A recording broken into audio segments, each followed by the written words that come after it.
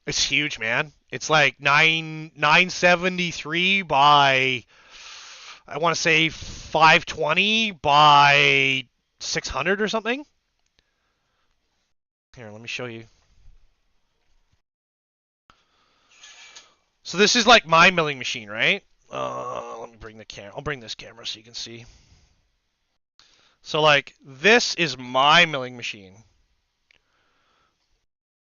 I don't think I can get a side view of it. Can I get an isometric? No. But that right there is a Voron 0, and that's a bamboo. It's a beast of one.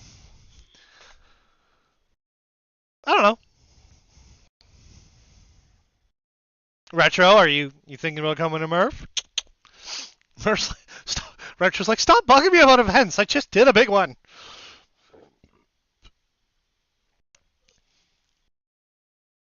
And I saw the Milo 1.6 at Smurf. It wasn't that big.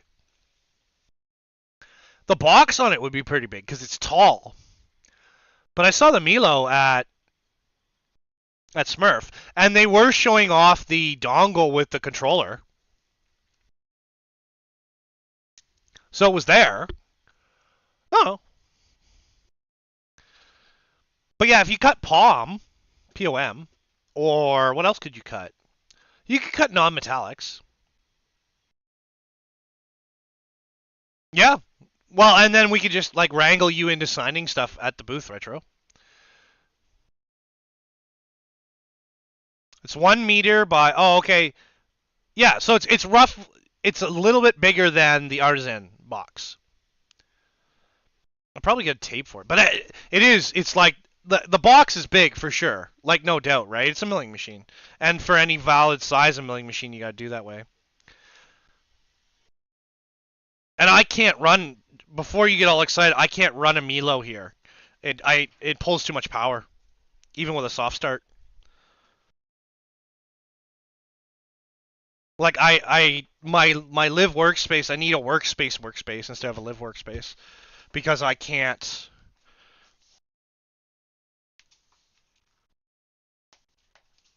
I can't I can't do anything about it.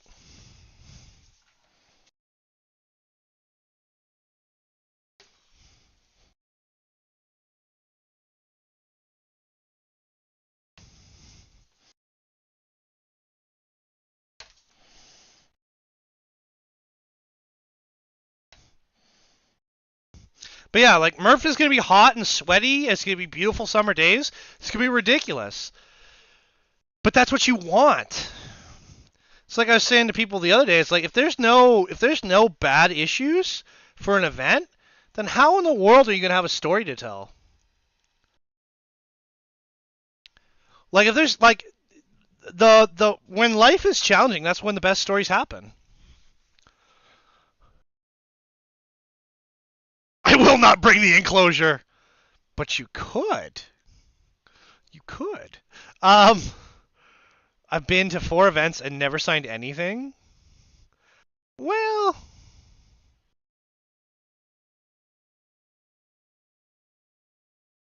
Milo 2 build. Ooh. Yeah, I get that.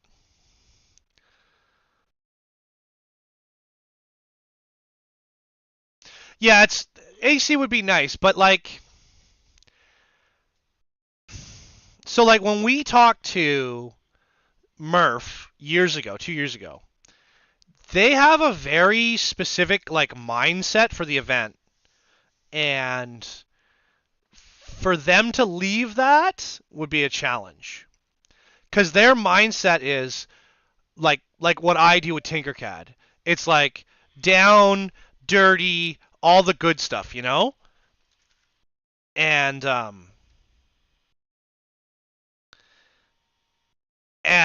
that's they want the backyard inventor. They want the backyard creator. They want guys like me where it's like, you know, um where people like just make it happen. And I got nothing but respect. I know. But so what?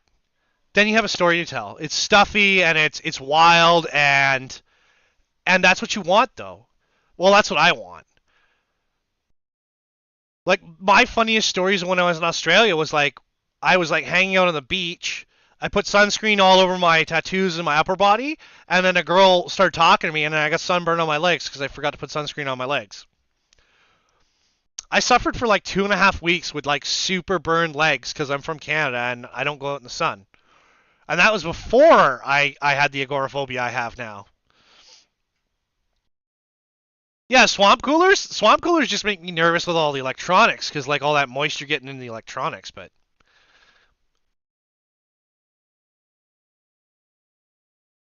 yeah, I'll complain and complain, but I'll still be the yeah because that's what you'll hear. Even the big timers, right? Like some people say, oh, it's too far away, or it's this, that, or the other. But there are people who make it out every year. There was one gentleman, I forget his name, but he made chili. It was like 32 degrees out, and he made chili for people. Like a big vat of it. Like just a monster. Yeah, I'm gonna be there with I'm gonna be there with my cutoff tank top with my big gut hanging out and my super short booty shorts. 10-hour drive for you. I'm flying in from Vancouver to Chicago and then from Chicago driving to Goshen, then Goshen to Chicago, Chicago to Vancouver. I appreciate your 10-hour drive. And I gain 3 hours when I go. Why are you jammed? What makes you think you're jammed? Which one's jammed? See, that's the problem with the bamboo. When it jams, it doesn't tell you. It's because it's too cold. Whoa, whoa, or neon's jam. Since when does neon jam? Oh, it's a rain. It's gonna rain today. That's why it's swollen.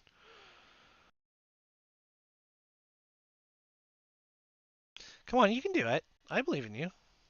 Come on, you can push it through. Come on. Come on.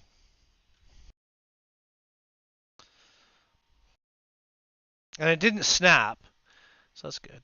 Come on, you can do it. I believe in you. Come on, let's push a little more filament. Let's push some filament.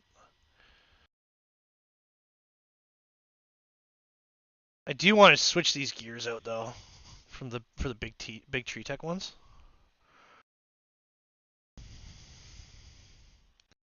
Come on, you can do it. I believe in you. Come on.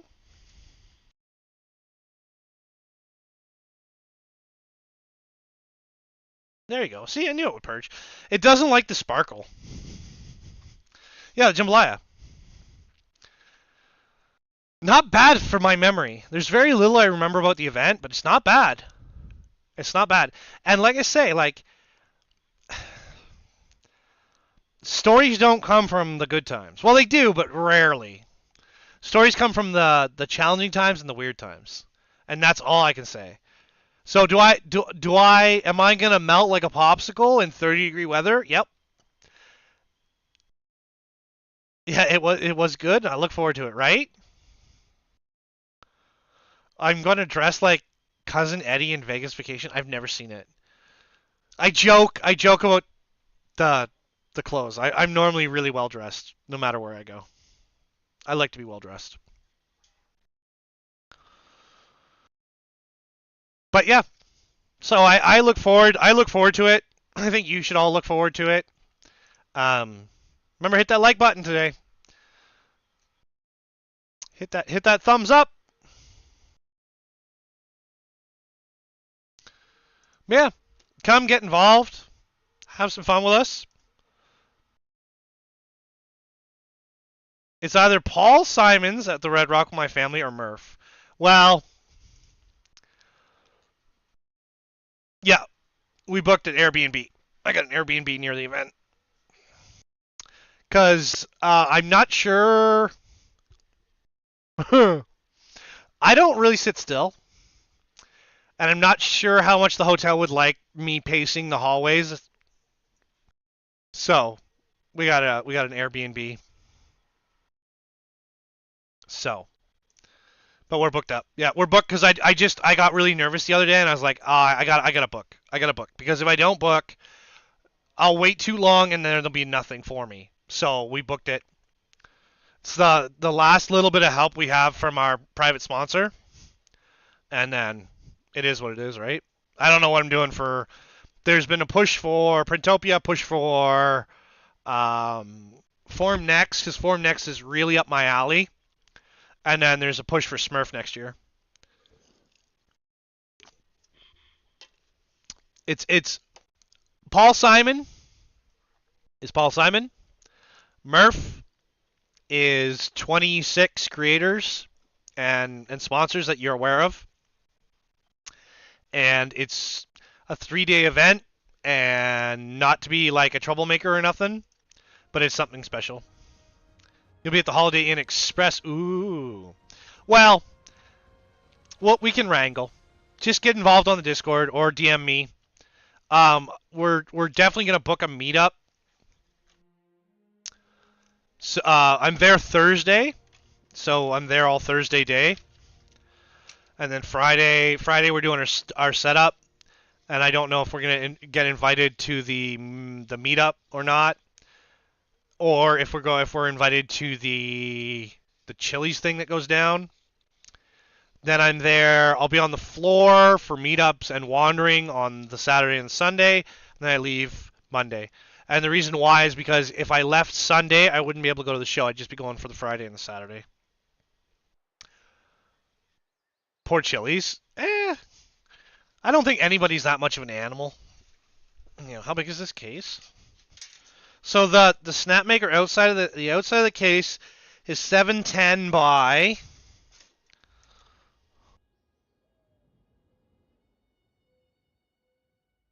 606 by. So it's smaller than the Milo box. And before you get excited, I would love a Milo, but and just over it's 940. So yeah, so it's probably 100 mils each way smaller. Last year they couldn't fit them all. Whatever. I'm sure we can find somewhere to eat and have a drink. Remember, I only ever have one drink.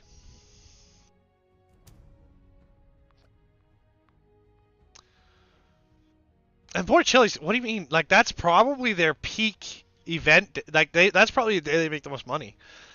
Because people like to tip. Listen, I'm not a fancy guy. I'm not a fancy guy. I like drinks, I like food, I like cigarettes, which I know you shouldn't like cigarettes, I'm aware. I like adventure, and I like a little chaos. And yes, we still have to release the Smurf video. I haven't edited it yet. A tab is not a drink. It technically is, because I'm only asking for one. Sounds fancy. What, the Smurf video? The Smurf video is going to be mostly like pictures, because I am starting to get into that filming stuff.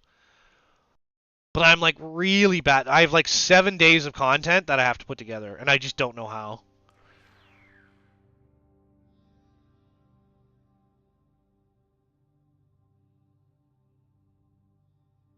Pictures of fancy food. It's true. Like, that's mostly what it is. Because you'll only ever catch me with two drinks on my table, so.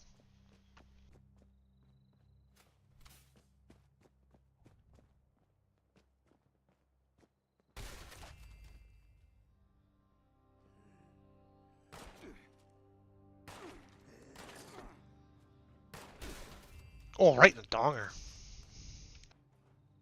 Listen, you're just mad, Retro, because you didn't plan to come with me.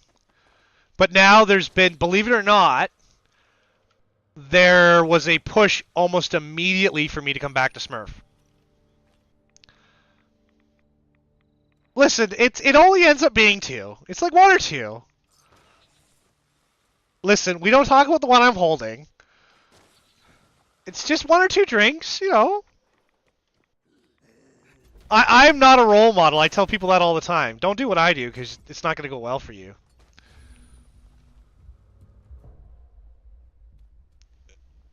We're just a little bit of fun. A little bit of fun, a little chaos. A little mayhem.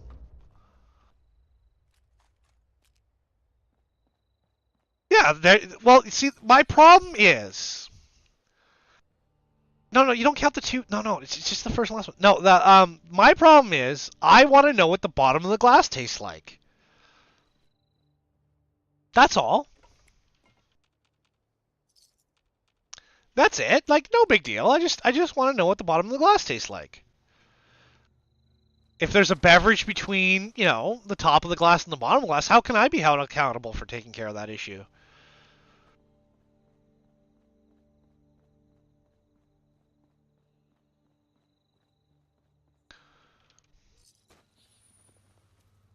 Like sorrow and misery? What do you mean?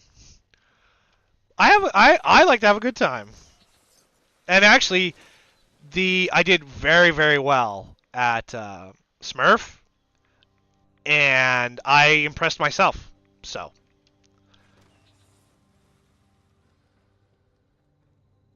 not bad for a guy with agoraphobia. I'll just be honest. I did pretty good. Pretty good.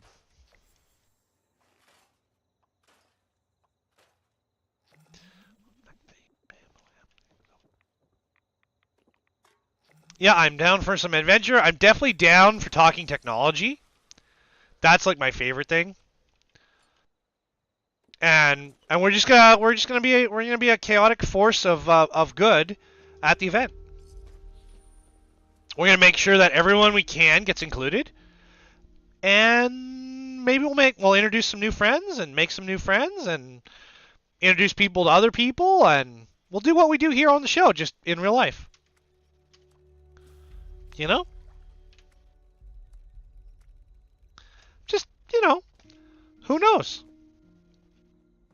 I try not to overthink it. It already makes me nervous talking about it. Yeah, get back to hey, listen.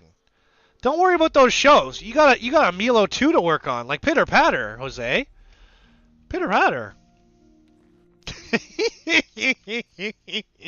Always a pleasure, brother. Please be safe. Take care of the family. Lots of love. You know what I mean? Lots of love.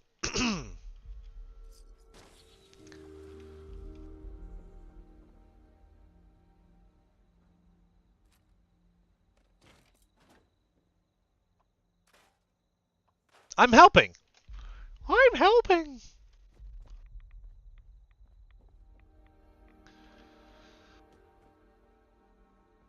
We probably should work on Jack today. I just don't know what we can do for Jack. Bye. Bye. Bye-bye. We are lagging like crazy across internet today. Must be something going on the web again. Yeah, it's like 2-second delay.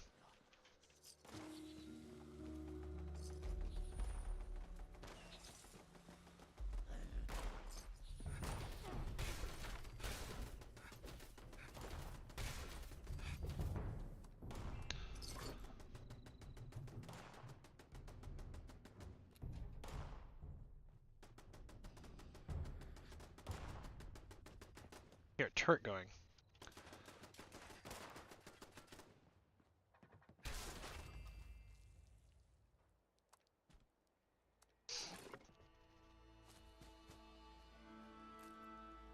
But yeah, actually, those of you watching the VOD, you guys watching after the show, if you have suggestions, requests, or whatever, put them in the write-up for the channel, for the video, and I will take a look at them, and we'll see what we can add for you.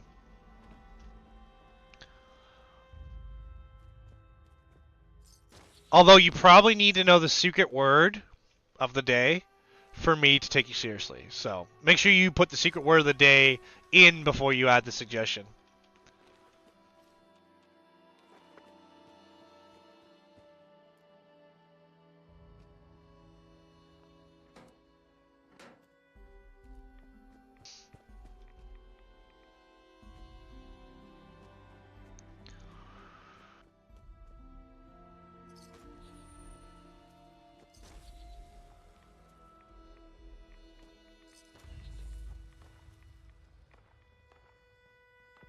Yeah, what are we doing for Jack? Gotta do something. We gotta do a bow tie. Although I looked at their logo. Their logo is fantastic this year, but not great for like CAD.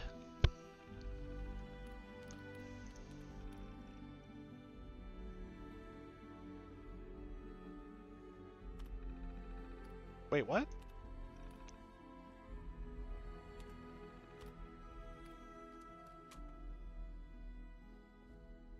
So yeah, if you have any advice, I'm always here to listen. I may or may not do it, no guarantees. But there's probably a very good chance because we're all about having silly fun. The big push will be to the maker chips, the battle bot. We should be building it. We should be designing one. I just have to get the inspiration to do it. And then we can go from there, I guess. We actually were working on Power Fist from this game in Tinkercad the other night. Monday night or whatever. So.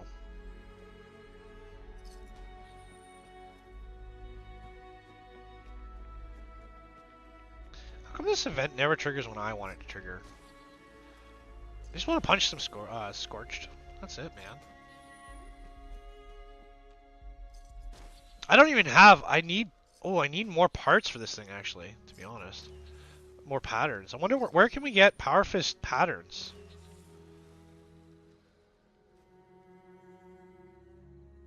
Yeah, we should do the voron cleaning. Yeah, that's not a bad idea.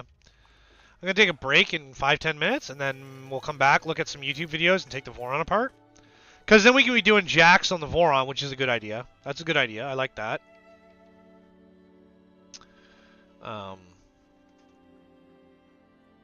We have some, like, filaments that are really cool. That, yeah, I don't know. I think it's, like I said, like, the information the community's given me is that it's probably just dirty and misaligned in the head. So it shouldn't be that big a deal to take care of. I just need to know the disassembly for that front plate. It'd be nice. What's going to happen is we're going to keep taking these apart, and then I'm going to need to get parts for them. Because, like, the disassembly, if it's easy to assemble the add-ons, like for example with the big Tree Tech add-ons for the A1, like, really we should have them, sit them around, and then when we want to do a service. Wonder if you could get the voron at the top of your carry-on. I think it's too big. I think to insulate it and take care of it. But see, my problem is I am very worried about damaging it or losing it. Or else I'd bring bubblegum. But she's kind of irreplaceable to me. Just like I'd like to see a Mad Max conversion. And do a voron 0.0 with a Mad Max conversion. Tool changer, right? That would be something I would bring.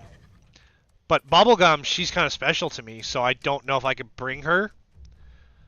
If she gets damaged, stolen, or taken by TSA or whatever, I'd be really worried about it. Whereas, like, something... it'd be the same if I got a machine built by Rob Mink. If that makes any sense. But that the talk has been to bring her.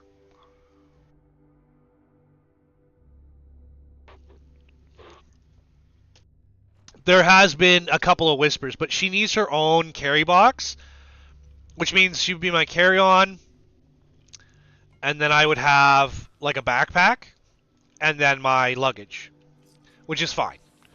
We've kind of set to luggage. And I have gotten after requesting some help, I have gotten some information on what is suggested for luggage. So.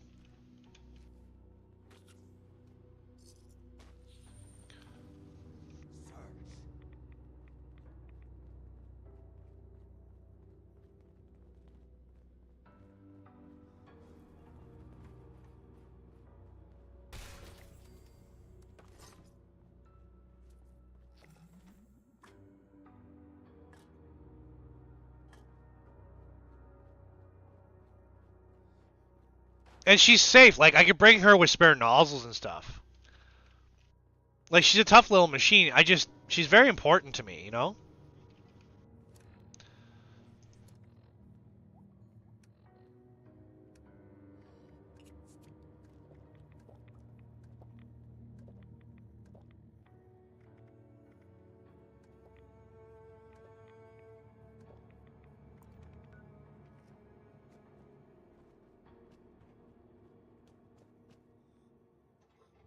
I don't think people love machines as much as I do. I love me some machines.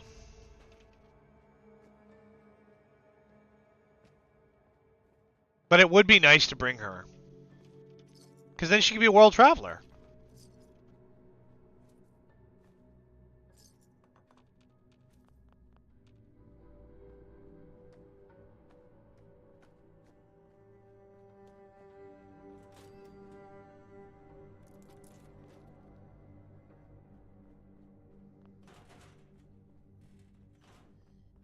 Maybe we'll just go south and just see what they got down there.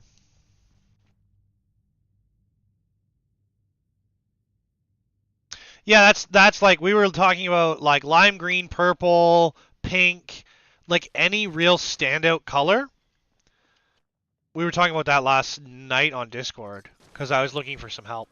But then there was like recommendations for brands and stuff. So, and my carry-on bag is silver. It's not very exciting. It just has all the places it's been written on it. So, like, it's not very exciting.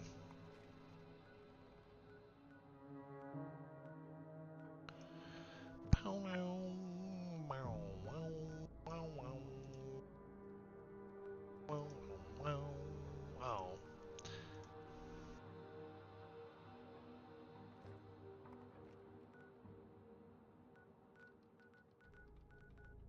We should probably go attack some robots. I should take a break too.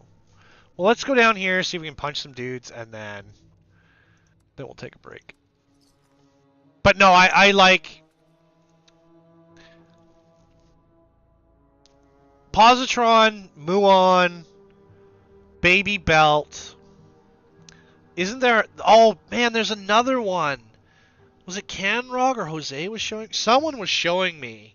There's another backpack, like another travel printer, and it was really cool. And I can't remember who showed it to me, but there's another one. There's like 3 or 4. There's probably 5 or 6 now. But that's like that would be it for me.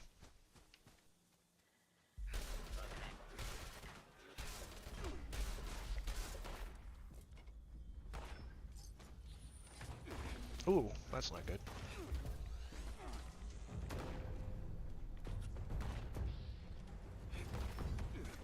Oh, I can't even see her.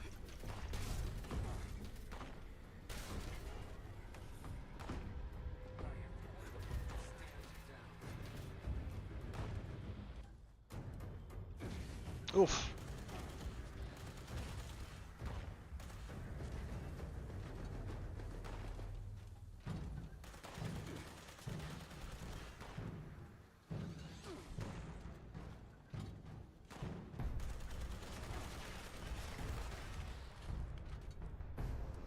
I think not.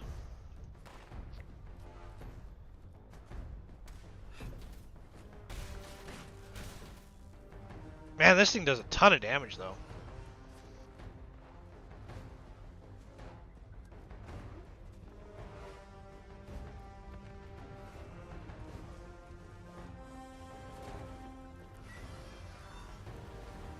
Oh, Scorched Beast. I don't want to fight a Scorched Beast. They suck.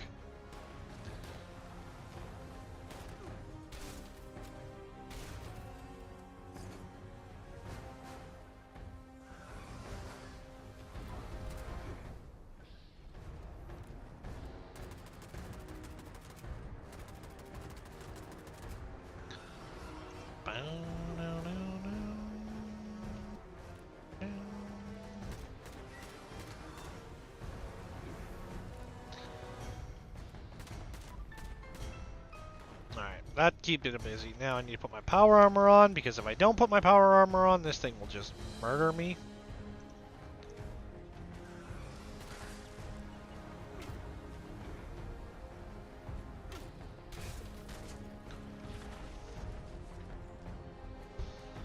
Yeah, I'd love to bring her. Like Bubblegum Dragon is just like, yeah. Bring a Polymaker dry box and just rock and roll. It's not a bad idea, but the way she came to me was in a Pelican case.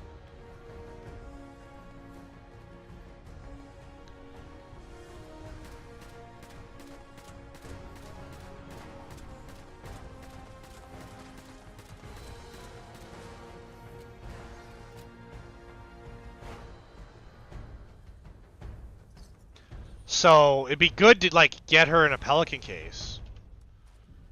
Oh, we can't take DNA? Weird. Like she wouldn't be bad to bring.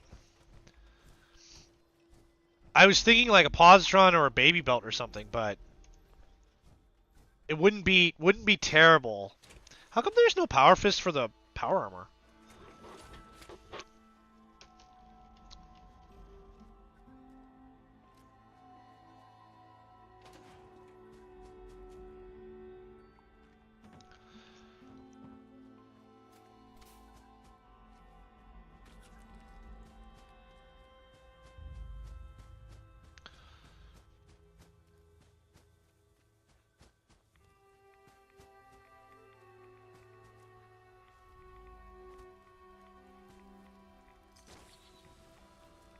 Get a little ultrasight while we're here.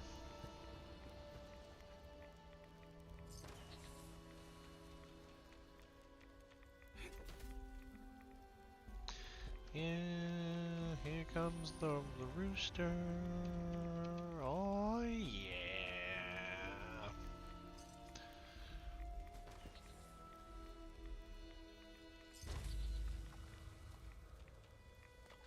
I guess you're supposed to use the ultrasight armor for this, the excavator, because you get more when you mine ultrasight. That's a giant bear.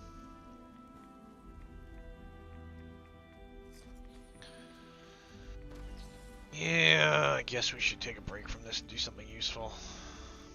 You guys are probably waiting for me to make something. I was hoping to punch more Scourge, though, I'll be honest. Scorched? Scourged? Scorched. Yeah. Investigate the crucible. Yeah, it looks like, you know, if we're going to do this. So I need to take a break. We should probably do something more useful. Punching robots is fun. We could definitely punch some robots later. But there was some things that you guys wanted me to work on today, right? We do have a printer free too, so we can prototype as well. We can design then run it, right? Again, I need like a high speed thing for the, because I know the Snapmaker can do it.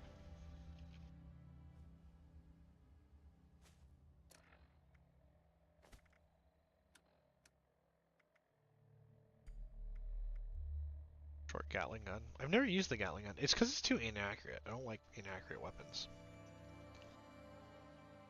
Yeah, but this is Fallout punching robots. This is not the way you want me to punch robots. I hear super mutants. Oh, I hear you. I saw that flash.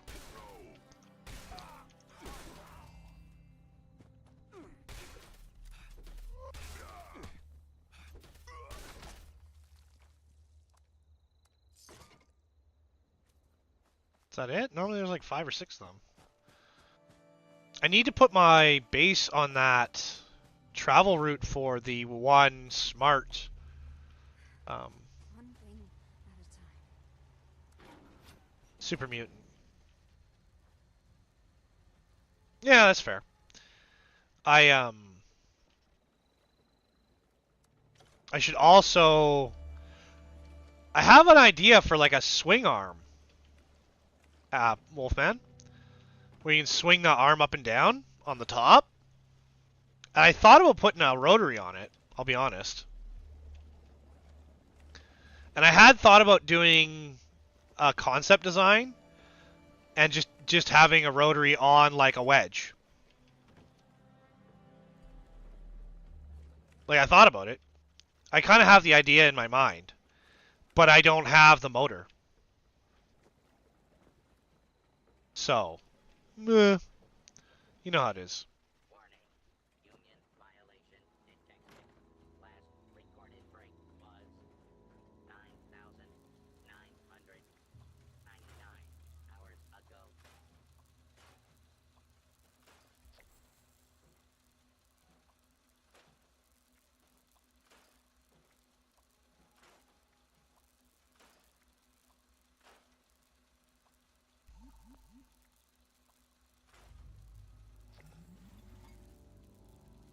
Oh, ranked up.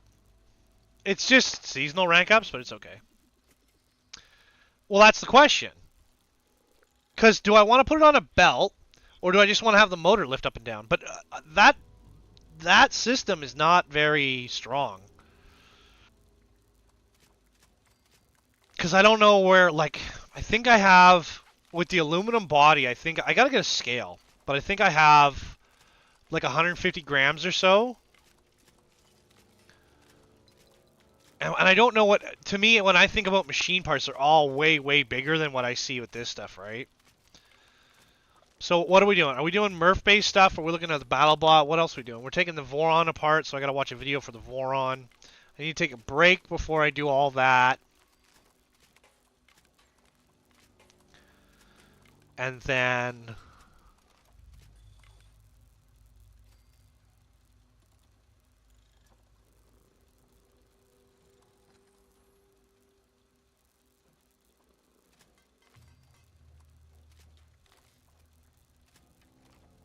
Mineral detection protocol. yeah. And then we have to do some smelting. Yeah.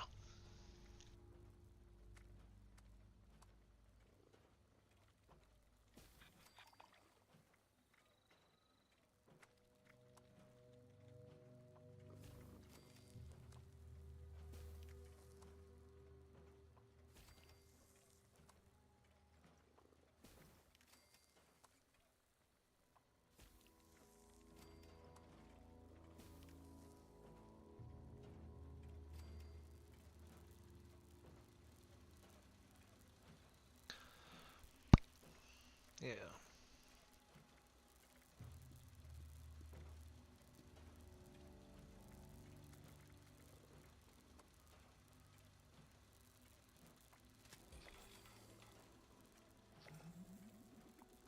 And then, yeah, we just have to hack a terminal and battle a robot. And then do a daily. Which all doesn't matter, we can do that later. Just trying to figure out where I want to leave this. I don't think we can, maybe we can make some power fists and scrap them and see what we can get for them. I don't think there's a whole lot you can do with the power fist, though.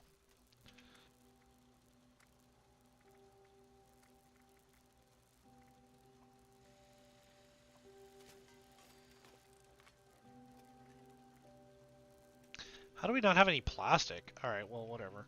And then we scrap them.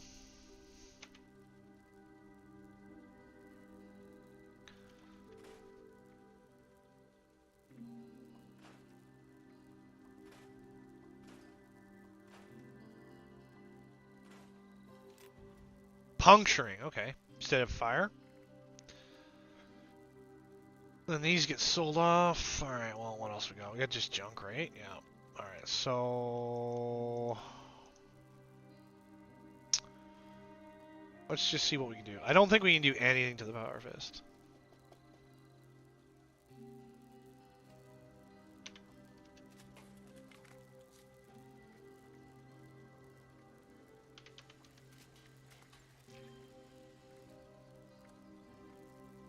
We got a bunch of things on it. It's puncturing armor pen or burning damage. It ups the damage, but it doesn't really up the damage. Yeah, so there's really not a lot you can do to it. Well, we can't change these, can we? No.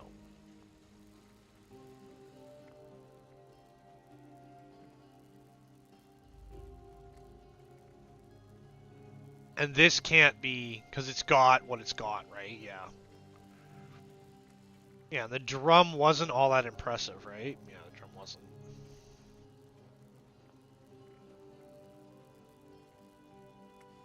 And we can't change the appearance of it. Why can't I do suppressor? No plastic. And then, I guess that's it? Yeah, I guess we're... what item generates plastic? Scrap plastic? I don't know, right?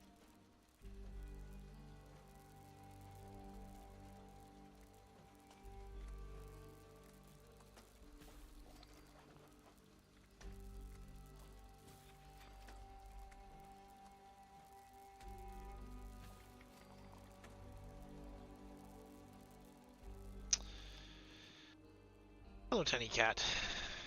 Hello, tiny cat.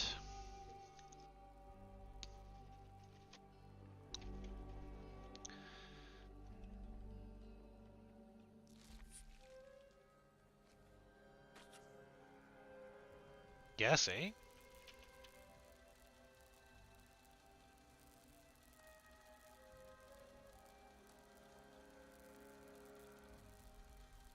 Sure. And then...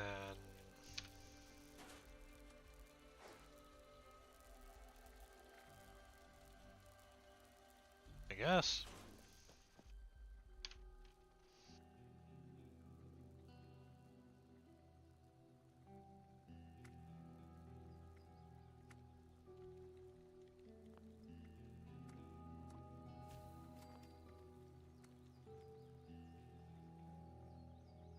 Alright, then I'm going to take my break. We'll come back, and we're doing some design. I forget what design you guys want me to do. Oh, and cleaning the voron, too. Alright, so when I come back, we'll take a look at the voron. I got to watch some videos on it, so just so I know what I'm doing. So then we're going to go to main screen. No, Tinkercad. We got to change the background because we got a new background as well. I'm a little bit behind. It's okay. So thank you everyone for tuning in so far. I'm going to take a few minutes for myself. We've been on for about an hour and a half. When I come back, we're going to look at the voron. We're going to disassemble the voron 0.0 or 0.2 or 0.1 or 0.0, whatever you prefer. Head, we're worried about a misalignment on the infeed assembly. I don't know if I need parts or anything. I'll have to look at it. And then you might say, well, how did we end up there? We ended up there because we jammed two number 4 nozzles and a number 6. So now we just have to take it apart and see what we can do, right? So, but we managed to clear the throats on the damaged nozzles. I still would love one of those push rods to see if you can push through the throat assembly. I am worried it's got a bad fan, but so far it doesn't seem to when I check it, but I'm not sure because it seems to run okay. But it could be a bad fan.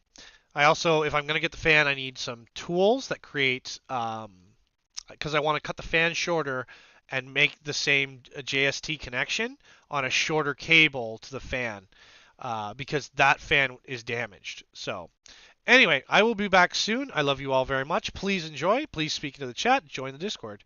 And follow me on Twitter. Download my models. Thanks, Maker World. Just Google the Free Heathen. It'll come up easy. All right, guys. I'll be back soon.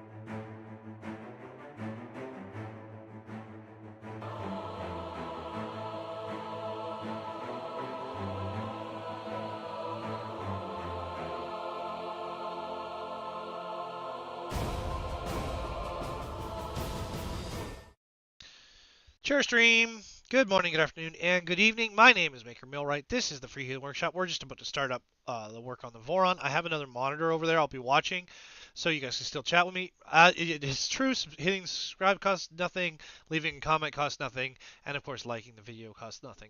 We're trying to grow as a channel here. We make stuff and do things. You might say you play a lot of video games. Play a lot of video games. You should play a lot of video games too. Let your mind rest and build things. Let's go and let's take a look at this voron. So I'm going to go and look on my screen.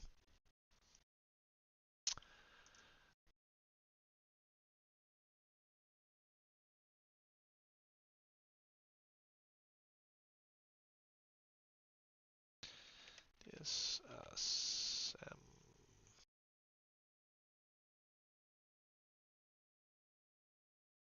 voron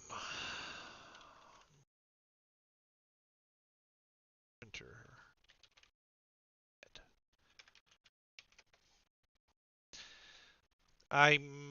Oh, is there a maintenance guide?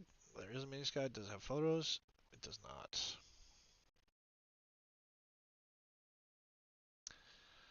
How to maintain and replace the head on your 3D printer. No, we're going to look here. Voron disassembly modification plan. No, I don't want a big video on it. I just want, I believe it has a stealth burner on it. Yeah, I don't even want to take the whole head off. I just want to take the face off it.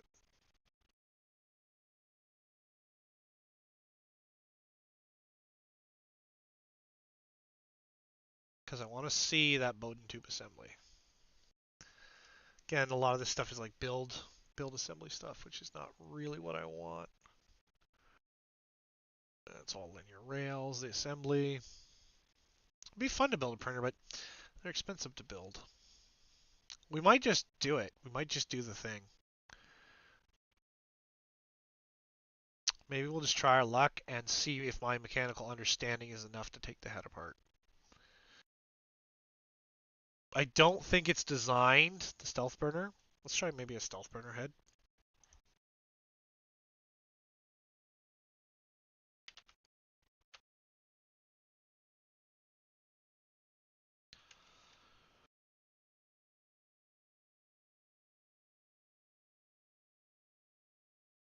No, no. All right, we're just going to try it. We're just going to try it and see if my mechanical knowledge is strong enough for this. If not, we'll have to dig. Because, you know, finding stuff on the internet nowadays is actually, with all the information out there, is harder than just knowing. Huge shout out to the Polymake. Oh, I'm going to have to move this. Can I get the, it's not even on. Maybe we won't move it. All right. So I'm going to move away my poly dryer. Shout out to KB3D for supporting this project. Shout out to Digital Dragon for building this project. Just the lab is a disaster. When is the lab not a disaster? You might say, but Maker, this should be all professional. Meh. We don't fabricate for other people. We don't charge for building, and we don't charge to make things for you. So I think the easiest thing is take that. Now, will this be just 2 screws? I don't know. Let's see what we got here. We need a tray. I recommend using something like piled to do your trays. They're easy, fast, and repeatable, which is always nice. Don't know what these screws are from. Don't need to. So you want to empty your bin and just make sure that you don't confuse them with any other fasteners that you have around. So, ding, ding. Oh, because you're done and you want me to know you're done. Yeah, okay. I see you. I see you, baby. Shaking that thing. Shaking that thing. Previously, we were talking about Maker chips and the Maker chip holder. These are the little screw-in caps that go into the box.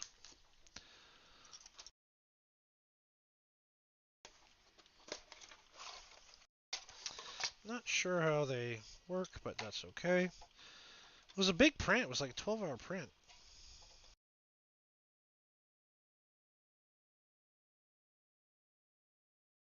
Holds the corners in, but I don't see how that holds the corners. I guess create enough friction across all the models. Hold them all together. These will have to be run in and out a couple of times because they are a little bit of a tight fit, which is exactly what we want. But what happens is you end up with seams, so we'll have to check these. Again, the nice thing about PLA is it does have a tendency to stretch if you want it to, so that's good.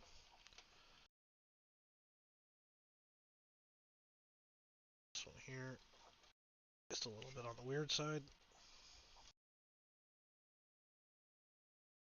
If I had a tap, it'd be okay, but it's probably a little bit of weirdness in the threads.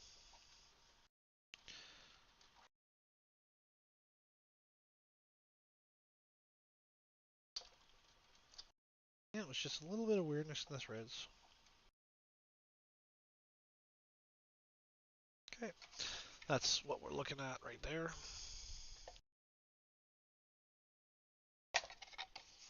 Just so you know what I'm doing. Right, let's take a look at this voron. Okay, so there's two screws here. Right off the bat, those are probably the ones I want to look at. Where can I put this? Can I put this somewhere you can see it? There we go. I don't know what screw size they are. Definitely not that one. It's probably that one. Nope. I'm using tool sets from Snapmaker because the Snapmaker tool sets are probably the coolest. Nope, that's too small. Or pink it is. All right.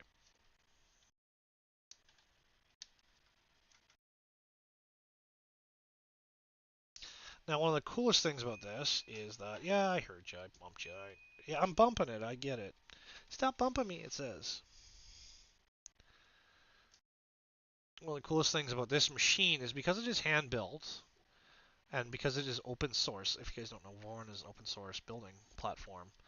They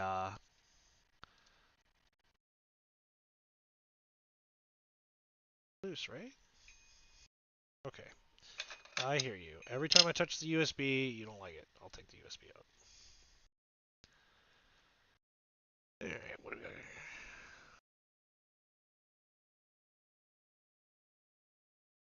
See, that's loose, right? Oh, we might need tweezers for this one. Did I keep my tweezers where I was supposed to? No, I did not. Okay, so that one's loose. This one's loose. Get this one loose. I used to have, I probably still do somewhere here in the lab,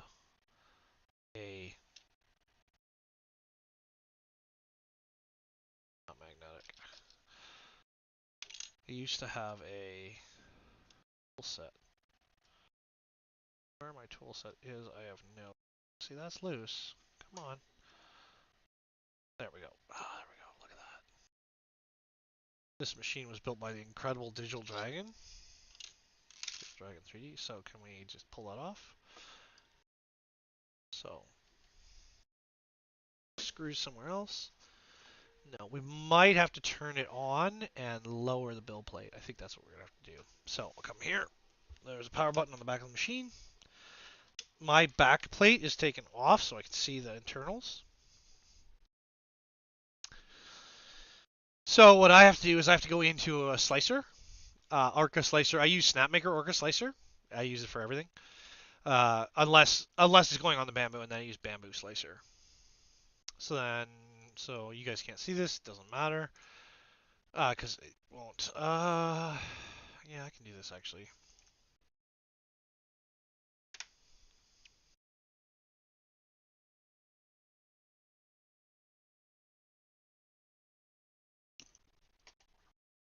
So this is Mainsail. This is the program that runs that machine. I personally really enjoy access to the machine when it, like on the machine itself, but. So I'm going to home everything. Hopefully it doesn't knock the faceplate off.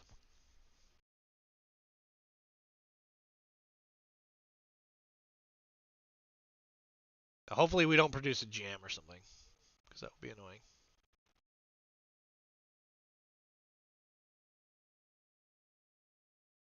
And you might say, why do you have to home it? I have to home it because I want to move the build plate, and it will not move the build plate unless it's homed. Okay, so it's home now. So then I'm just going to take this down 100. Z is the vertical, so it comes down 100. That'll give me room to get at it. The maximum it can do is 120, but you'll see, let me take it back to this camera. You'll see here it's now dropped way, way down, right? So I need to look at this thing, but I don't think there's going to be too many problems. So the first thing we're going to do is we're going to take out the Revo hot end, which is this blue guy right here, if it's not jammed. And it's not jammed, so that's a good sign.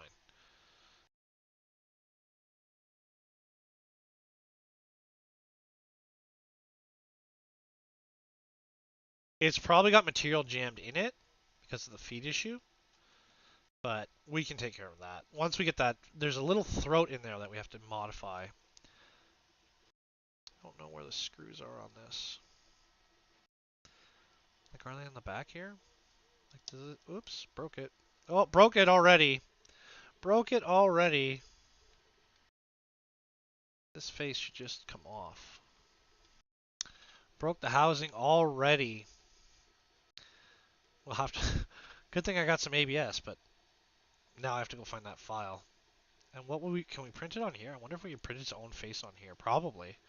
Even with a damaged housing, we probably do it. So there, you can see there, it's stuck, right? So there's material in there. So set that aside. Now my guess is, I don't know. I have to look.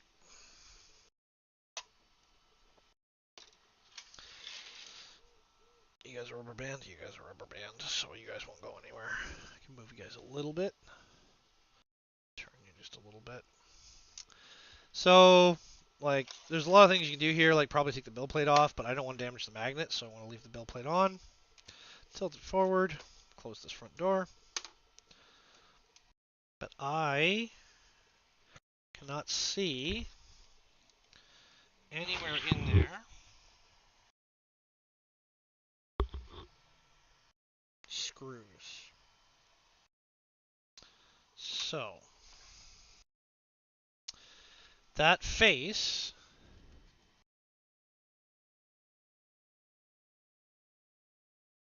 I shouldn't have to demount it, which is what my concern is. Okay, so I'm gonna have to go look. Well, I'm gonna look here now. But I don't. As soon as I looked up how to disassemble stealth burner, it didn't come up easy.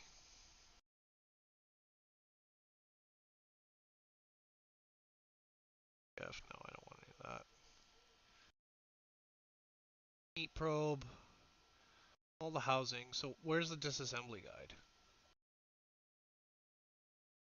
I'm gonna have to ask AI. Because that's weird. There should just be a straight up disassembly guide for the head. So I see screws. See no visible screws. It tells me how to light it. Yeah, the way it's showing right now is this whole front face comes off. This is all the assembly stuff. Man, you guys, when you write these manuals, you remember like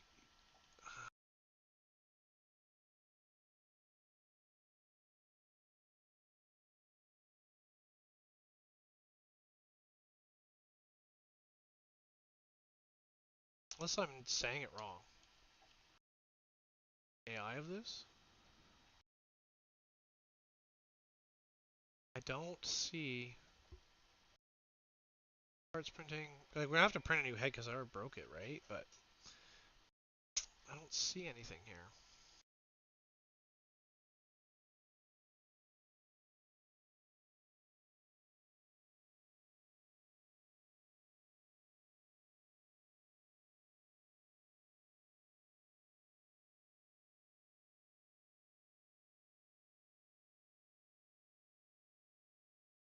No, so we're gonna go to ChatGPT. Oh, actually, we're gonna use the new one. Try the one on Twitter.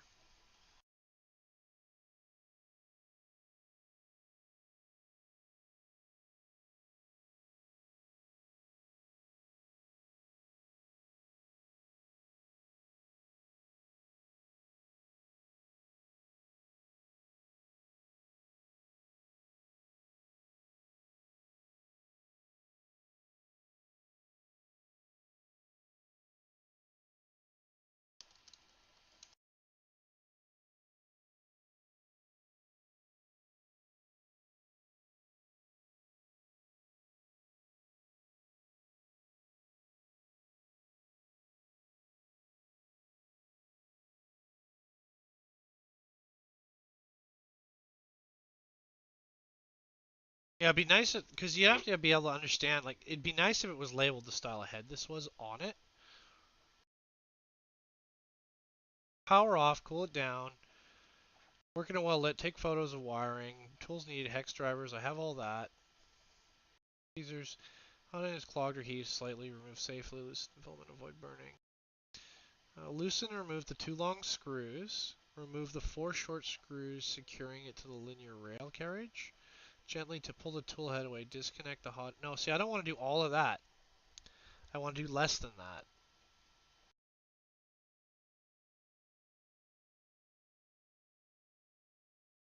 Remove the micro switch probe, usually self-tapping screws. So I see no screws on this other than the 2 we saw. Other than we 2 we saw, so I am clearly not understanding something. So the only other option is to like take the whole assembly apart off the motor, but I don't want to do that. So what am I not understanding?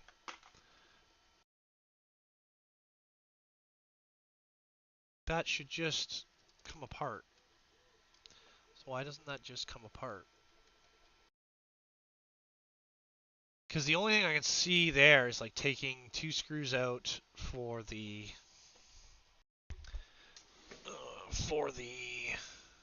taking the whole head off. Alright, I guess that's what we're going to do. I don't really want to do that. The idea is to like make things modular, easily disassemble for end use. I guess that enough of these Voron guys know how to do it. How's the camera? Lift and pull? I don't think there's a lift and pull. See, yeah, so there's got to be fasteners concealed somewhere. Because like you would think you would just pull the shroud away. It would clip into place and you would just pull the shroud. So we'll take a look at these guys. See, but these guys aren't going to back out nicely either. So, and this screw here does nothing. There's a screw here.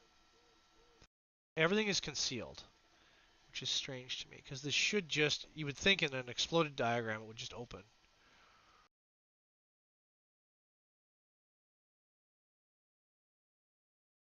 Yeah, this is lifted, right? So we'd think just you'd be able to pull this face off. These 2 screws to hold it. You'd be able to pull that face off.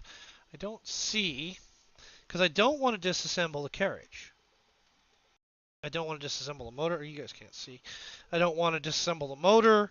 I don't want to remove anything I don't have to just service that hot end. Right? Because the less you change, the more it maintains 0. And we want to maintain our 0. We don't want to be way out, right?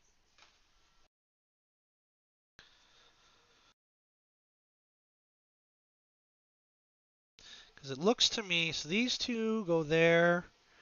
Those are the end of that. Those screws there look like they do something. They're on the back. Thermistor, yeah, there's one there, one there. But then how, so this whole thing,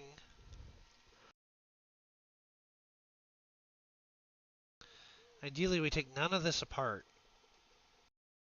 You know? Because this would then take the motor assembly and the carriage apart, and we don't want to do that. This is all plugged in, it's all nice. This fan here, this one here, has to be changed because it's damaged. I don't want to unplug anything because everything's nice and plugged in the way it should be.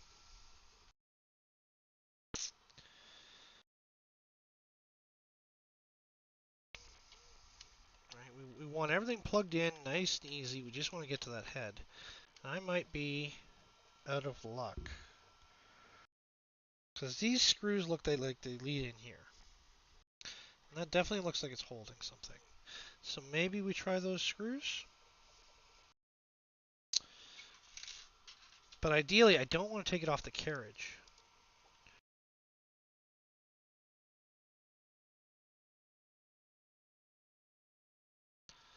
An ideal world, we don't take this off the carriage. Where's my screw bin?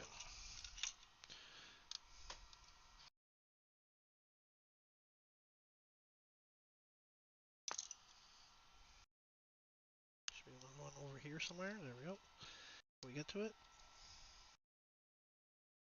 To it. I need a light. I cannot see.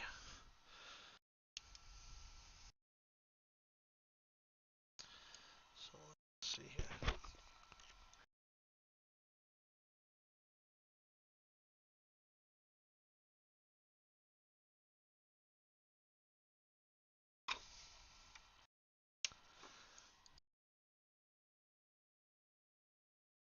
Remember to turn the thing off. So this can go in here like this. That's the only problem with engineered stuff. Engineers think a very unique way. Tweezers. I love engineers. I do. I make fun of them a lot, I know, but they do really good work, but they don't necessarily think.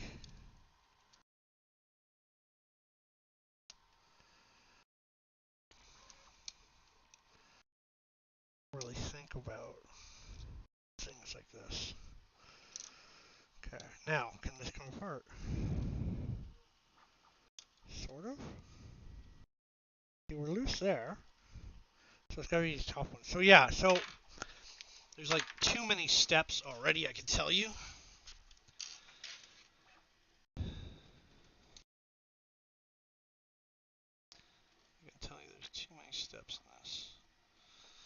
So I wonder if we end up doing our own.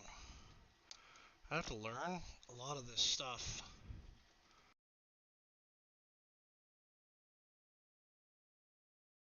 That faceplate should just come right off. It's like any other machine. Does this come apart? It's the screw. Screw here.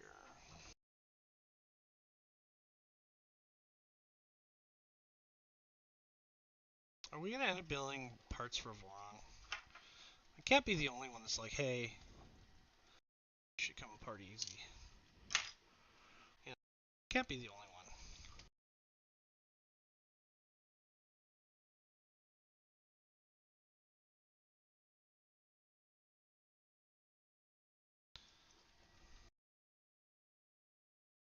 Screw. Should come all the way up to the seat.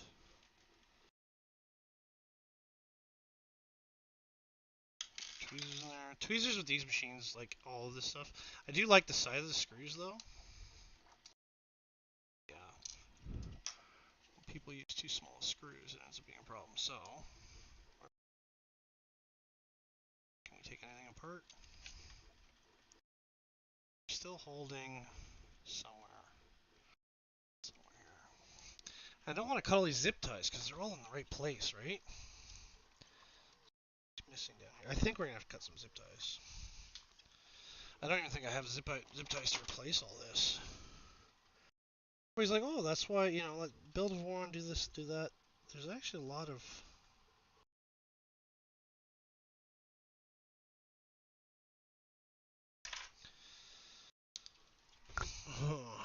See, like, this here, that's real tight, that's what we want, right? But gotta be careful not to clip a wire, you know? So where are we here? Where are we at here? Same on this side.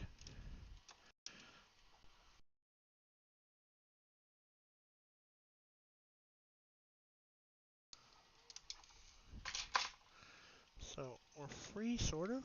What's finding us?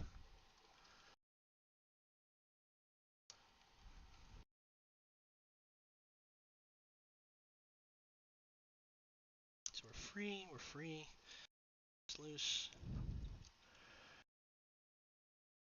Tension. I don't think it's the wire tension. It's come free. So what are we missing? So that zip tie's gone. This is all done. What's missing? There's binding in there somewhere. See screws. Is it the wire tension? So yeah, we're gonna have to get some ties. Again, I don't want to disassemble I want to disassemble as little as physically possible for this service.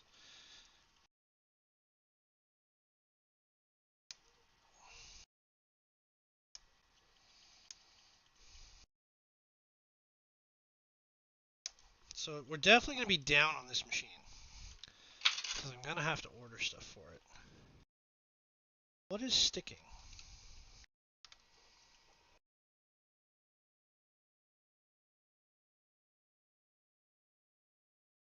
there's the motor.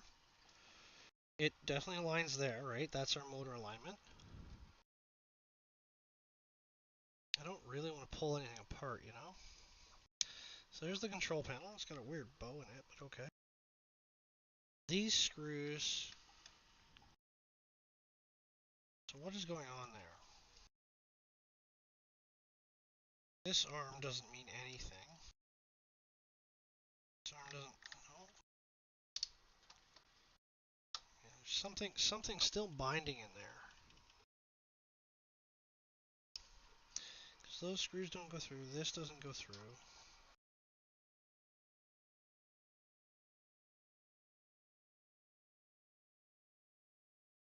Alright, team. I need you to go look and see if you can find me a literal exploded diagram of this. Because right now, is there up? Is up an option? No, up is not an option. We're there, like we're there. It's loose.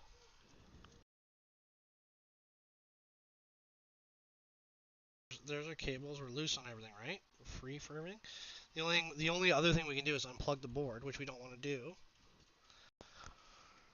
Yeah, I'm gonna need you guys to go look because I cannot find it when I look, and it feels like it's locking into the this has nothing to do with anything.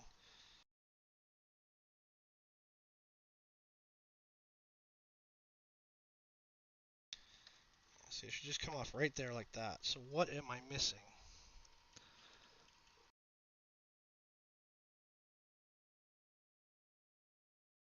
I'm missing something. Top latch fully lifted. Yeah, everything's loose. We're loose on everything. So the only thing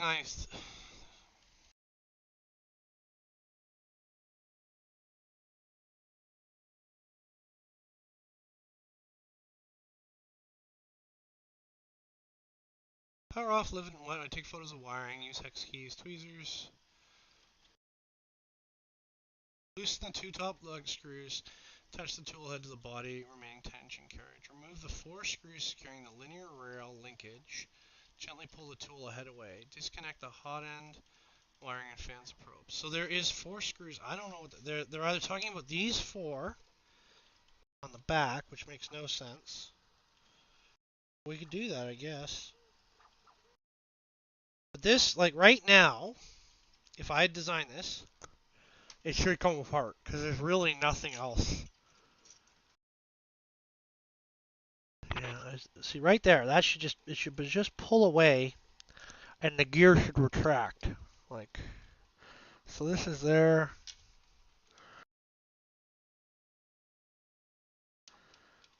So we should be free. Well, there's definitely material in there for sure. There's definitely material inside that head. I can't get out of it. There's definitely material jammed in there. Okay.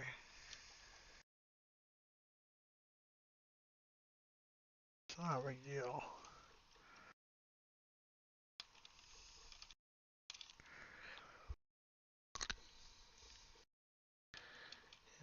Definitely something going on. Okay, so what am I missing? What am I missing? Should be able to see what I'm doing.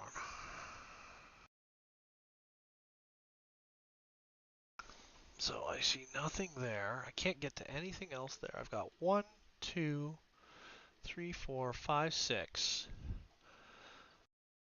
6 parts out. Now, we've got the Revo hot end in there, which got a little spring on it. Not worried about that. See nothing else I'm missing. So what is holding this? So where are we holding? This needs to come up, maybe? So maybe we do have to take that whole carriage apart. I don't really want to, I'll be honest.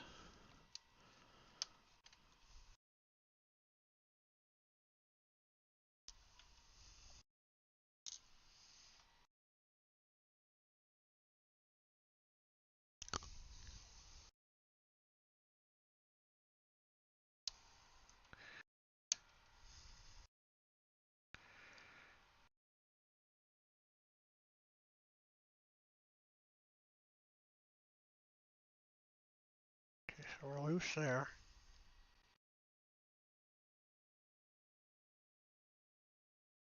Okay, so there's the carriage backing away. I smell filament. I smell hot filament. I like hot filament. I like that smell.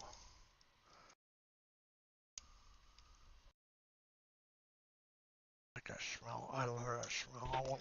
I love that smell. I'll be honest. Okay, so there's our motor backed away. There's our carriage backed away. There's our Z, which means this thing's going to be way out. So there's one more screw. See, that's bad engineering. Let me show you. So we're trying to take the face off, and there's actually a screw right here that holds this together. So that is a bad planning because now we've totally destroyed any zero we used to have. Like everything's gonna move now. So let me take that screw out. But that's like we couldn't get to that without lifting the head out or lifting the drive out, and we shouldn't have to. Yeah, there it is there. So I wonder if there's another way. We're gonna have to design a hot end, I think. Yeah, there it is there. See? Okay, so now we're free. So it wants to unplug everything. So we'll unplug everything.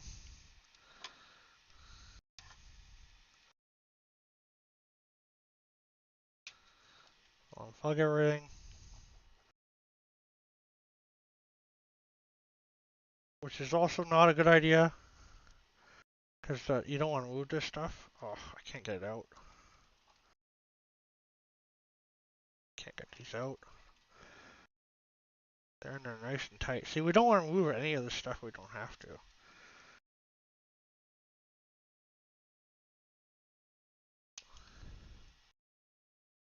Like, removing all these components, not a good idea.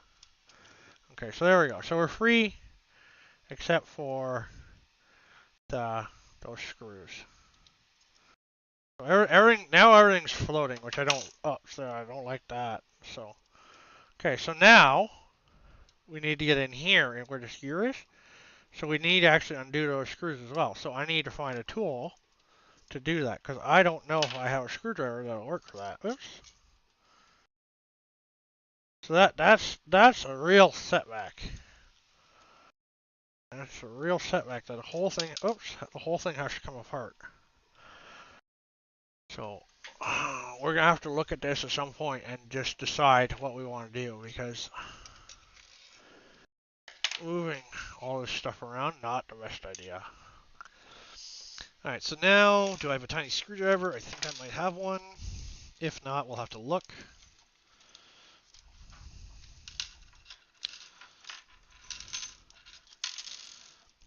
We do not. So we have screws though. These screws are probably more than likely for the Artisan. Because there's actually something on the Artisan that's not assembled. So we're not running these nozzles anymore because we can't run them. Although those will fit on the J1. We got scrap here. Don't need these drivers. The drivers can be set aside. Got some probes, right? Because on the Snapmaker you can change Snapmaker J1. You can change the old style nozzles. It's not all this quick change business. So let's see. I don't know where my screwdrivers went. So they might be in the other cabinet. Oh, will this one work? Nope. There we go. Tiny screwdriver. Lucky to have my cabinet. Will this hurt? Will these work with this? They will.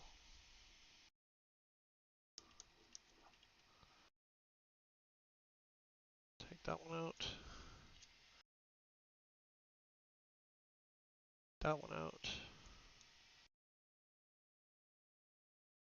There we go. So now we're free. So there's our extruder should be fully free.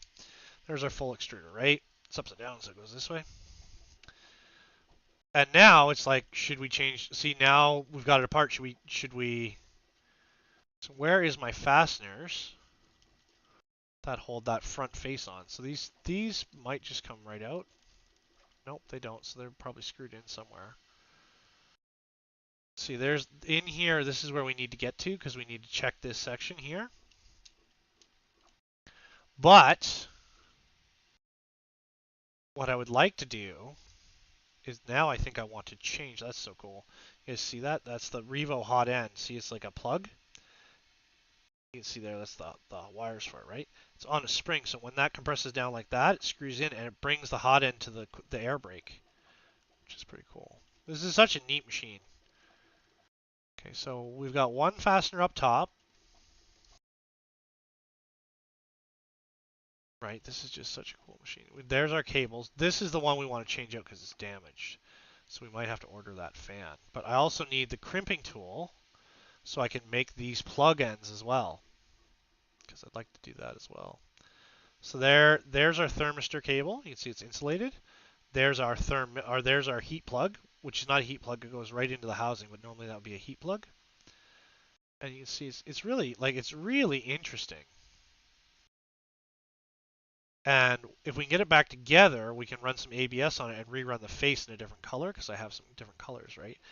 This is what I was trying to avoid. I don't want to change this machine as it was a gift. So we just got to watch it. We got to be careful with these. These are the really delicate ones. You can see that's why they're so protected. But you can see here, now to get to this face, to check this throat, I think that's the last remaining screw. I think it goes right through the top. I wish it went the other way. I went from the top to the back. See if I can see camera with you guys. So I'll bring you guys down. So that's where we're going to do our service right there. So again, you know, lots of different machines, lots of different stuff, right? Lots of different tech. So just come in here. We're going to back this guy out, and this is probably our gear alignment. But why that has to be that way, I'll never know, because now this back face comes off. That exposes our drive gear, right? There's our drive gear in there. Can we get it out? So yeah, so the whole face, you can't even remove the face if you wanted to.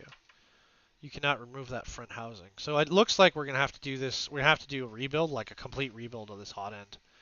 Because we want to change one of the fans.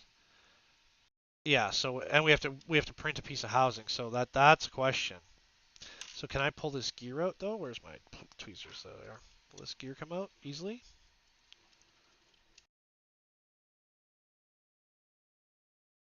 Nope. Because we need to get, where we need to get is in between these two parts. So you can see there's the drive gear, right? So that's driven by this motor right here. And then that, for some reason, it must be sitting really tight in the bearing, or there's something on the other side of it. So then we need to take this whole assembly apart, because again, we want to get to this face. We wanted to see what was in that throat. So I wonder if anybody's looked at changing that design at all.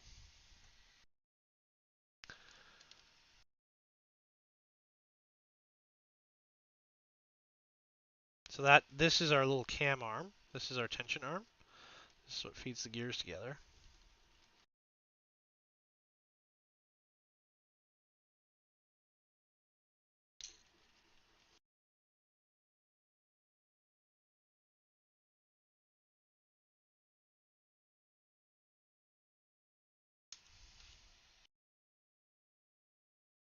This is our mechanical stop. So will that head come apart yet? Nope. So we're still looking for fasteners. But you would think all of this would just sort of pop together. Is there a fastener in there? So how do I get to that fastener? This fastener's behind the gears. Can I pull this gear out yet? There it goes. Pop that gear out if we can. There we go. Why it was tight in there, I don't know. So you can, I don't know if you can see this or not, but there's actually some debris in there. And we've got to clean all that out. But we still need to get to the throat of this and check our alignment.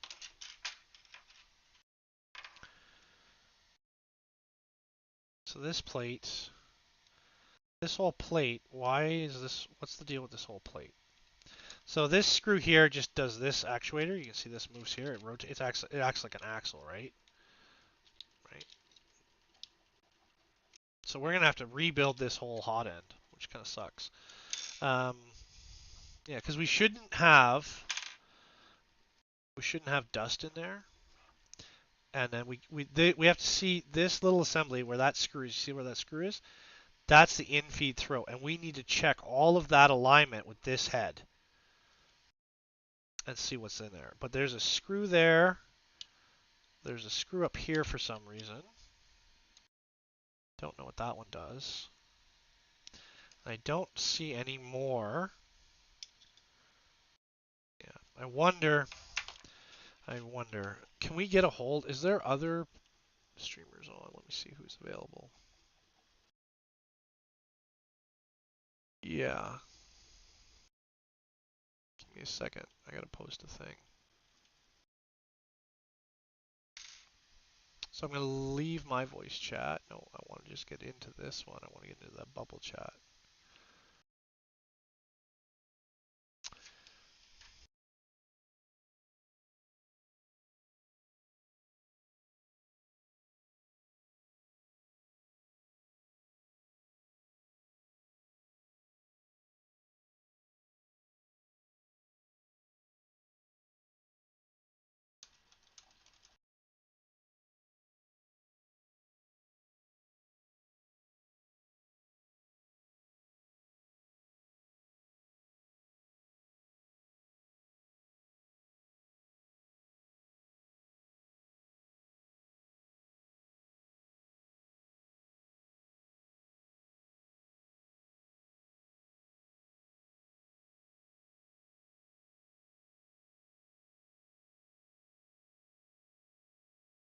Okay. And then I'm gonna go and I'm gonna stay at my voice chat where I am. And then if they pop in, they pop in. So it looks like, yeah, so it is well engineered. Like there's no doubt about it. I like it all. It's very easy. I just don't like there's no way to just get to the guts from the front, which is weird. But I guess that's very much an engineer thing.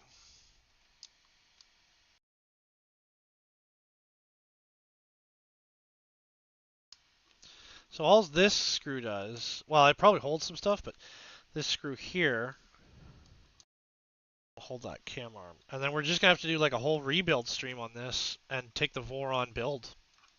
Because to service this, you have to disassemble the whole hot end, which is strange.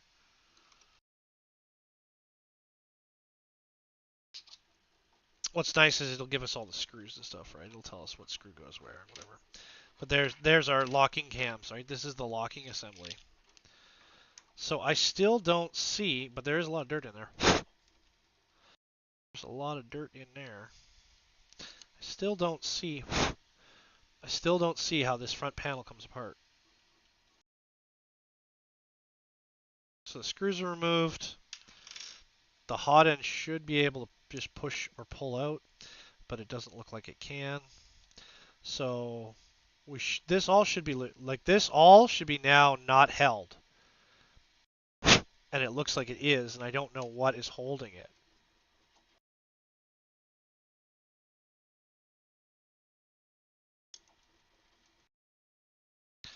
And I don't know what's holding the remainder of this together.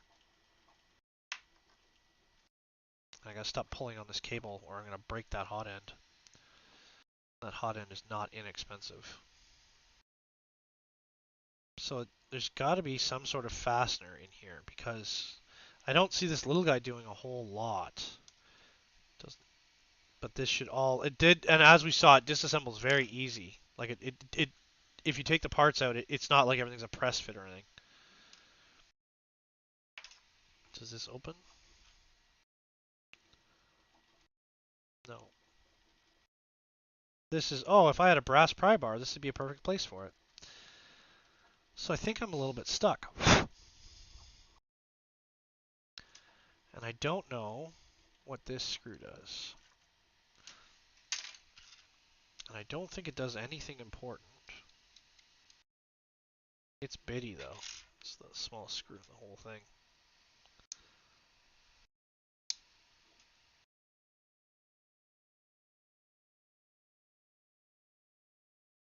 It was in there tight though.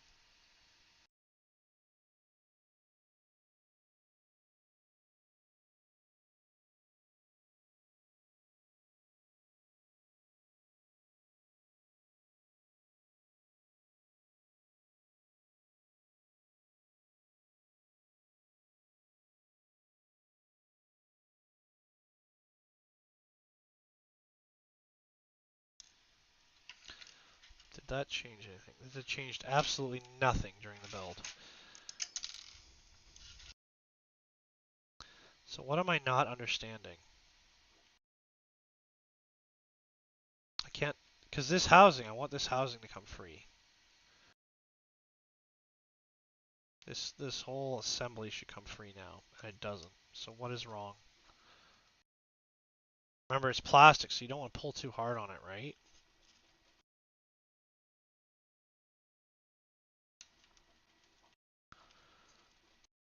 But I see, it's definitely under tension. There's definitely something I'm missing. But see, there's a carriage is fine. Oh, you can't see the carriage. The carriage is set, right? There's the carriage. So all of this will just bolt onto that again with a million steps in between, but I am at a loss, so I will have to go and watch a voron video on this because none of this is. It's definitely not press fit, and if it was press fit, then there should be a way to eject it.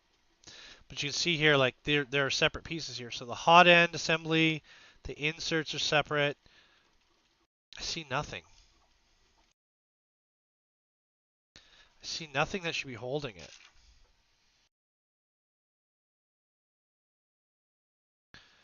Right, like this here should come apart. But it should not be, it should just press in, it shouldn't be too much. You see how tight that is? We got a gap in there. This whole hot end assembly, can it come out? Yeah, it can come down and out. Sort of. So we're able to move the hot end out. There we go. So there's our in feed for the hot end though. See, look at that. Look at all the crap on there. And then does this damaged motor come out, or this fan come out? It has no screws.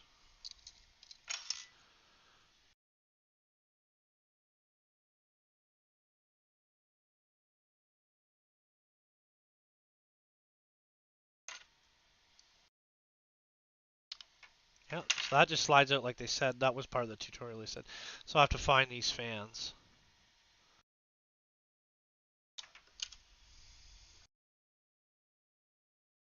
So the hole was printed slightly oblong, which is not a big deal. Right? But there is a bunch of junk in there,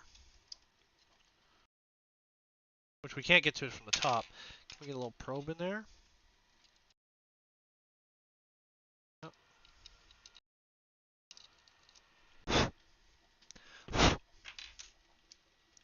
So you can see here, I cracked the housing on that side, which isn't a huge deal. So oh, see there it is there. So under the motor, under these fans, let me get this fan out. So to take this whole hot end apart, will this come out? Yeah, come out. There we go.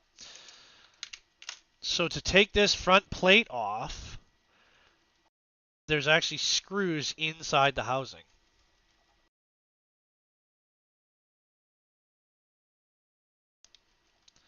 So the question now is, now that we've got disassembled, what changes can we make and what changes do we want to make? And then how do we clean this hot end bore? See that bore's all mangled? Can you see that? It's got debris in it. So it's clear through. So it was definitely an alignment issue, but that bore is oblong. I don't know if you can see that or not, but it's oblong for some reason. Why is that bore? Oh, because that's PTFE. Is that PTFE? Because if that's PTFE, we've got to... It is PTFE. So there's our PTFE tube, which has gone oblong. So the question is do I have PTF that way? And then I wonder if I have a counterbore tool for it. Now we have to, because we have to match it, right? We can't just pick whatever and choose whatever we like. But I do have some Bowden tube from Capricorn Tubes. I'd have to find my cutter. But I'm not sure that this is the same diameter as that.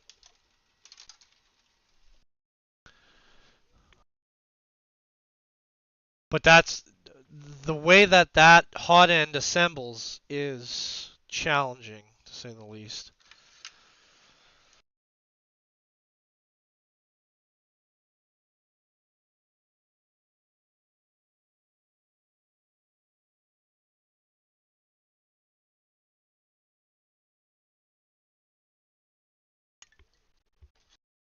All right. I think my calipers are dead. So, we might have to order some PTFE tubing. So what's my outer bore on that? 4 mil. What's the outer bore on this? Definitely not 4 mil. Oh, it is 4 mil. That's 3.8. What's this? This is 3.8. Okay. So we can use Bowden tube from Cap Tubes. The only thing I'm missing is my shears. You don't really want to cut this with anything but spring shears.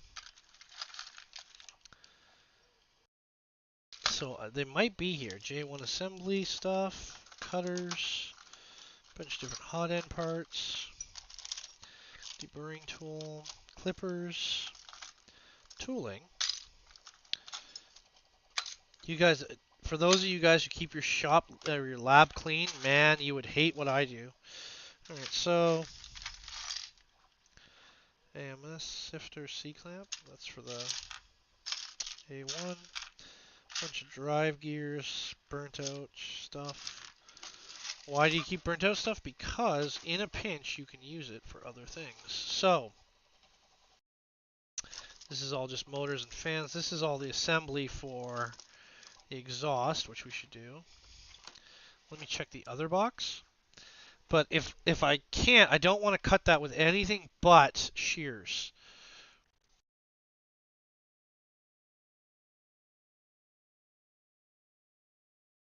This should be all minis, yeah. All minis I don't know what to do with. Oh, he turned out nice. Turned out nice. I love Polymaker. They make a good product. I'm always impressed they can print my stuff. So this is just, again, minis. I thought I got rid of some of these. What's this? This is power for the laptop.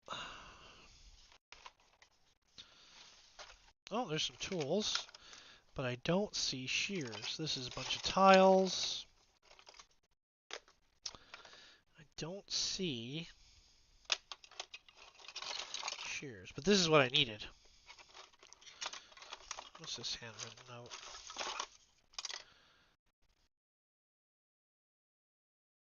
Oh, this is old. Old. Spare parts.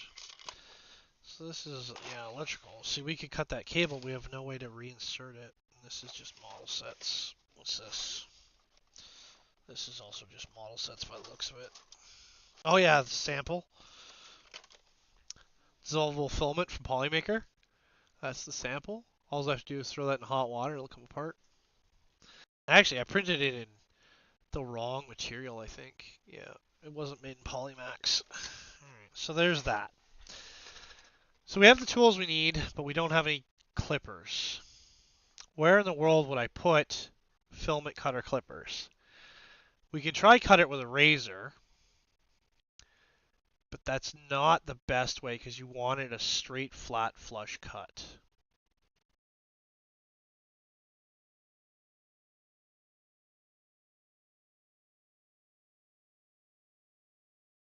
Because I think what we want to do is change out that Bowden tube. Where do I know? No, it's not. It's a shear. So you think I do the trimming at my desk, but it's a shear. It's very specific tool for all of this. You know, it's very specific. Need to go in the giveaways. Yeah, these are giveaway stuff. Where in the world? And it's sharp, so you generally like keep something like that somewhere safe, cause it'll cut you. This is electronics projects, design book. Huh. Huh, I say. Huh, I say. It won't be in any of this stuff, but the clamps. Why are there clamps here? What's with the clamps? Give them the clamps. Got wiring. A couple of electronics projects here. Screws, wiring, clippers. Some Arduino build stuff. Well, I think we're going to take a break from that. I think we'll take a break from that. Put these in with the giveaways. But that's what I need. I need shear. It's a filament shear, or sorry, a Bowden tube shear, and I don't know where it may have gone. All right. Well, we've cleared everything. We could just insert it again. We could just say, "Oh, it's okay." Flip it upside down, maybe. Put it in. It has carbonization on it, which means it was hot. But is that flat? It's got a bend to it.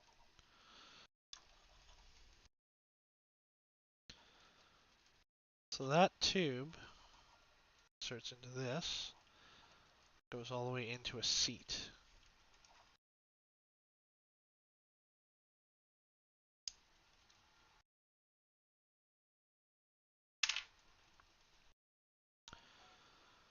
That bore is clean.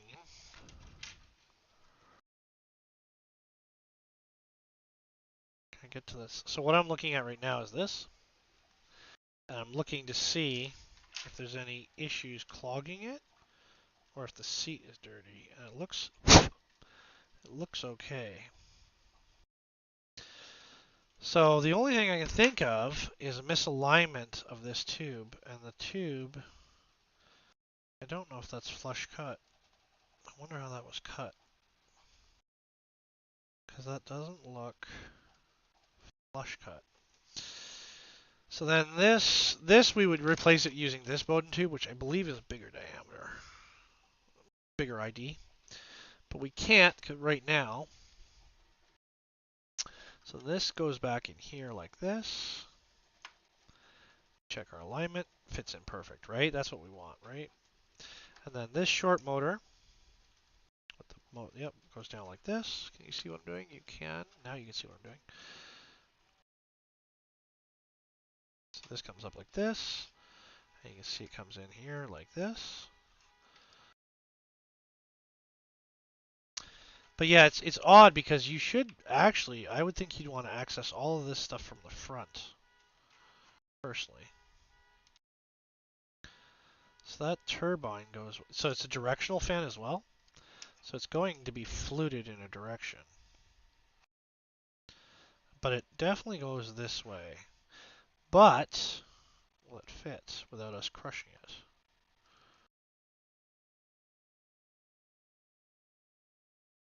Fits in nicely. So the question is, do we wait and buy a new one of these motor or one of these new fans, or do we just try to reassemble? But there's no bore issue, there's no nothing. Again, that is kind of frustrating that you can't get just to the hot end.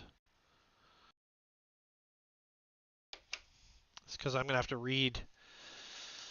I'm tempted now that I have it open, I'm tempted to leave it. We do need it though, so that's kind of a problem. I'm just curious what that screw was for. And why this whole housing, why we couldn't take this whole face housing off. Makes me wonder, you know? And I don't know how to check that, because this won't. So what I'm doing there is just checking to see the hot end, right? It seems like it's aligned. Yeah, I don't have a tool that's short enough to check the direct alignment, but it seems like it's aligned. So you can see here there's a rod. See, I got a little rod in there.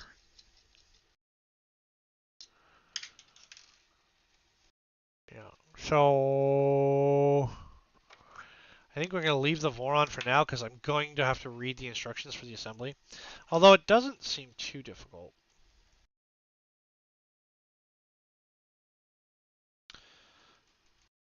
Doesn't seem too difficult. Where's the fan? So there's the ports on the bottom, I assume.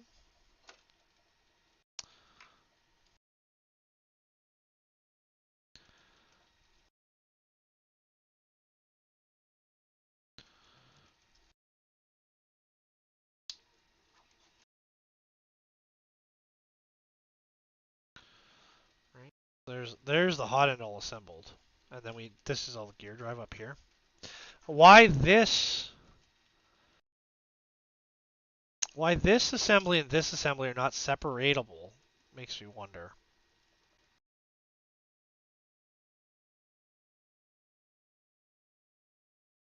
That makes me wonder. I do really love that though. That's cool. You guys can't see so well, but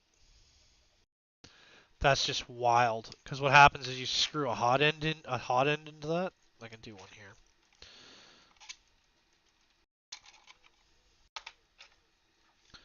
I'll show you. So that's number 4 there. We just cleared that. It's number 4 brass. Why the brass are in the blue, I'll never know. But so you can see here. Let me show you. So there's the hot end, right? So there's the Revo insert. The Revo insert self seats, and then you screw it in. And what happens is you'll see, watch. So when it seats, it'll seat itself, right? Because the throat finds where it's supposed to seat and checks the alignment. And then watch, it just comes up.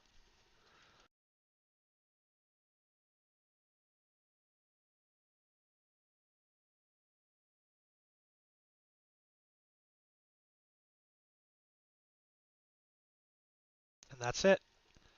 So you can see the hot end is actually separated from the heat break, and the fans are able to blow across the part cooling. That's just wild to me. Right? See that gap in there? That's just so cool. That is just so cool. But then now I just have to go find the instructions for the reassembly. Well, I'm pretty sure it's pretty straightforward. Yeah, see, so we have to put that bottom screw back in, but I'm gonna have to go and find all the measurements because there's a diversity of screws. And then so the hot end just, I wonder, you wouldn't be able to just pull the hot end down, would you? No, you can't just pull the hot end out. So you can't just pull it out. It all has to come apart. Because you can see these two screws right here, they drive right through the hot end and into this housing. It's very clever, like very, very clever. But you can see here, this is where we're getting problems. Look at that, right? So there's a big piece, so that would sit right through the hot end into the gears. Right? That's where the gears are. So, and then these gears, they don't look damaged to me. The bearing looks okay. It looks like everything's aligned. There's some crap in here.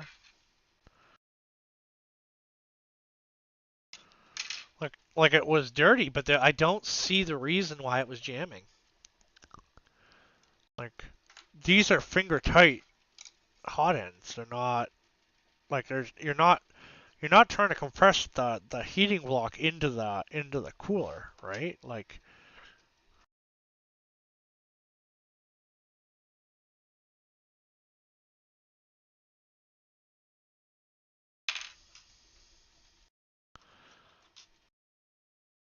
that's got to go up there like that somehow, right? That probably comes out like that, and that needs to come out like that. This all comes out like that. I don't know how this all fits, but why didn't you take photos? Because I forgot to take photos. And I don't know what screw goes where, because there's a very large diversity of screws here. But the manufacturing on this is impeccable. Digital Dragon, he built this? It's impeccable. I do think that maybe... Is that dirty? There's some crap in there. Is that just an open seal or is that crap? Because we can lube all this, which we probably will. But I don't see any damage to the teeth. And that's a nylon wheel. Like, that's not... That gear is not crazy. You wouldn't be able to print that. Well, maybe you could, actually. But I don't see anything crazy here. It will need grease. All of this needs grease. But I don't see anything too wild here. And that's the weight. So what do we put this hot end back on? Or do we try... Well, I guess we do. Because this hot end can print the next hot end that we can use on this machine. Because I do believe... Although I do have to order some stuff because I don't have any of these tiny zip ties. Cable ties, zip ties, yep. Okay, so... Does this head fit on there? And it does. So we could print a new head for it. But we got to get it all back together first. But this machine does ASA, ABS, and nylon.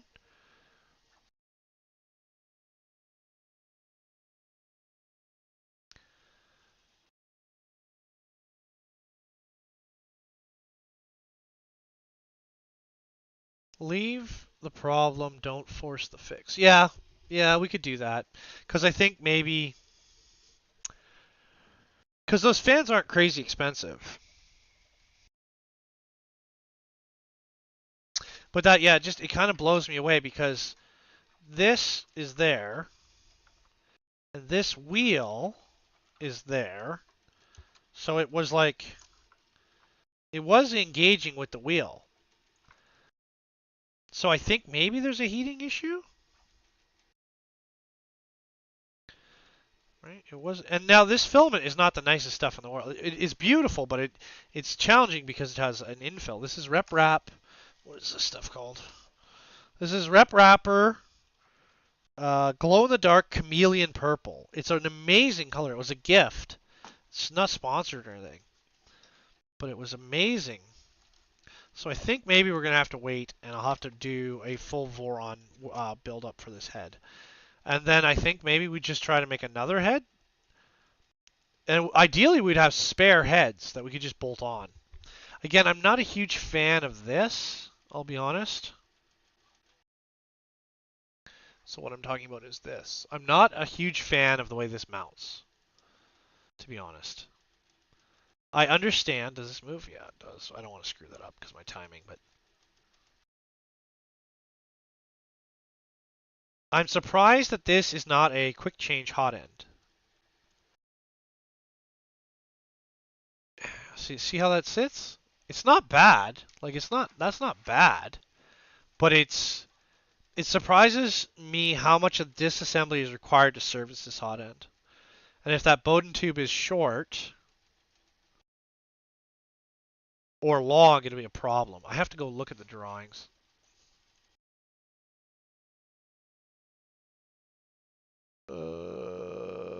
I like the concept. I see the concept. I like the concept. The letters. Yeah, we might. We'll have to do it with a number two nozzle.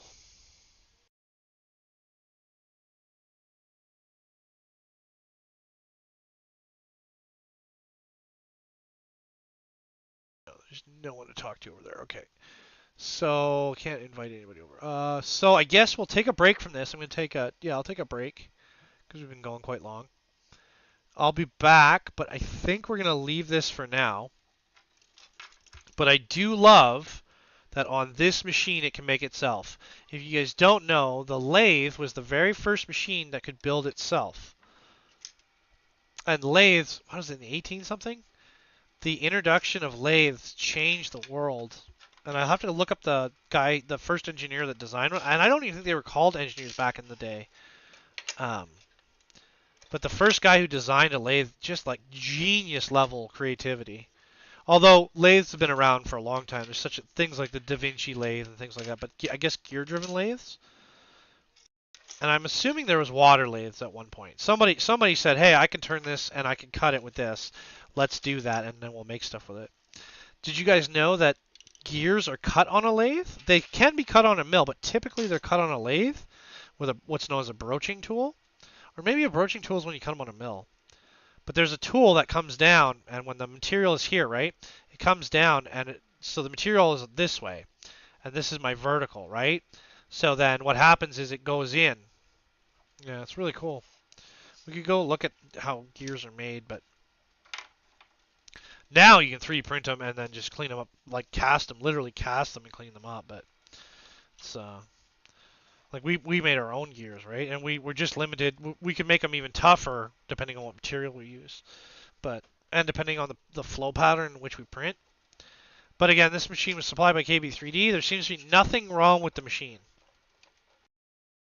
There seems to be absolutely no issue with the machine. The only thing might be is that Bowden tube. So we have to go and look at. I'll have to go look at the tutorial on how to assemble it. Simply because I don't know the screws, and I didn't take photos, which is what you're supposed to do. But I assume too much, and I assumed it would have pretty straightforward assembly. But this now makes me down the rabbit hole of like, well, if we keep that same control board, right, this control board up here, can we change the tool head? And that then gets, because again, we want to use the Revo hot ends, but that's going to be a bunch of research and questions I have for other people. I'll have to write it down. But that seems really exciting to me, if you want my honest opinion. And like I said, that other than the fact that to disassemble it and check that throat, you have to disassemble the whole head, which I probably got wrong. Let's be real. That is really to imagine that this machine is 3D printed, right? To just say, hey, I'm going to make a machine that can make itself, and I'm going to do it on extrusion technology, is unbelievable. Because I believe you can even, I think the Rook, which is very similar to this machine, is a 3D printed body. So you don't even need these rails.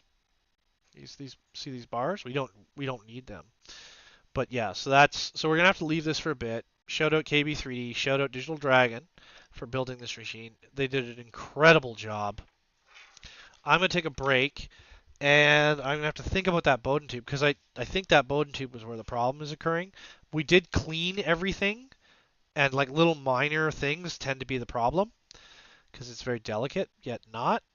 So, yeah, I wish there was a way. I don't like the way this assembles. I wish I could just pop that head off. I do love Snapmaker makes quick change parts, so that's why I think I really like quick change parts. So I'm going to take my break. I will be back soon. Thank you everyone for being interested. I think we can even put this back together today if we really wanted to. Anyway, I'm going to take a video, or I'm going to take a break, and I'll be back.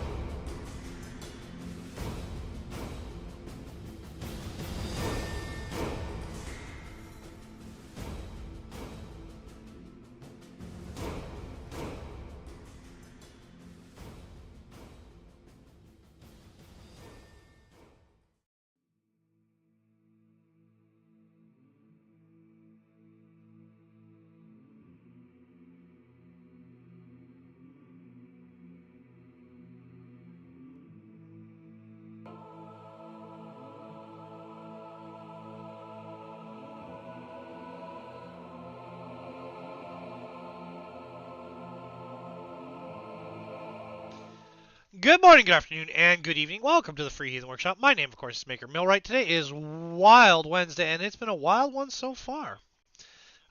We have disassembled the hot end assembly on the voron. We checked and inspected everything. There seems to be no major issues. So we don't really know what to do, because we're kind of at a debate right now to change out the fan. But I'm going to ask some people who know more about vorons than I do if there's better fans we can use. They're very low power, but we want to make sure we get that cooling in there. And then I wonder if there's a different style of hot end assembly, because we're not actually talking about the actual hot end. We're talking about the tool head itself, where I can get to all of that stuff via the front instead of the back. Or to have a quick detach. You know what I mean? So everything's labeled, everything's good, excellent build. But I'm kind of at a loss for reassembly because I'm of two minds: reassemble with the damaged fan, or order the fans and do that as a project here on the show.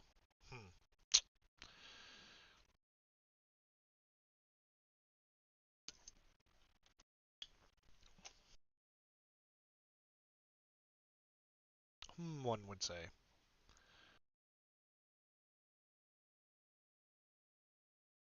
Yeah.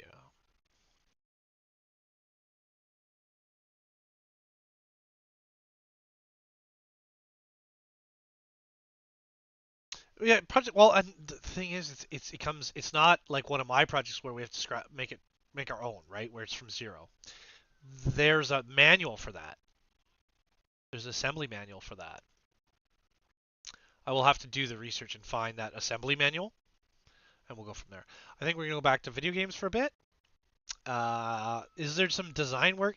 There's maker chip requests so far, which is going to be a monster of a build. 4-color, fine detail, I like it.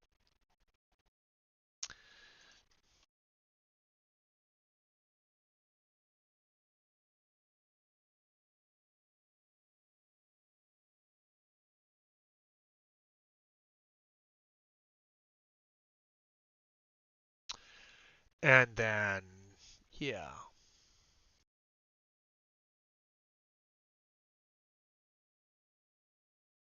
I believe it is a stealth changer hot end.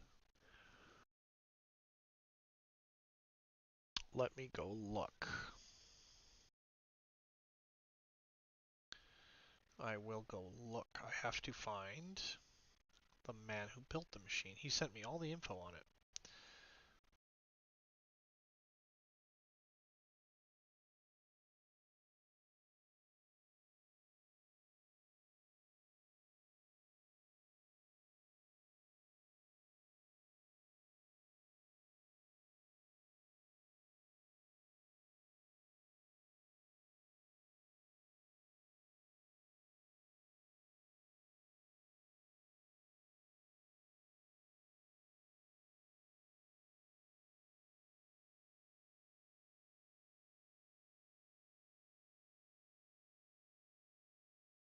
Do I have any pins? I do.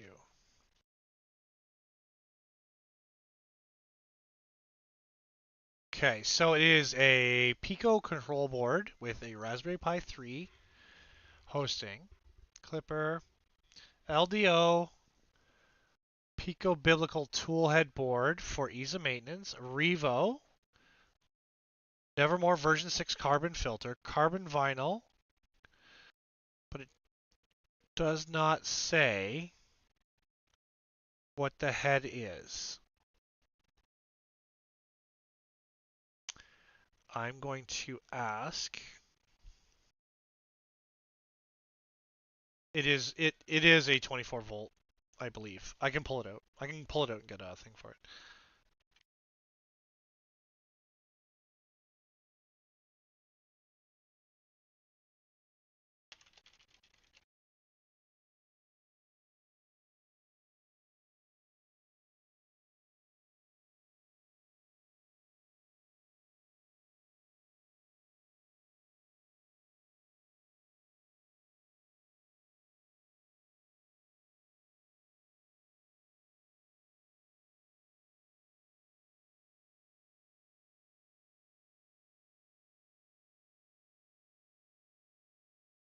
Because it's apart now, so we can actually put the lights in it. But I don't know if we want it down for that long.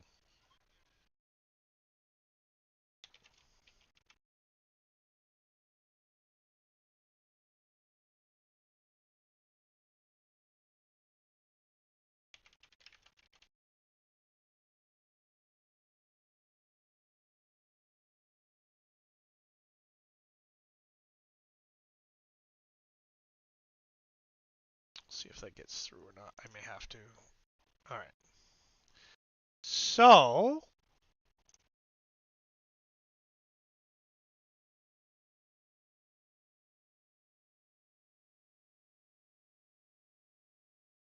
just grab an SVG. Perfect. That's what we need. So do we design or do we go through Discord? Because there's some tagging in the Discord about battle bots that we could look at.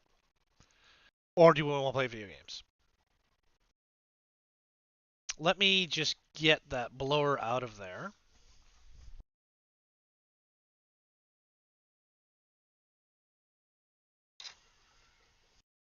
Take some pictures. It doesn't show me the length of cable.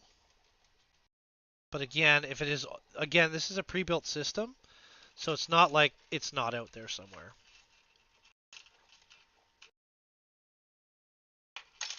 So somebody's got a drawing for it somewhere.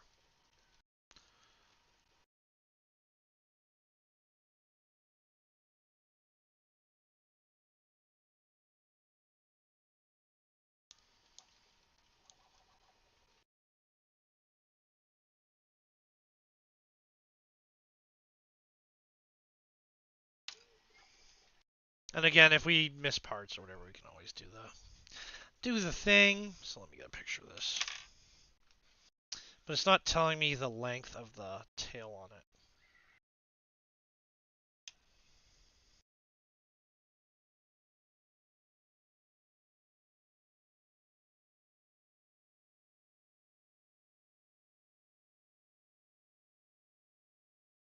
Dirty camera lens? Us? A dirty camera lens? Never.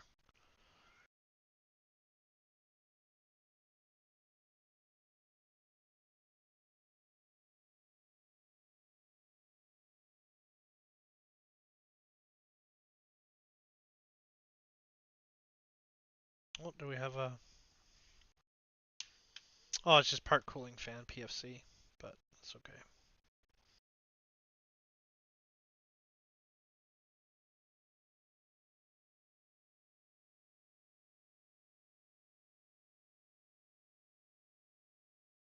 Shaky hands McGee.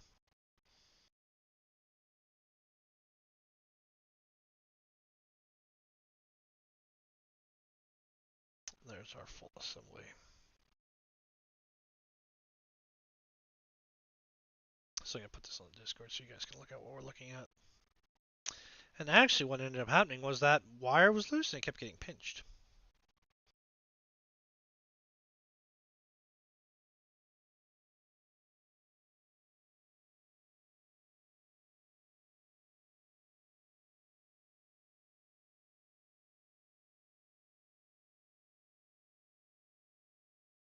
Now, what would you say? We're facing it down, so it'd be the left side.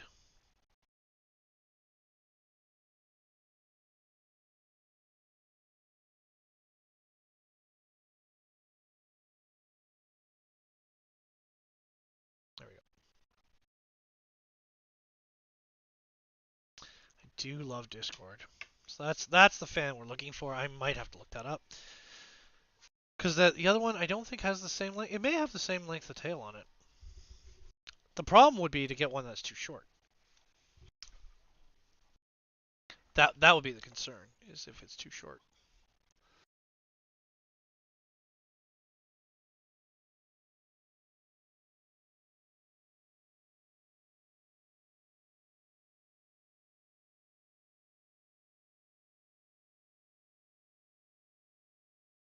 Yeah. Oh, we're gonna watch some ant weight? I can watch some ant weight. Let's do that. Yeah, if you replace one, replace both. Yeah. Right? Do them in pairs so you don't have to do it twice. Yep. Yep. This is a good point.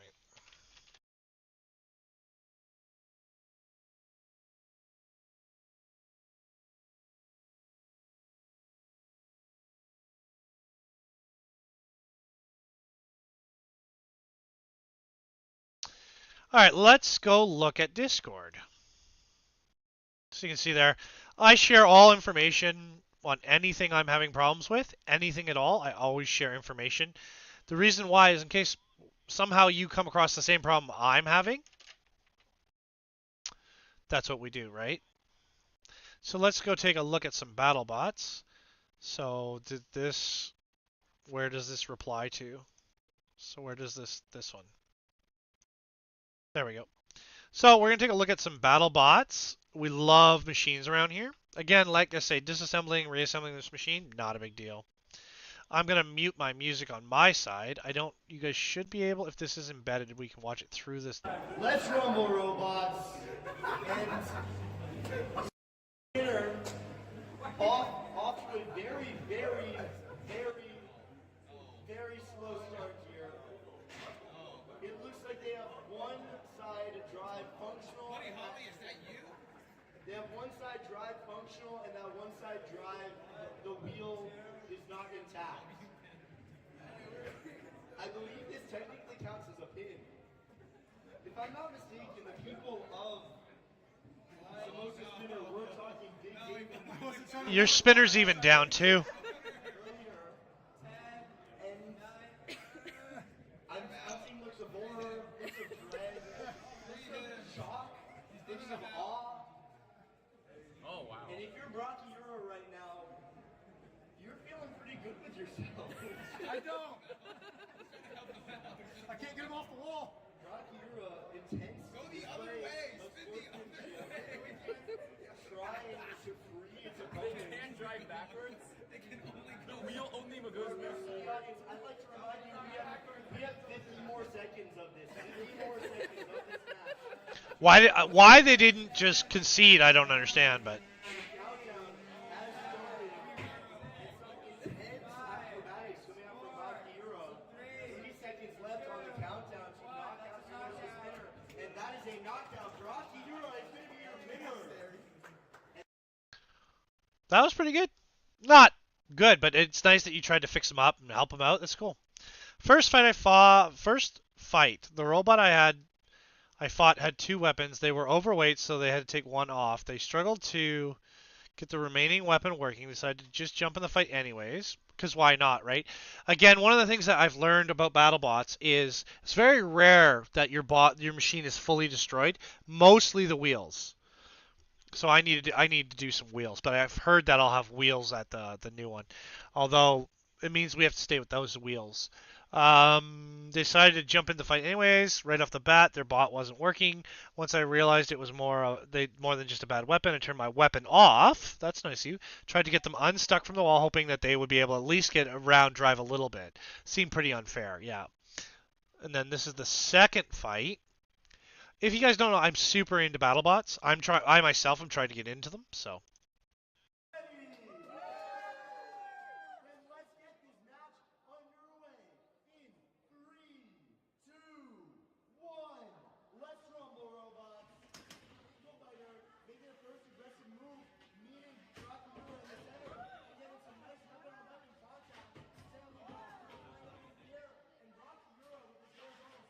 Oh, there goes the wheel.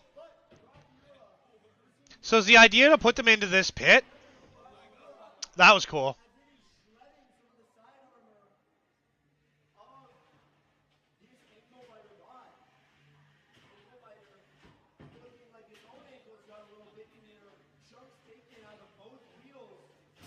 Oh, good hit.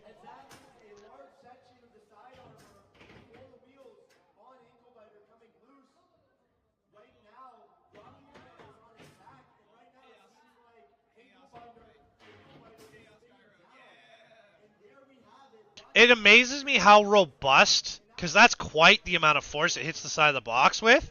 It amazes me how robust these machines are.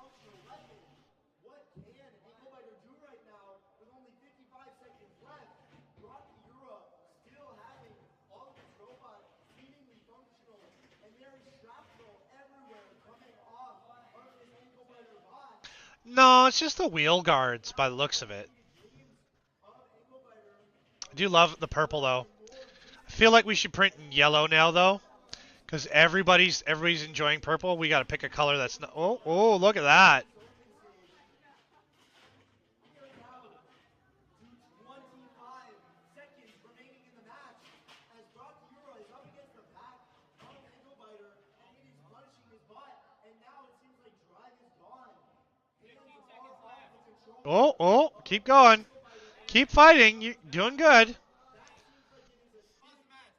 is going to be a match pause with only 4 seconds left. We are going to be resetting the clock here, as you can see on the live stream. If possible, reset to like 12 seconds. Why?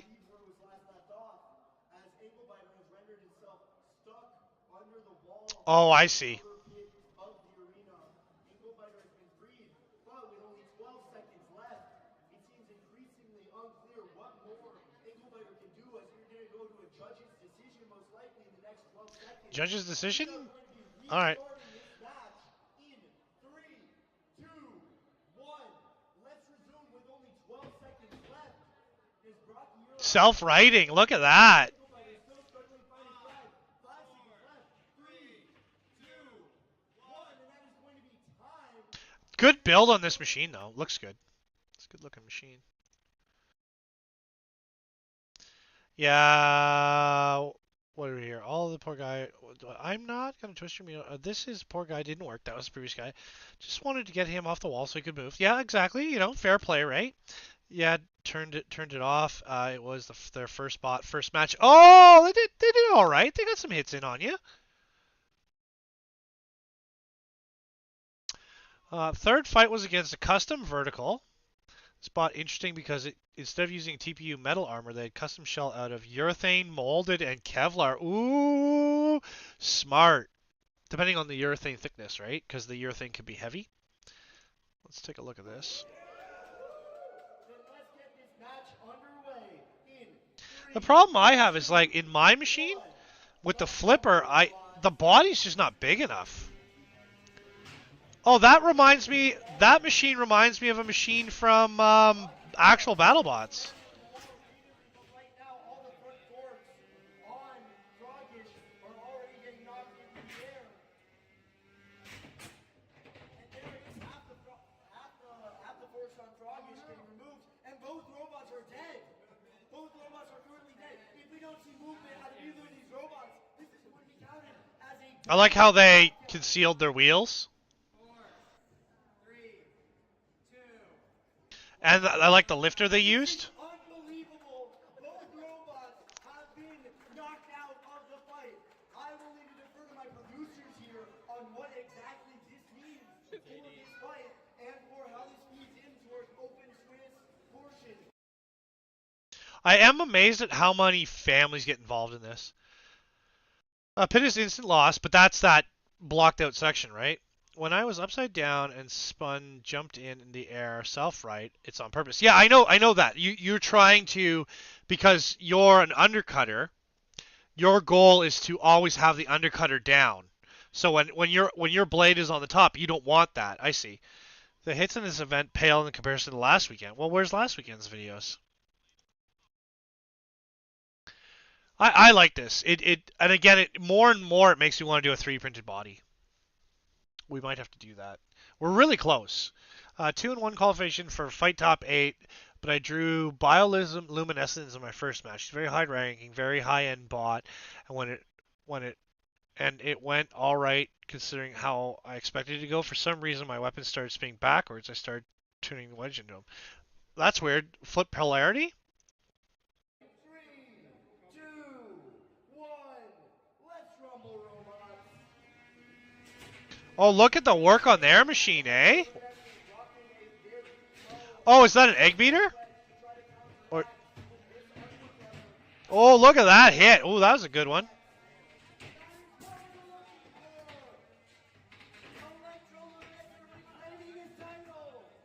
I like that it uses tank trap or doesn't. It uses 4-wheel drive. Stuck on its back and struggling to get up. Finally flipping over. I don't think I care for the. I don't think I care for the announcer. Oh. I know the pit is a huge debate amongst you guys, but I think it's smart. I really enjoyed. It is an egg beater. I love egg beaters. Left side drive on electroluminescent. Is the weapon still working? Release the pad. Spin release. Big hit. Drill shot champion jumped on roof. Are you TPU? You are TPU, right? I love egg beater. Electroluminescent weapon back up and spinning. But that left side drive is struggling, and so is that right side drive. You won this, I assume. I'm trying. The two robots are stuck together with 30 seconds left. The match is going to be paused. What was formerly looking I love that egg beater. dangerous, but we are going to have to What do they make? I guess they make them out of 500, right? I can't cut one. 2, 1. Let's resume, robots. Oh, no! Oh, excellent work, though. Oh, wow. Oh, wow. We gotta watch that again. 3, 2, 1. Let's rumble, robots. Because you're doing a really good job here. Their machine looks expensive, I'll give you that.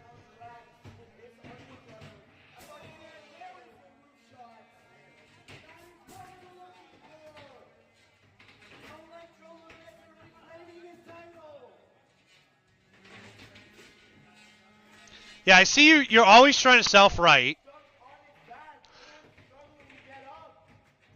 I don't like that because the way these machines operate, they don't matter if they're upside down or not. Did Wallflower play? Did we get any videos of Wallflower? I just really like that egg beater. Is that weird? I know there's been a lot of talk about the meta and egg beaters not being that impressive. Belt loose for the back. Left side drive on electroluminescent. Is the weapon still working? Release the pad. Spin release. Big hit. Drill shot champion jumped on roof shot. Electroluminescent. Yeah, I love this. I love my machine. I just that I don't know how to fix that linkage so it's stronger. Still have to cut that titanium. Because I can cut it with a Dremel. I'm sure I can cut it with a Dremel. And I'm sure I have a scribe around.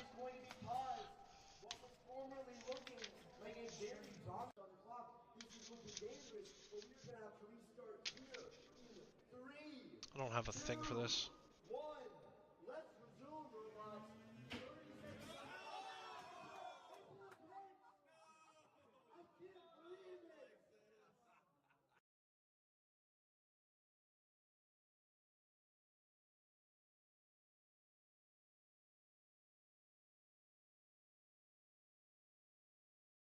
I might have a drill that'll do it. A drill should do it. I don't know who to ask. And then we have to design a body.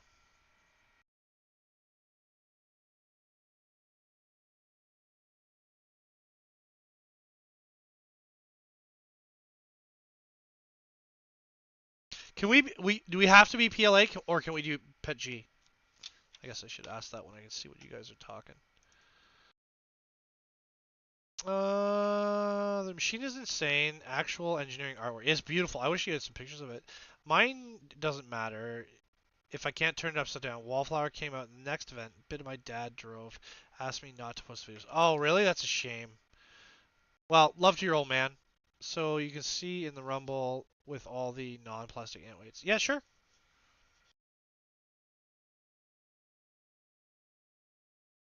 Well, I want to do a Pet G core. So like any infill, I want to use Pet G. Because the Pet G should give me shock resistance. Not that it really matters. Yeah, wallflower. I like wallflower. I like that machine. I don't know why I like egg beaters so much. I just really do. I like the little antennas. That's cute. Okay, so PLA, PET G, but no infill like glass, right?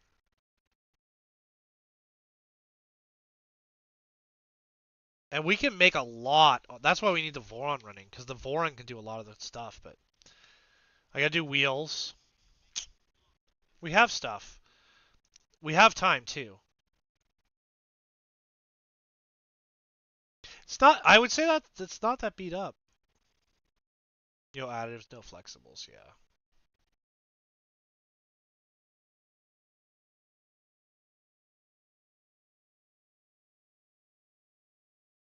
Yeah. That servo. I just wish that servo was more money or more power. Sorry. Oh, he cut a power cable. Oof.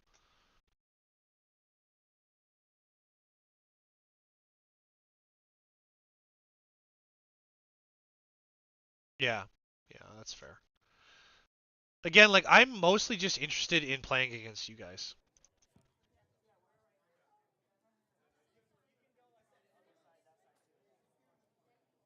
We have the true crab Brachyera. There's no crab business on that Brachyera at all. 2, 1, fight! Well, I hear some egg beater business. Oh, it looks like Redox is already making sparks fly. Can Brachyera tap into its crab ancestry and pincer down on the opponent? It looks like Redox's, for all its power, is destroying itself. No, I lost a wheel, man. What are you talking about? Everywhere. How much do you sharpen your blades at all? Cause like going against that, it's Brachyera spinner hidden underneath.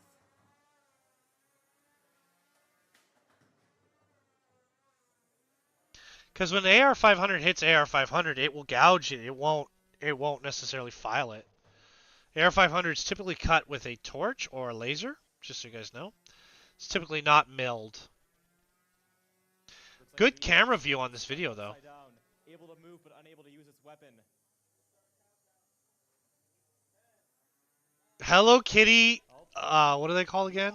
Crocs. tapped out, awarding the win to our true crab king Brachyera. And you broke a wheel on that, because that one wheel's all canted. Good video though.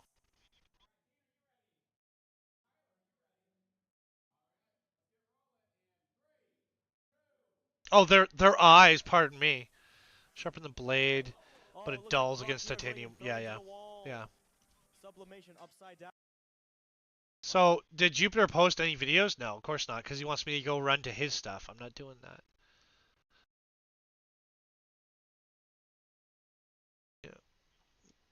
Yeah, I'm not doing that. Here's a March recap fight. Oh, this is a long video. I think we've watched this. This is a lot of Vipers. This is Florida, for anyone who's wondering.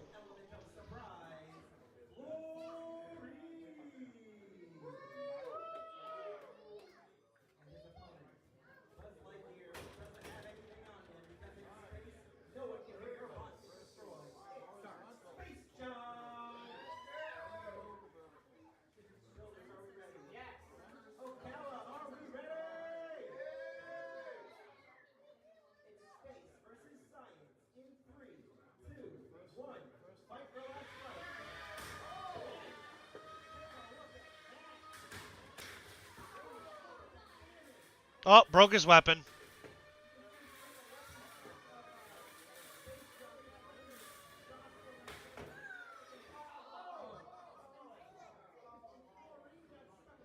Yeah, these are like super low torque motors too, so it's like it's hard to get them. You gotta get them spinning. Yeah, I'd like to do higher torque. Yeah, I don't know. We should look at the design. The problem is the wheel height, but.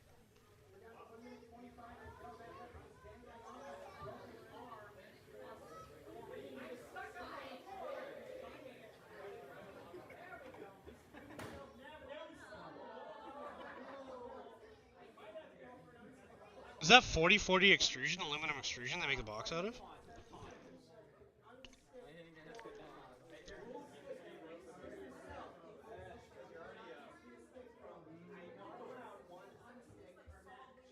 He never looks like he's having fun.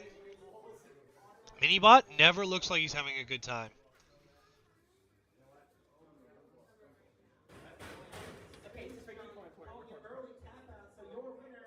Oh, he gave up. Wah wah. It's because he busted his weapon, yeah.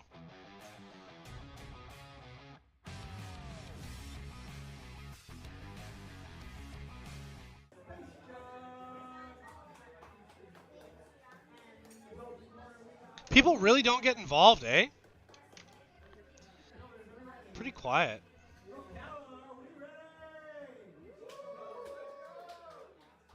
So he must have had spare frame components for that spinner.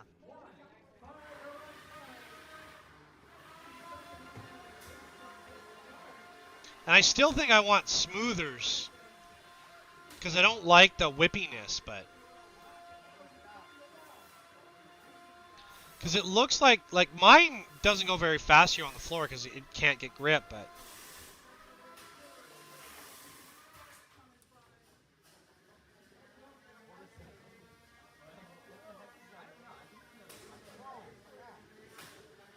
Are we just gonna like make one and print a body for it? I need some help, some self-tapping screws, but... Because we can just make a wedge today for fun.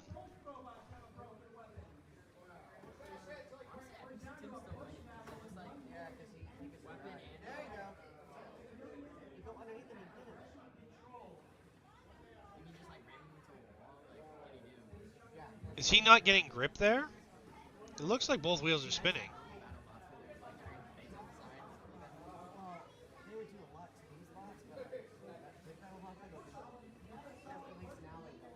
So what's our? We gotta find that luggage. Does anyone? Did I talk about luggage with you guys yet?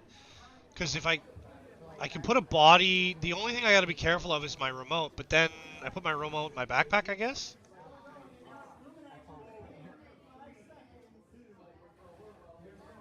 Unless I make a box for my remote, because it'll get destroyed in my luggage. I can put it in my carry-on, because I have to buy a luggage thing, then I have to buy the shipping for the thing, and then I can do my carry-on in a backpack, right? Pretty sure that's allowed. I gotta go talk to my travel agent. Today's Wednesday? What am I doing Thursday? I did some cleaning here in the lab. There you go. That's good. That's good stuff.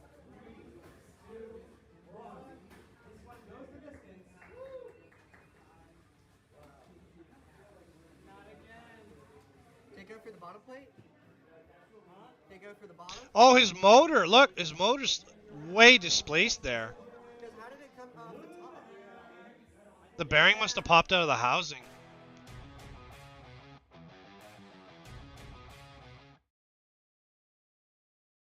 Yeah, nobody wants to buy. It's not a buy like buy. It's a buy as in B-U-E. Is that right? B-U-E, buy? We're gonna start with the full combat. He does, just so you know, this is Minibot. Minibot volunteers for a ton of this stuff. Are in the top 8, and will end This is like, just so you guys know, years ago when I wanted to get into engineering, I went and saw at Simon Fraser University downtown.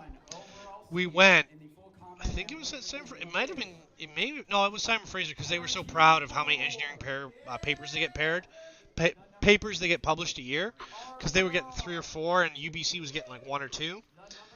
So they were, even University of Northern British Columbia was getting like 1, and they were publishing a lot of papers in scientific journals. And I like the 3D printed fidget the judge is using. the number 5 seed, Tyro. The number 6 seed, Luminax. The number 7 seed, Fluorine. And the 8th and final spot in the full combat air wind division elimination rounds. Hell on wheels. Is it a train?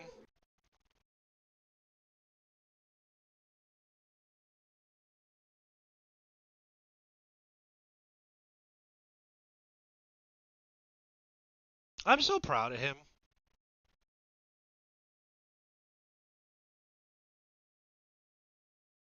I think maybe his new body's coming from Send Cut Send. Not sure. This is all his... Where's the best photo of him? There's an awesome photo of Minibot. Come on, Minibot, where you at, bruh? These are all meh. No, he took it out.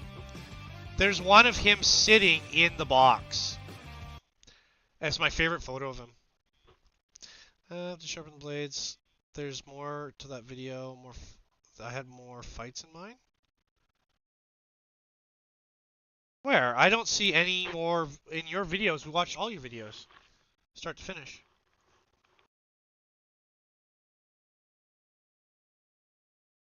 This one? This one repeated. Oh, maybe it didn't. Oh, sorry. I'm so sorry. I thought it was repeating. Crab, Brachyera. Good. 3, 2, 1, fight! Oh, it looks like Redox is already making sparks fly. Can Brachyera tap into its crab ancestry and pincer down on the opponents? Do you know what the difference in weight... See, I don't have a scale. I need a scale. Like But do you know what the difference of scale or price or weight is between the plastic bodies and the aluminum bodies?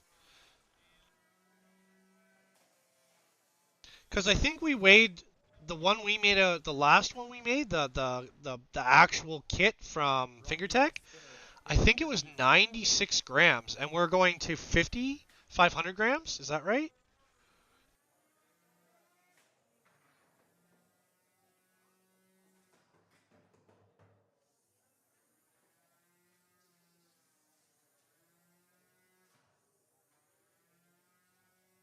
Looks like Redox is stuck upside down, able to move but unable to use its weapon. Yeah, I wonder... Oh, I'm dying, man. Redox has tapped Hello out, Kitty awaiting the Crocs. win to our true crab I'm dying. Now, do those wedges bolt on underneath? Oh, okay, so I did miss... Oh, here we go. I love egg... I know they're not very good, but I love the look of egg beaters. Oh, it looks like Brachyera's already getting thrown into the wall. Sublimation upside down, but not out. Both spinners going Yeah, full see, force. and they're not the same. One's an egg beater. It uses like a box that spins with a hollow. Which, again, I think you could put teeth on it, but whatever. And then, yeah, and I see a lot of these ones use 4 wheels. Can the Crab King eke out a victory? Oh, that was a good hit. He's getting tossed not just into the sidewalls, but into the plastic. I'd love to see, what's the volume? See, because the issue I'm having with, is I have a hard time with my wiring and that lifter in there. It looks like Brachyera is... Wait. Brachyera is tapped out. I got a carbon fiber top. Has won. Yeah, the one thing I worry about is weight. For the other bot, if it's a complete one-to-one front-to-front confrontation here. Yeah.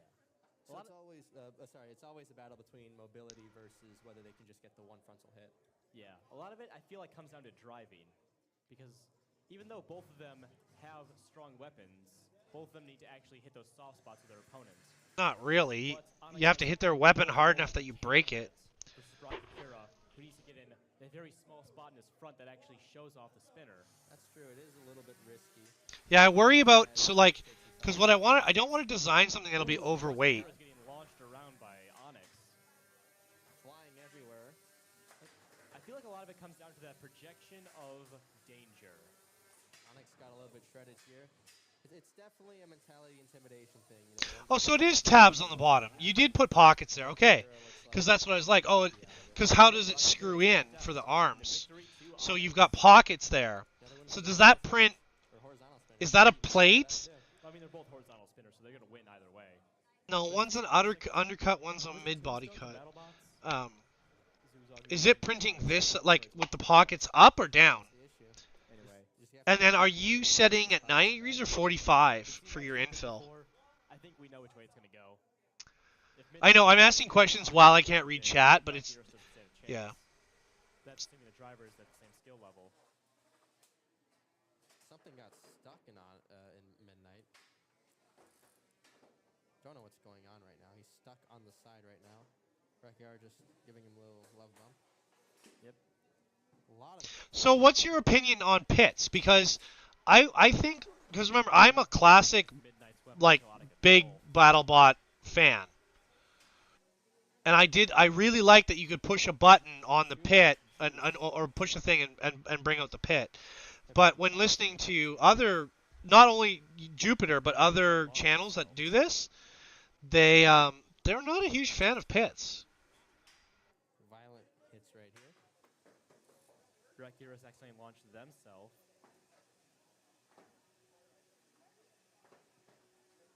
And then use...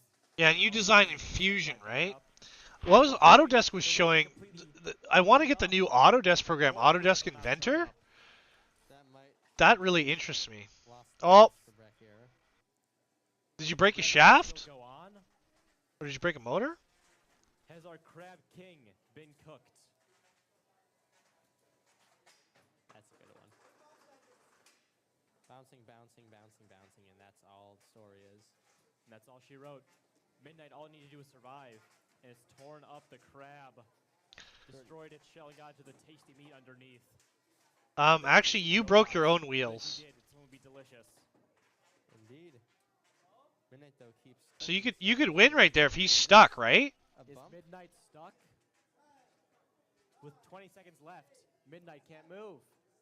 Does Brachyrus win by default? It's not default. Wheels. That's a ring out. Time we've seen a lot. I'm not a fan of these announcers, my guy. From success. Exactly. Winner! A little crab walk forward, I like it. Okay, we're gonna pause this just so I can talk to you. Midnight, I'd say. Oops, hit the wrong button. Alright, so it's a true crab, literally shaped as a crab. Okay, those aren't eyes, they're antennas. They're eyes, not antennas. Titanium, more to the video. I had more fights in mind. So, I missed it, sorry. Maybe up. My last video, you has 5, you closed at 1. Oops-a-doodle, sorry. I took a lot of damage after the first fight. Not sure on ratio, but typically with a printed, you're not printing solid. Yeah, my forks. This egg beater is the top 10 in the bots. That's cool. I like egg beaters. I think they're cool. Sup? Well, chat is open if somebody wants to talk. Usually you weigh your electronics, set your chassis infill, and count the wall fill to reset. The answers were awful. Yeah, they were. My receiver disconnected in that fight. The robot was fine. Turned back on after. Had no... He damaged the wheel, and I hit his weapon pulley. Pocket down. Pockets down. Bottom up is TP. The bottom is TPU. Okay. I don't like pits. You had pits. BattleBots USA didn't. Okay. So we're just live on YouTube there, Woe. So go ahead and introduce yourself, Mr. Woe. We're watching some BattleBot stuff. Snatch defeat the jaws of victory. Hi, I'm Woe, and I'm happy to watch some BattleBot stuff. Oh, Wallflower! I love Wallflower. I had an interesting conversation with a friend of mine on my way home today. Oh, it is a train! I love it. Yeah, what did you guys talk about?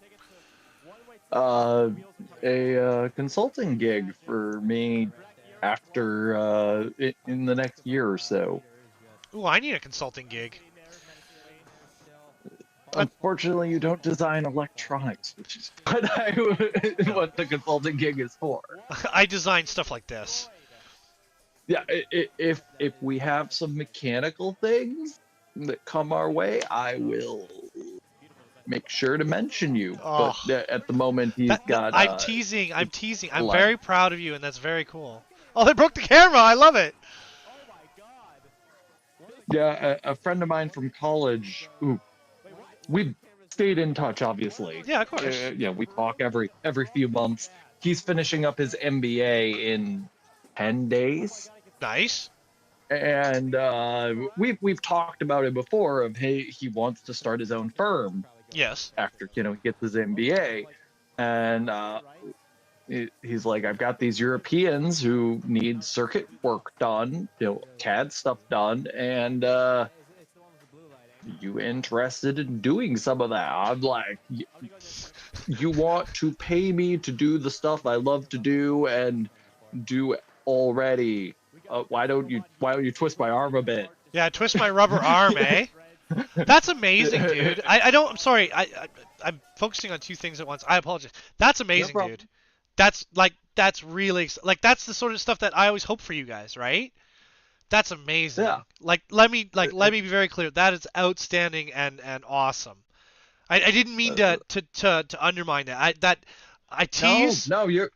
But that amazing. I'm so proud of you. I think that would be so much fun. And of course, like, you know me, you have the same feeling. You're like, I'll build for anybody. If they want me to build something, I'll build it, right? So that's really outstanding. Especially if I don't need to actually build it and it's just the design side, because I like, as much as I'm happy to build things, I really don't have at home the facility. Like, I don't have the equipment. If you're gonna furnish me with a lab, we can talk. But yeah.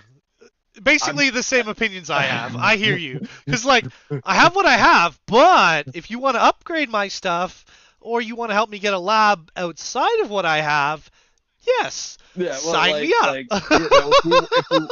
If you want me to do RF testing and EMI testing and whatnot on electronics and have boards fabricated and whatnot, I'm gonna need an equipment stipend, and given we're both professionals in electrical engineering, we both have a sense that is a 6-7 figure investment in whatever place it is that it's going into. Yeah, because it depends on what you're doing, but you could get No, let me think. Yeah. Sorry, I had to think about it. No, I agree with you that it depends on what you're getting, but like with EMI chamber in the mix, even a small one is a 6-figure investment. Yeah, I was gonna say they're what 250K, something like that. For a small one. Yeah, I was thinking, not much bigger than a desktop, but not much bigger than a desktop. Yeah. Right. Yeah. And then the associated test equipment is easily 5 to 6 figures. Do you know why this makes me happy? Because this is exactly what I dream of having one day. Right? I mean, that's how it happens, is you have contacts and it's not what you know, it's who you blow. Pardon my language. Business guy. Yeah. And I told you, every time, just so you know, every time you guys share your success with me, it continues to make me think, hey, I can do this. Hey, I can get there. So just so you know, it's wonderful to hear you guys succeed. To be clear, I started as an engineer 8 years ago. Yeah. I started at my first engineering job 8 years ago next month. Yeah. I knew this guy in college, so it's not like I didn't know this guy before I was. It's like what I talk about with millwrighting all the time, right? It's when I was a millwright, the first year I worked, it was hard to find gigs. After that, people know you, they just bring you in. That's fantastic. Yeah, and I knew this guy in college. We worked together for my first year as an engineer. I went to the firm he was at, and we worked together. He taught me a lot of the fundamentals of the circuit board design that is what I'm doing today. Yep. It's part of why he wants me, because he helped train me he to helped be mentor the you, engineer who I am. Yeah. Which means that he knows the kind of engineering I do. Yes. And when we talk shop, obviously, as you know, when people are talking shop, like, you can get a sense of if they're progressing or if they've stagnated and aren't doing anything. You can tell if they're doing the same thing they're good at, or if they're pushing outside that and trying other things. And if they've even, continued to progress versus stagnated. Yeah. All right, you ready to get into some BattleBots, my friend? Absolutely. Let's see some BattleBots. Oh no! Look at that! Oh, I just see chunks of plastic flying everywhere. There's like on the right hand side there's 2 immobiled. The dead center one blew its guts out, and then the toy train they were playing with is like just ripped to pieces, right? Uh-huh. And then, but 2 of these, the purple one and the yellow one, are both designed by our friend and a channel member here, and a true member of the tribe, Wolfman Crab Arms. Oh, I think I heard about this. Awesome. Do you know Ryan Gosling's in the band? That makes sense. He's like that. I have to admit, I don't know enough about BattleBots to be particularly well informed. Oh, there goes your I- spinner, your hammer. You don't really I like. saw you guys well, talking about pits. yeah. It there's really not like, because I took them apart, right? And I understand now how they're built. They're a lot simpler than I expected. Because the way there's a receiver, I can show you how it all works. but So are most things that are. So most things are simpler than you think. On the inside until you go one layer deeper. Well, I took the voron apart today. It's not too bad. The only problem is I didn't keep orientation for screws. I didn't take pictures of that. But so I just have to go and find the thing. But I think we're gonna change some fans. I mean, like when we look at electronics, like a circuit board is not as complicated as it looks until you get to certain points. I was And gonna then say, it's way more complicated. It's like it yeah. the non-linearity of like the simplicity and the complexity is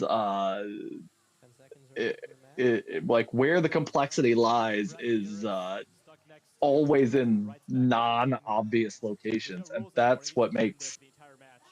Well, remember, that's where the magic in engineering is. The way I look at that's a cool. I really like that logo, by the way.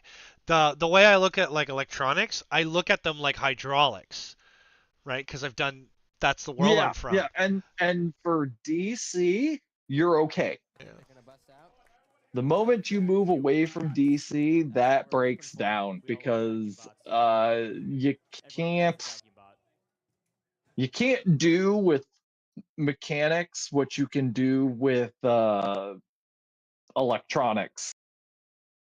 Wait a minute. Wait a minute. Ultrasound. The train had a spinner on it. It's a plastic ant weight. Can I know more? Is there a button? Like, would you like to know more? I want to push that button. I would like to know more. Wallflower was Everyone the only. always wants to push that button. Well, not everyone. Some people are like, oh, that's cool. I'm like, no, that's really cool. Wallflower was the only plastic ant to survive the full combat rumble. Yeah, you blew off your egg beater, but other than that, combat robots are only as complicated as you want to make them. A lot of the hard work is making them survive, not run. Yeah, that's where my brain. That's like, I think we're gonna end up doing one, and then we'll just have to adjust for sizes for motors and stuff. When I'm done mowing, I'll find the timestamp in the stream for the train. Okay. Yeah, find it for me because I would love to do that. This was good. I gotta at Jupiter. I mean, I would love to do that. It's just I don't have a local community, and yeah, but you'll be using don't. mine because I'm bringing mine, so I might, if I can afford the second one, I'll buy a second one and I'll bring a stock one and I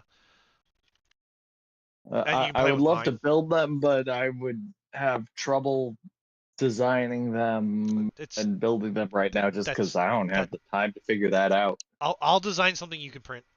I'll make something cool. I have an idea. Can I show you guys? Want to see my idea? I really should be working on other things. This should be totally back page. I guess the question I have for these robots is, what are the rules on the weapons? Like, obviously, there's the spinner. They're very simple. Pretty much, you can assume what can't be made. Because, like, when I talk about flamethrower, everybody gets a little nervous, and I can't make a flamethrower in Canada anyway. But, okay, so we're going to clone. We can in the States. You I can make a know. flamethrower in the States. They don't like them, though, because there's really no way to protect them. Yeah, no, there's good reasons to not do a flamethrower in this situation. The one I saw had, most sportsmanship and fire code safety rules, yeah. So there's the body, right? Like, so there's the body, right? It had a jet on the front, and the canister was hanging out at a 45 at the top. Because you can't, it's just not possible to get it inside. But yeah, so it was an Ixday on the ombre, as they say. Yeah. And when it ripped open, it was gas everywhere. They don't want to blow up anything, right? So I get it. Yeah, I mean the arena for that has to be substantially more robust than the arena that you need for just kinetics. Yeah. But I have to wonder if like a taser or Tesla would be, Tesla generator would be a problem. So like you're not allowed to mess with the radio frequency. You're not allowed to. That might be challenging with a Tesla generator, just because it. There you go. Jupiter just popped in. So flamethrowers are generally not allowed. Not allowed. Yeah. There are a few. Yeah, that makes perfect sense to me. It's not that they are super strictly not allowed. Yeah, you need to be able to have the fireproof arena. And perhaps the blast glass for in case of a spontaneous conflagration. Because that's not a idle risk. Do this thing. Hold on. No offense to anybody. No offense to any of the pyros, but when you have that much kinetics going around, the chances that your fuel tank gets hit and fuel goes everywhere and then it gets caught on fire very suddenly is not small. Well, the thing is, you can't really it's like CO2. It's like I was thinking about like a CO2 ram or something with a 16 gram charge, 16 milligram charge or whatever they are. But I was like, I don't think it's gonna. I don't think they would let it fly. Well, CO2 might be fine as long as you can keep the canister in the body, which I understand is difficult in the space you have. But we're gonna make a body like right now. I mean, the part you're missing for your body is the placeholders for all of the components. I'm not even gonna worry about that. Well, yes, you're not going to worry about it now because you don't have it. But it would if you were going to do something like a CO2 canister, you really would need it because you need to figure out how to make it fit, and you have all those other components that are constraints. Yeah, correct. Now, admittedly, if I was going to do it, I would probably want to design my own electronics electronics board for it. I'm looking on the Discord. I don't see any fights. And if I designed my own electronics board for it, then I could give you a step file or for the board, which then you could use to figure out where it could fit. Because we could work together to arrange the layout such that it could fit. Well, that's one of the things. Because that's a negotiation between the mechanical and the electrical designers. Yeah. Well, like if I know like the sizes of stuff, it helps. But I'm just gonna make something bigger and I think I'm gonna do 2 wedges on both sides of the motors and the wheel. The motors in the middle.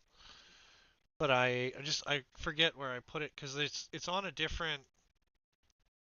There's so many projects. Oh, it's in originals. Okay, BattleBots. Yeah. Oh, did you watch the videos? It's hard to share other channels on here. All right, let's look at this. But we're gonna. So the way I was thinking about this,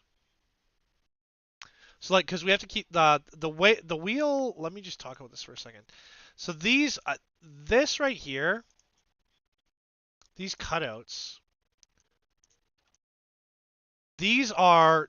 This is a motor cut pattern. This is the pattern that works exactly the same as the one from on my machine. It's very much the same, and those are screw holes. Yeah, I see it. So that was the only major concern, and then I just worry about the volume, but I have the volume here, right? So like maybe we'll do a BattleBot body today, but what it's gonna, yeah, it's gonna be like this. I can sort of show what I'm talking, but it's just gonna be like a big triangle. I'm gonna say a CO2 RAM. I already thought about it. That's like one of the first things I thought about. I mean, you basically would design it like a solenoid, right? Where it's a spring retraction. And then because the charge would be on the out, and then on the return there'd be a spring with enough power to pull it back. But it doesn't need that much go. No, it doesn't. But this is like the start of the battle. Believe it or not, that's what it's going to be. It's going to be 2 wedges. I might be a flat spot in the middle, but it's going to be 2 wedges. I don't know if I want to do 2 wedges at like steep angles, so it's like but yeah, like more like this. Yeah, it would be the same as if you know how when you hit you fly? Well, the CO2 would do the same thing. But if you put a rod on it, even if you could punch through. But I think there's rules against that. I'm pretty sure there's rules against that. Yeah, like I think I might even do this. I mean, if you want, I mean, you'd have to manage your punching, because you don't want it to be such that you punch in and get stuck. You want to have yeah. You'd want to have it so that it's more like a fist. Yeah, it can't be a projectile, so it can only be a lifter. Yeah. Right. Oh, well, the rod has to stay attached. Oh, that's not a problem. Making a rod that shoots out and then comes back like a solenoid, that's not a problem. That's easy. No, that was assumed. We were assuming that part. What we were navigating was how to make it an effective weapon. Yeah. And the short of it is, and Maker can correct me if he thinks I'm grossly mistaken, but my sense is you'd want something that's kind of like a fatter spear.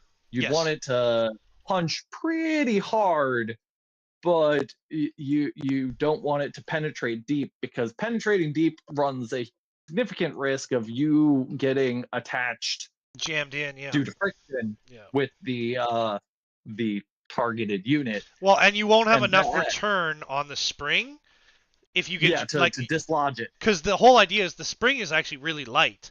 The spring is just enough that the rod, because the rod would be floating, that the rod can return under load. Actually, I'm going to take a break, and we're going to watch this. Minibot, thank you. I was looking forward to this. Okay, so I'm going to take a break. I'll be back. Are you cool with that? Yeah, I'm cool with that. Okay, well, we'll be right back, guys. I'm not worried about the rubber kickstand and you losing traction as much. Oh no, we're mostly talking about producing war crimes. Which is why like everyone has to tell me to reel it in, because I find other people that think the way I do, and yeah, because there's other things you could do with CO2 with a hollow rod that smashes inside a bot. All right, we'll be back.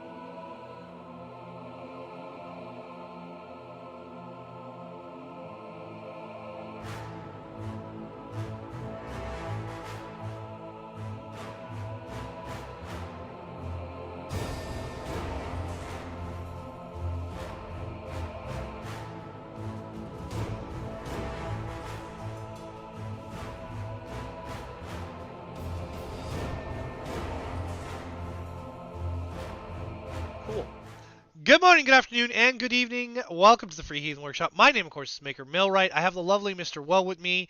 We're going to look at some BattleBots. We're watching chat, and we're having super fun. I love BattleBots. We might work on one today. We're not supposed to work on one. We're supposed to do other things, but it's fine. Whatever. We'll do the thing. We're going to look at a video now from Minibot of team... I don't know what your team is called, but we're gonna look at this is Lil Rocketeer. We've been waiting to see videos of Lil Rocketeer for months, like a year now. He's been holding out on us. This is very exciting. I'm gonna catch up here on chat.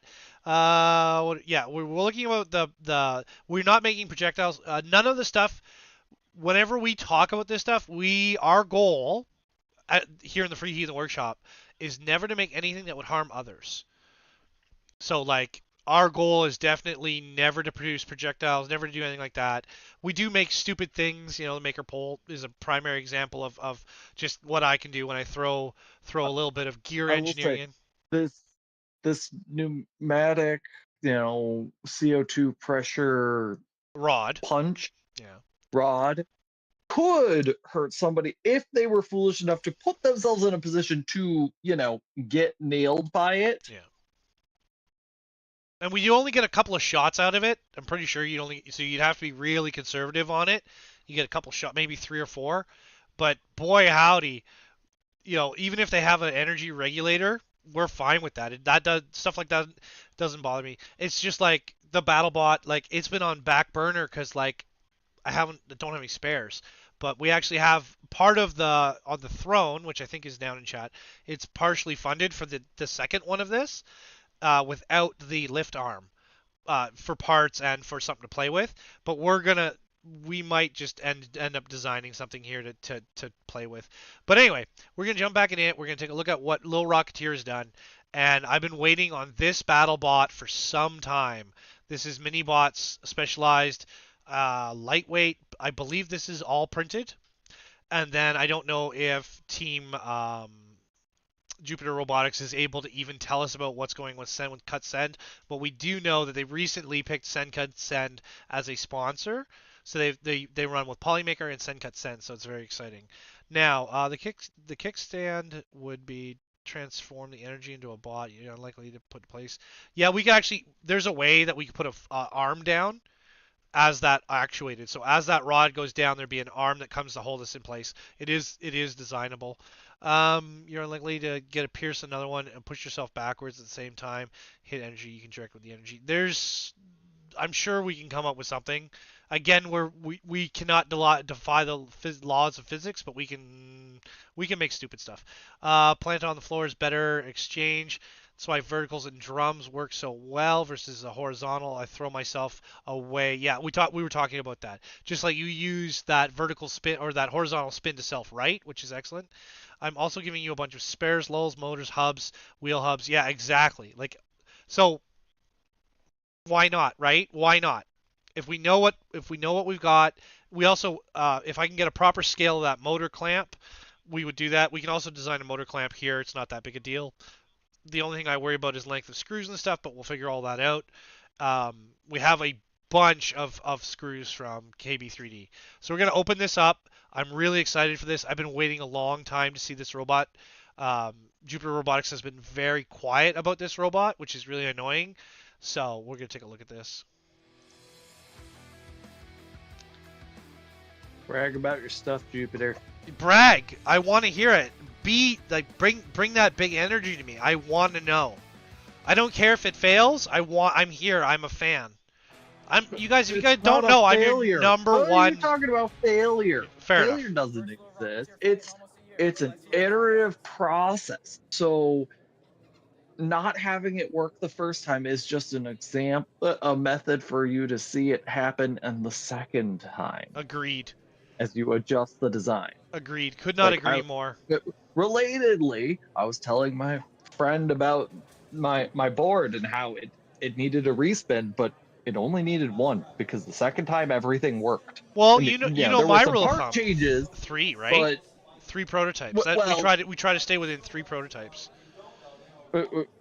I mean, technically it's going to have a third iteration, but the third iteration is just parts changes. The Yeah, copper didn't change.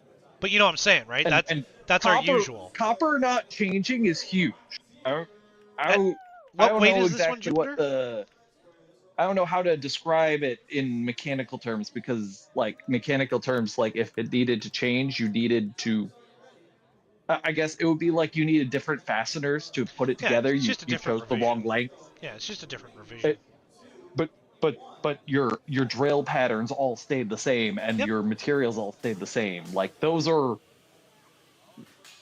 if you design something such that the only changes are the stuff like your materials you're mounting, the things you're mounting onto it, and not the actual Oh, look at that core lifter thing that you have to go. machine. The core of your machine being stable and not changing is huge. Well, that's just those are like in the field because like I'm not a shop guy, but in the field, oh, blew wheels off. Oh, nice! You both blew wheels off. I love it. That's like what's known as a field revision. Oh, this fastener's too long. Well, yeah, no. So then we just go in, we So change the blueprint, and we change. So say it's like a M24 by 115, but we actually only need 110. That's not a big deal. That's just a revision. That's just a field revision. right, and that's what I'm saying is that's the only change that's happening. Well, that's the only change of substance that's happening on this new revision. Yeah. There is a the silk screen is being changed, but that's literally just a print on top of the copper. Yeah. And Hey, look at that while the self-right. design house while the design house needs to care about it, that it's not nearly as big a deal as anything copper related. What I don't know if Jupiter's here. Jupiter, if you are here, I want to know or Minibot, pardon me. I want to know what servo you're using there. Good flip, by the way. Good flip.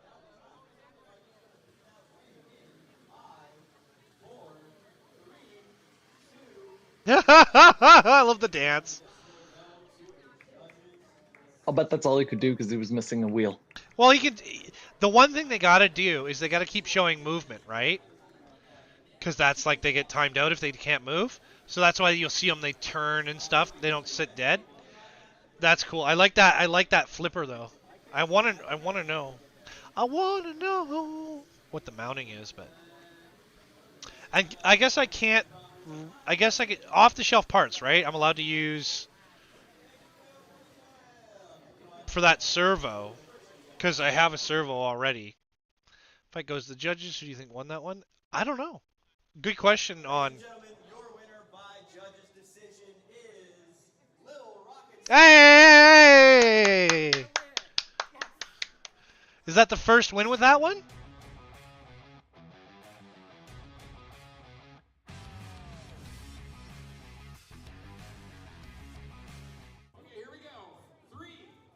This is fairy weights. This is 150 It's 150 grams, yeah?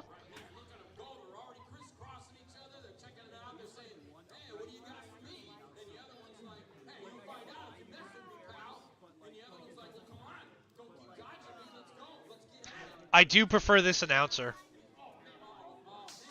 This announcer is excited. Listening to the we watched some videos for Wolfman Crab Arms and the announcers were just terrible, but this one's good.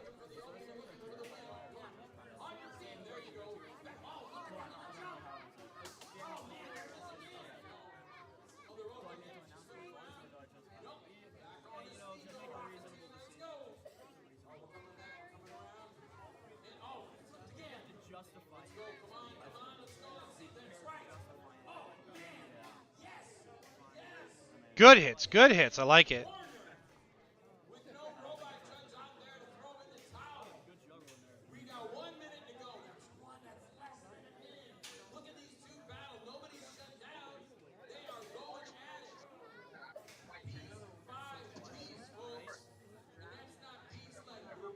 Yeah, the one thing I worry about is like screw size because I don't ever really think about it.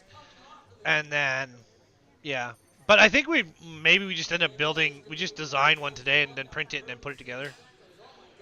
Because we just need room for all the wiring, which is not that big a deal. Because we'll just make our volume a little bigger. Wiring, no. Circuit boards and electronic components, yes. There's not really Well, in here. I will I'll say, show you. There's a receiver. wiring is not that big of a deal at the scale that you're working in with the Yeah. number of wires you will be working with. It becomes a bigger deal when you start talking about, 25 amp circuits. Yes. We're using like 9 amp. 9 volt. I Sorry, would not be su- 9 amp. No, We're no, using no, what, no. 1.2 You're not amps? using 9 amp. Yeah. You're using less than 1. Yeah. Because our batteries are 350 milliamps or something. They're 350 milliamp hours. Yeah. That is not the same as 350 milliamps. Yeah. I mean, they could be, but that doesn't mean they are. You did a really good job. Again, Minibot, I keep seeing you fight, and you get better every time I watch you fight. Every time I see you fight, you're better than the last fight. Just so you know. It's really, really enjoyable to watch. Did you ever get your CR10 working?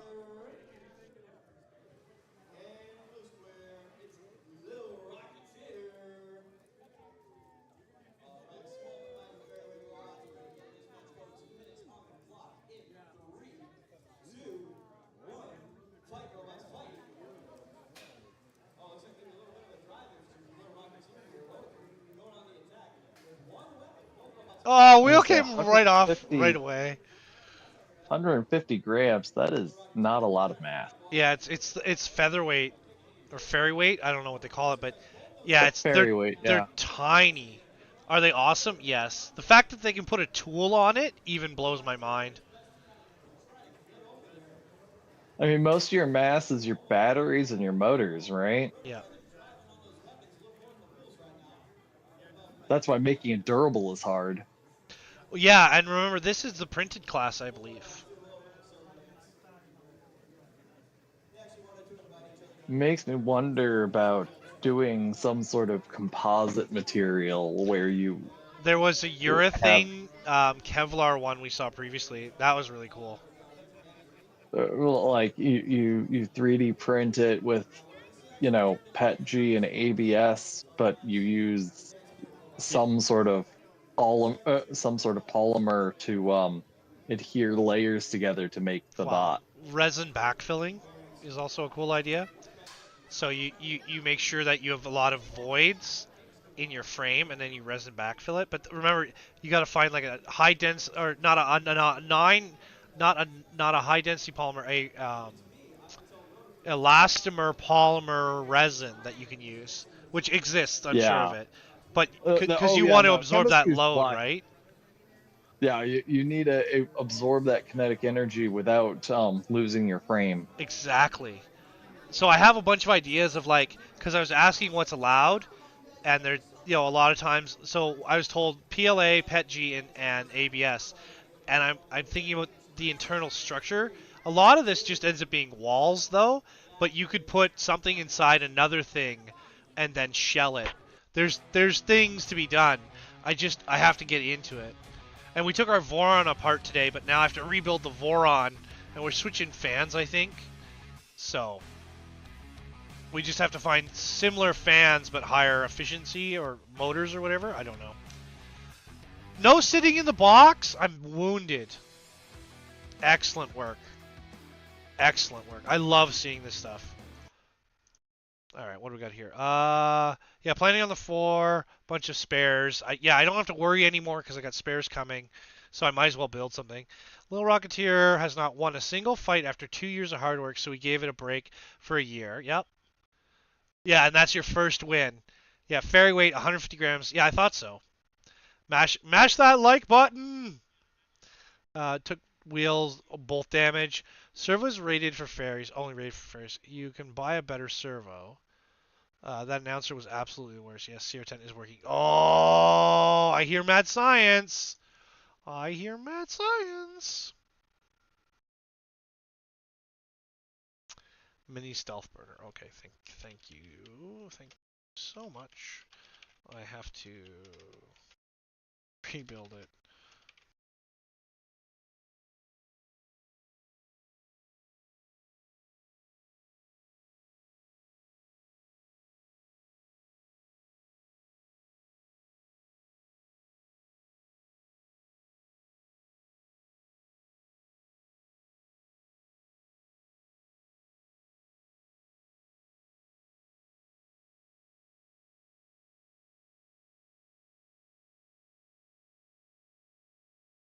Ugh.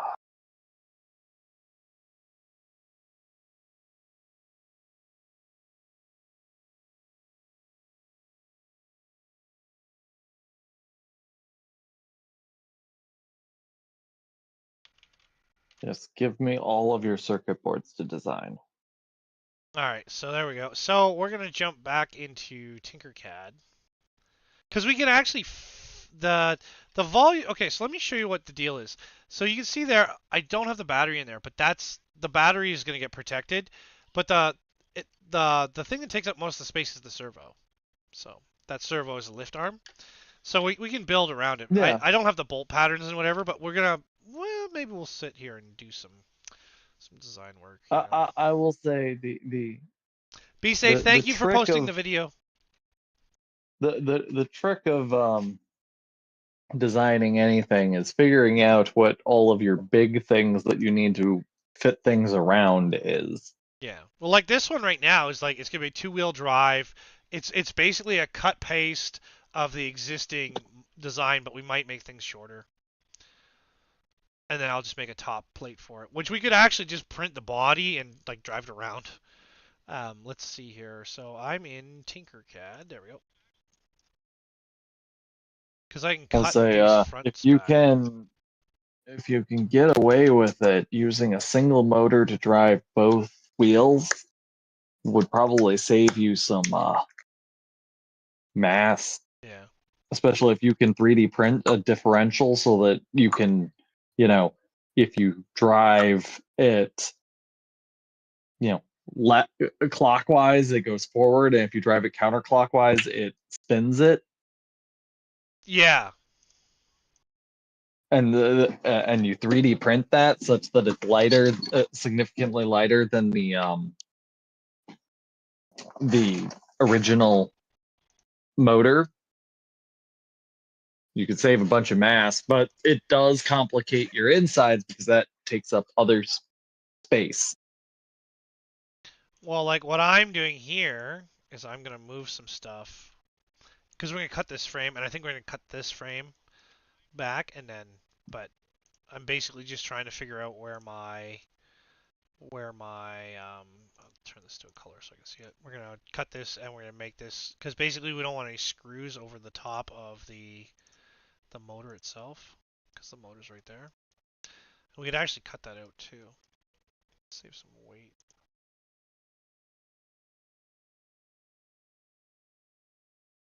Again, this is all designed to take nuts and bolts, but I don't think I have nuts and bolts for this stuff. So, but that looks like clearance. I noticed that a lot of them lost wheels, and Yeah, I I have know. to wonder if there's a way to protect your wheels That's better. what we're gonna do something out here. We're gonna do something out here. Put a panel here or whatever. That's the full height of the body. I don't know what the compromise. I don't know if that panel's going to be sufficient to protect the wheel enough to make the mass of it worth it. That's a question. Yeah. There's some rigorous testing probably needed. Rigorous testing of the things we like? No. Post production rigorous testing. You have to build it first, otherwise you can't test it. That's right. Plus, we don't have the expensive software package to do it in software. Oh, I was talking earlier about how I'm like I want to kind of get my hands on Autodesk. What is it? Autodesk Inventor. Uh-huh. I was like, that could be fun.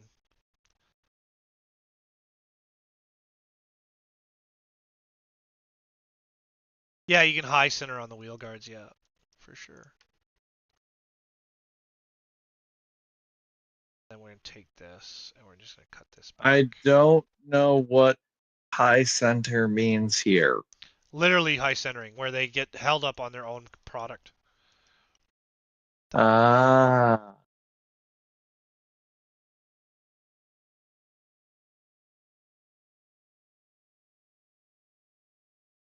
Cut this. Because then, if we have a frame, we can do a lot with a frame. So, might as well just like make one.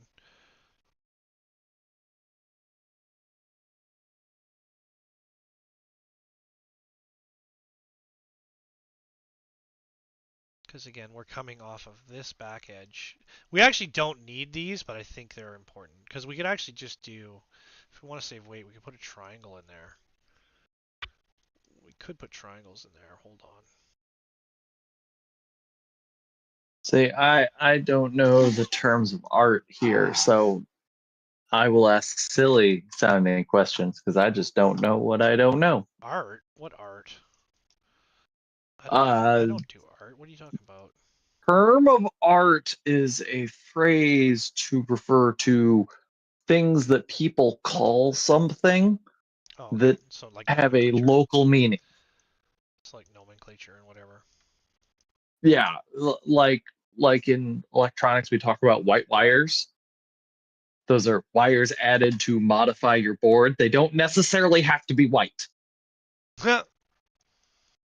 But you understand? So it's a term of art because the wires not being white does not make them not white wires. If I happen to use a brown wire because it was convenient, that doesn't make it not a white wire. It's a term of art. This can come in like So somebody was giving me a hard time about how there's a brown wire on the board, and I'm like, yes, but that brown wire that is on the board is just bypassing a component, and we can replace it with an A component. The only reason why it is there is because I don't have a component right now that could fit there. It's not a white wire in the design sense of the term where I've added a current path that isn't on the board. Then I need my wheel. As opposed to if you, let's say, had a white wire to change out which voltage rail a component is running on. That is something where I couldn't just add a component to make it different. Oh, I should have kept that. Can I do this? I can do this. Hold on. That is not enough space. I'm working on it. I'm working on it. I'm giving you a hard time, friend. I'm working on it. I'm working I'm on busting it. your chops. So this will be my alignment rod. Don't take my busting your chops so seriously, because it's not serious. We're gonna make those wheels fit. Don't you worry. Don't you worry your little heart. Don't you worry. We're gonna get that. As if I was ever worried. I don't worry about anything. All right. Can we maybe make these holes deeper? I don't know what I'm doing. Worrying is something for other people to do, like other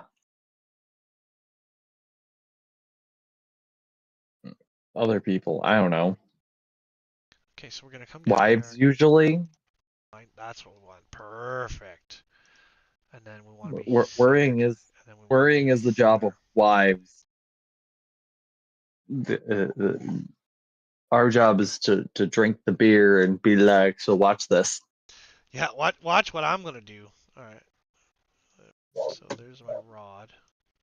So this rod is gonna tell me the center for stuff. So I'm gonna align this wheel to this rod, but I'm gonna lock this rod so it doesn't really affect anything. It's like a datum line, I guess you could say.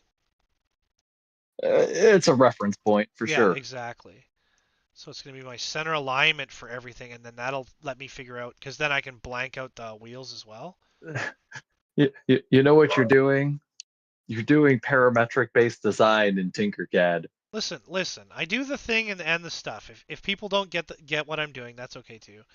So we need. I'm just saying that this is exactly how parametric design is done. Is you make a point and then you constrain everything else based around that point. So if you go For example, I want to center everything off of this center shaft for my wheels.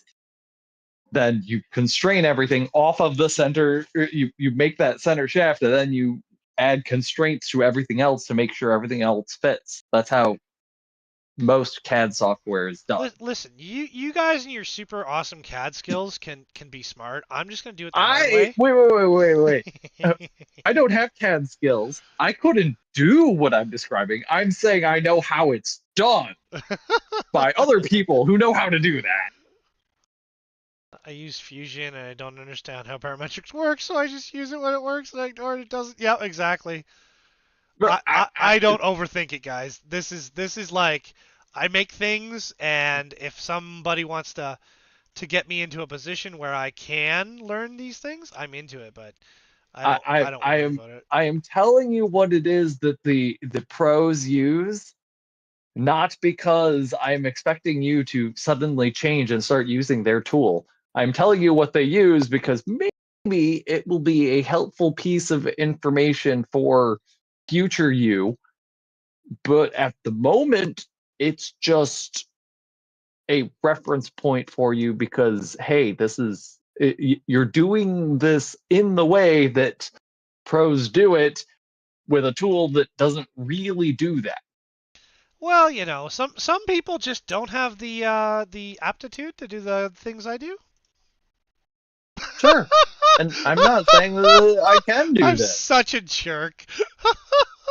Look, my MCAD skills are ridiculously poor. I am by no means able to replicate anybody's MCAD work by any stretch of the imagination.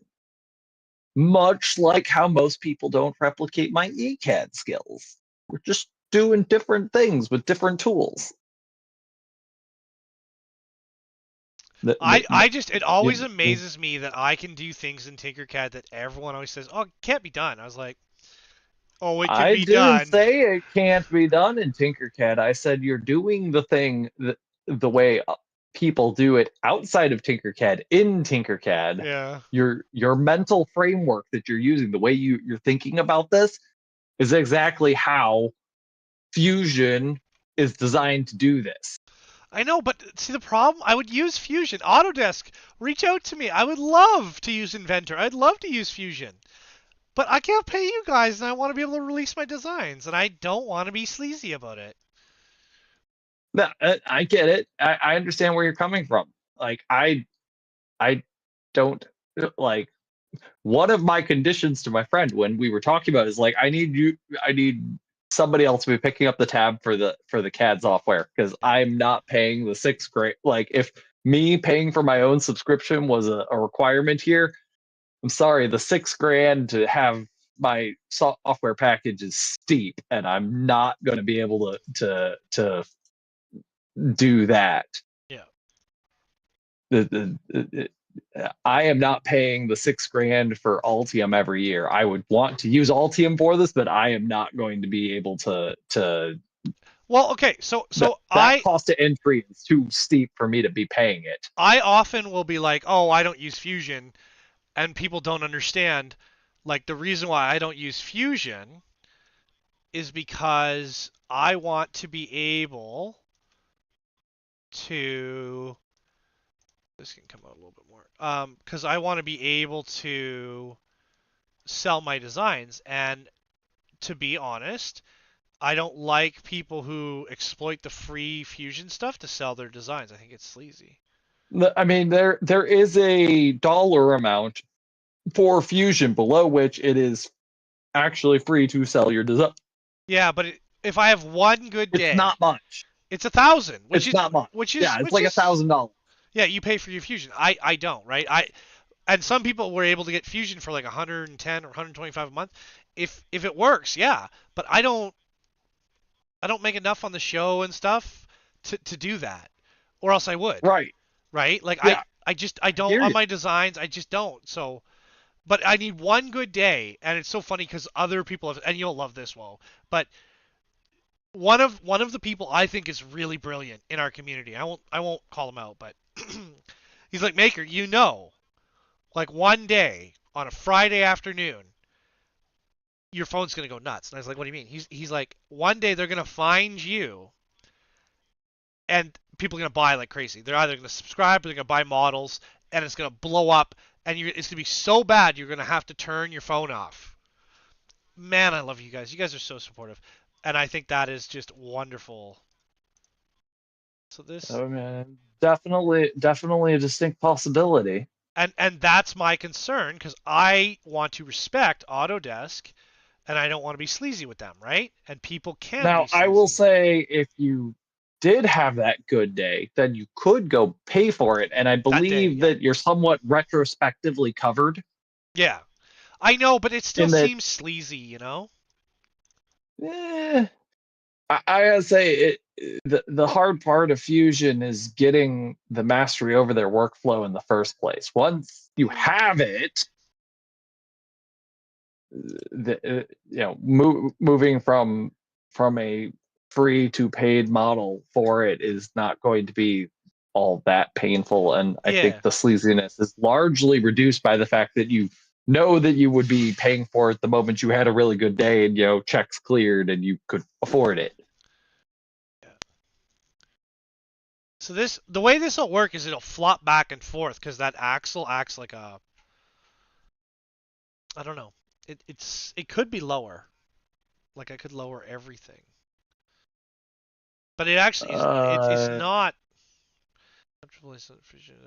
yeah, I'm gonna say your design is going. Sales is fine. You guys sound like Yeah, you're running the Fusion world again on me. I mean, I'm not specifically running the Fusion world on you. I am specifically mentioning that I think you would be in the clear.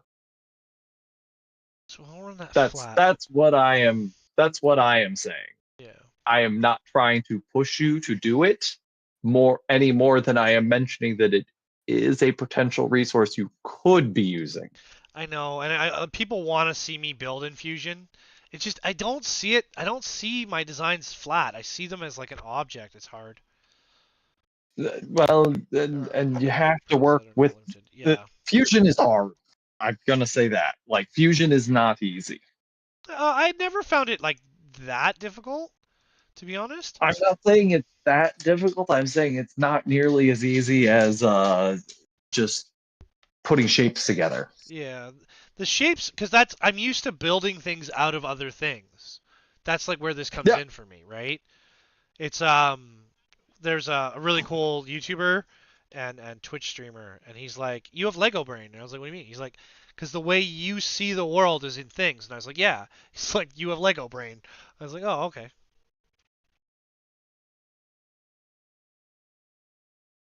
What hole size is this? I'd like to put the disabler in this. Oh, this is all taped together. Hold on. Can I just undo this? But that, yeah, it's like I see because it's all the years of doing steelwork. Like I don't see the world the same way you guys. Well, most people do. I don't know you guys, but because that seems unfair. But where's my calipers? Because I'm gonna put this hole in just for this. What this is a remote. What this does. Where's the thing? So this is the antenna and controller. Oh, you guys can't see. So I'm in the guts of the machine right now. So what this is this is the antenna, right? And this is where all the hard work is being done in this little device. And then everything else here is there's like splicers and there's power converters in here. There's a power inverter in here. It brings it down. I guess not an inverter, but it's almost like a buck converter. It takes power down and converts it. There's also like readers in here that you use that when it's running you can see if the motors are on or not. And the problem we had was we were running it on a 9-volt battery, and that became a problem for us. But I've just tagged out the motors and stuff, right? But you can see here, this device right here. You see this? Can you see this? So this here is this is a power interrupt. So when I plug this into that, this turns the robot off, makes the robot safe. So that's the one I'm worried about. And then I have some motors, my motor wires all tied up here.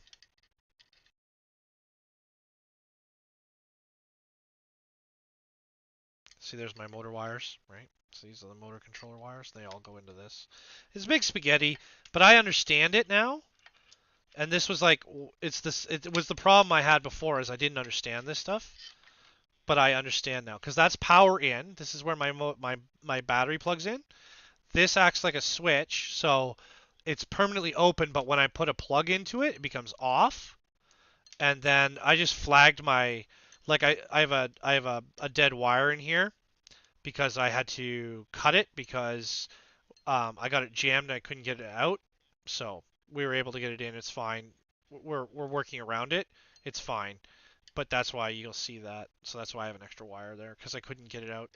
I need a tool for all this stuff and I don't know what the name of the tool is, but then you can see here. So one motor is hooked up, the other isn't hooked up, and then the servo is hooked up. And we haven't looked at even doing a servo in this. But what I am going to do is put that plug in. So I need to measure the diameter of that hole. So I need to find my calipers. My calipers died on me today. But yeah, so the voron is excellent. The only problem, well, you're gonna love this. The only problem I had with the voron was that it's built by an engineer, not by a serviceman. I'm familiar with the problem, having been a a technician before I was an engineer. Yeah. I have eyes for a technician. Not that I always get it right, as nobody who's designing things does. Yeah. But I at least try to, in the back of my head, I go, okay, now how would I build it? How would I maintain it? Yeah.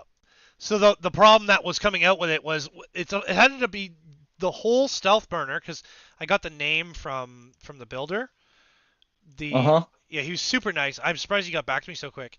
I believe it's a mini stealth burner tool head, aka the stock tool head. The way it's built, you have to disassemble the entire head, including the motor drive assembly, to remove it from the carriage. But I don't want to do any of that. I just want to take the face off the thing and look at the stuff on the inside. And it blows my mind the way it's built. Not designed by a technician, designed by an engineer sounds exactly right there. And it's not a shot. The boys did a great job, but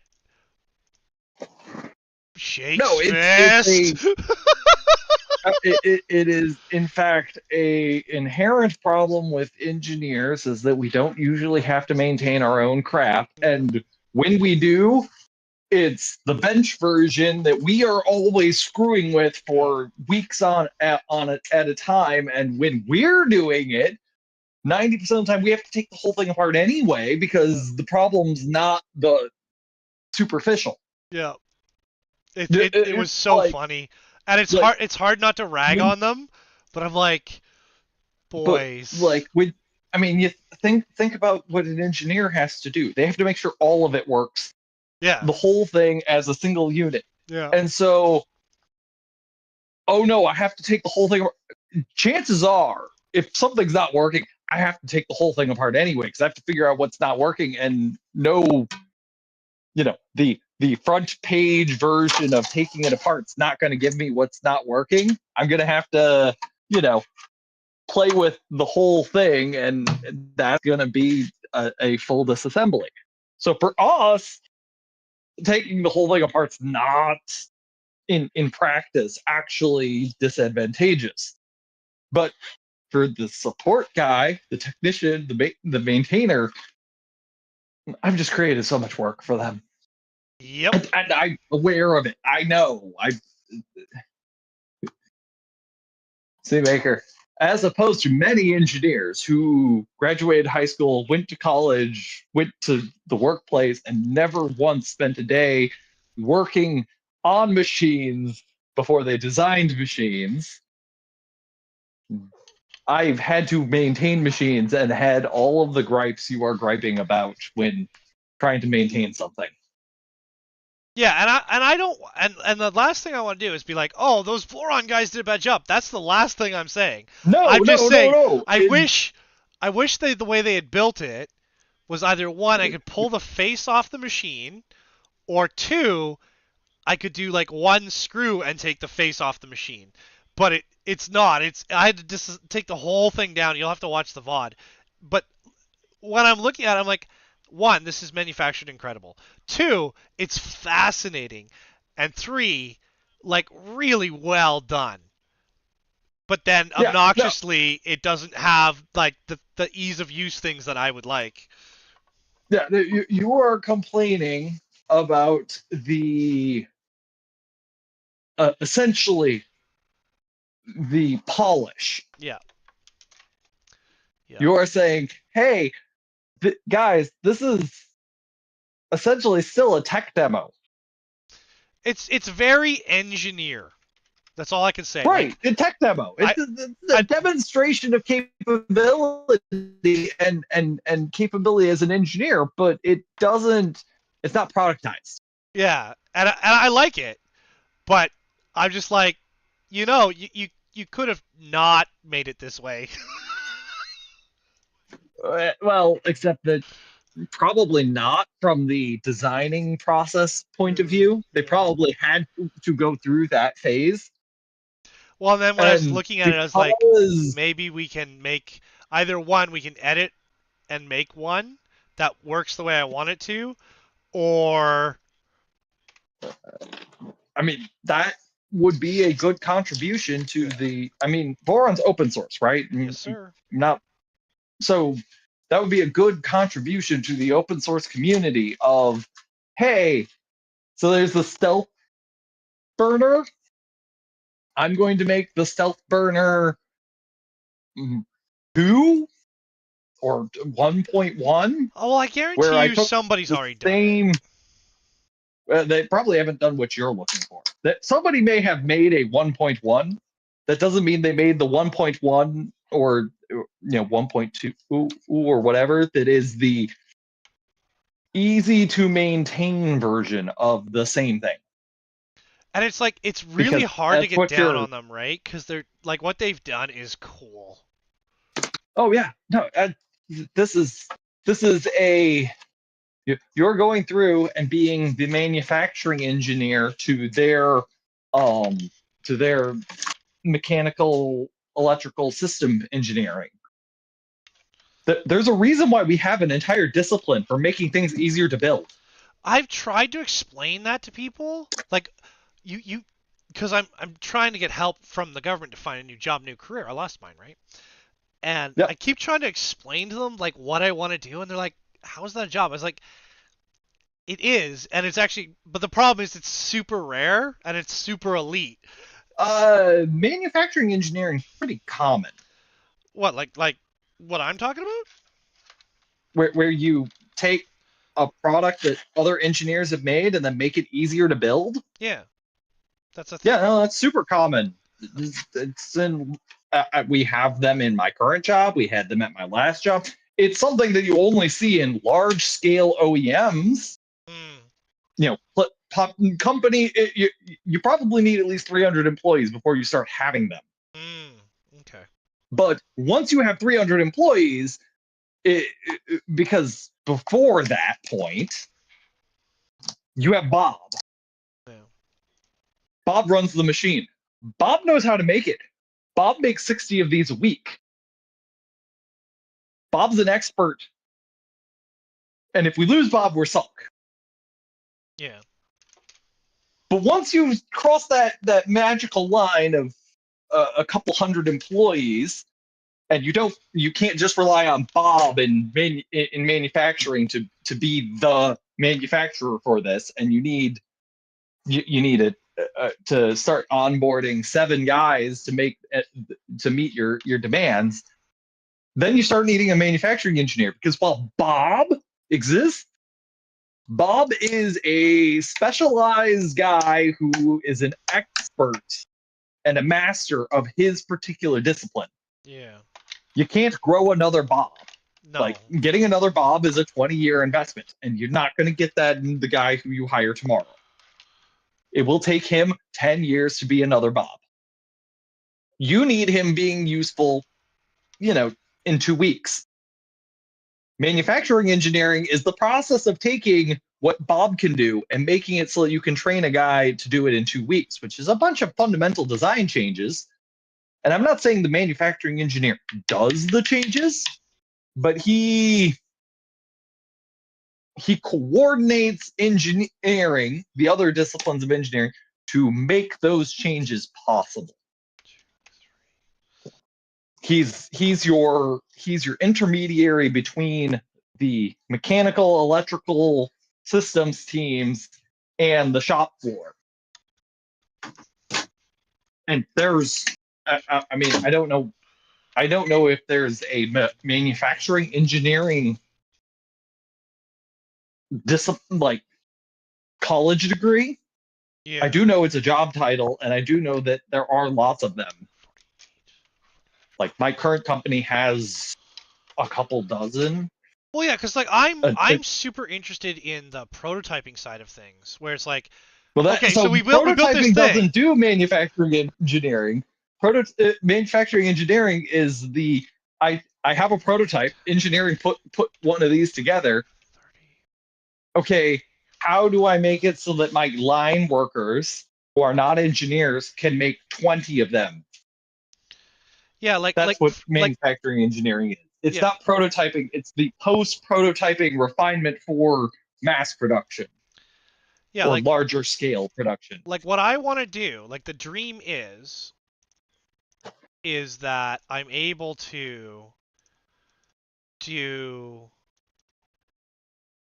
So I guess this goes to center to that, and then I move it out. Okay, so what I want to do is I basically, when someone says, "Oh, we built this thing," now could someone make it work? That's what I want to do.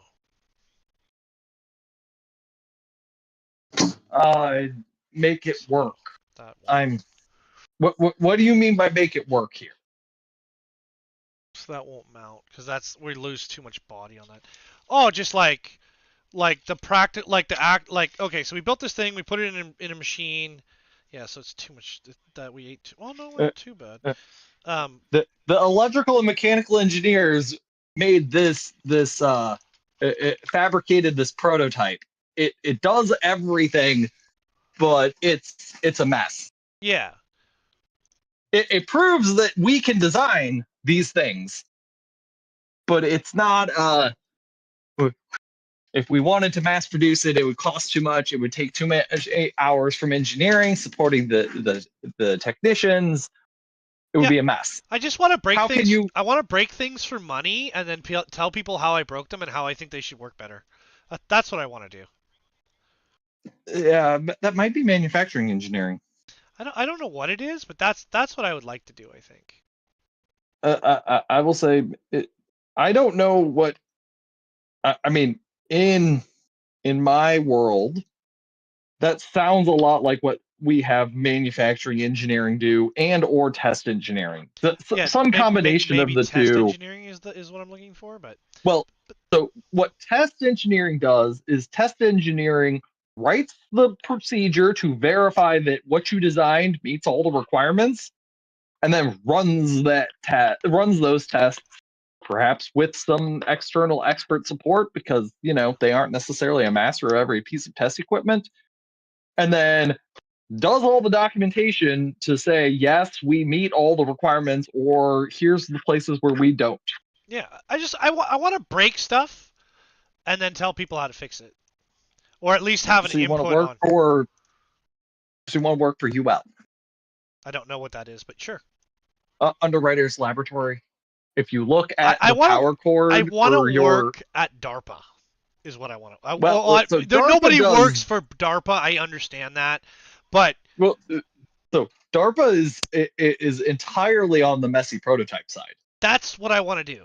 More than anything in the world. And the messy prototype side is is either DARPA has a desire, they want something that they have a notion of a thing that they want. Yeah. Pie in the sky dream. You want to be able to do X. Yeah. We don't know what X looks like. We don't know what X is going to entail, but we want to be able to do X. Yes. And then they go to contractors, scientists, engineers, colleges, universities, and people go, I'll take 10 grand and I'll do my best to accomplish X. And then that's messy prototypes. Have you ever then there's the next hold on. There's a TV show called Better Off Ted. I really loved it. It's from a long time ago. But they were a big corporation, and then someone would come to them and be like, we have X, we don't know what to do with it. And I was like, I know this is a real job because I know it exists, but we have X, we don't know what to do with it. And they would give it to them, and then that company would then figure out what they can do with it. Mm-hmm. That's I want to do that so bad. That's kind of the opposite of what DARPA is. Well, no, DARPA is like the thing that what made me want to join DARPA, like more than anything in this world, is somebody went to DARPA and said, "Hey, can you make like a raincoat that's like super efficient?" And DARPA's like, "Hold my beer." And then they made a raincoat out of a single piece of fabric. Mm-hmm. That's the kind of stuff I'm into. I don't know how to explain it better than that, but the thing that DARPA does is they take and they use contractors to do a lot of the heavy lifting, but they take a requested need or desire, translate it into some requirements, and then let industry go to town. Yeah. And that sounds like fun. And industry goes to town. And while I can't say we are doing DARPA requests, we do a lot of independent research projects where we do cool things like that. Yeah. Somebody has we'd like to be able to do X, and we go, you know what? We have people who are capable of figuring out how to do X. We'll spend 6 months on this, and that's what we do. But like that, there's no single job in that. That is teams of people. Yeah. Just, Rick, I was talking about that not that long ago, but Rick and Morty's like that. Rick and Morty make a reference to that, where it's like the grandiose whatever. It's like people think it's something and it's not. It's like it's actually a huge team of people that did the work. Yeah, I mean, not that there aren't usually singular experts behind it. Like to be clear, there's definitely a large amount of work where there is a Bob and there is a Steve, and those people, without Bob and Steve, you wouldn't even engage that work. Yeah.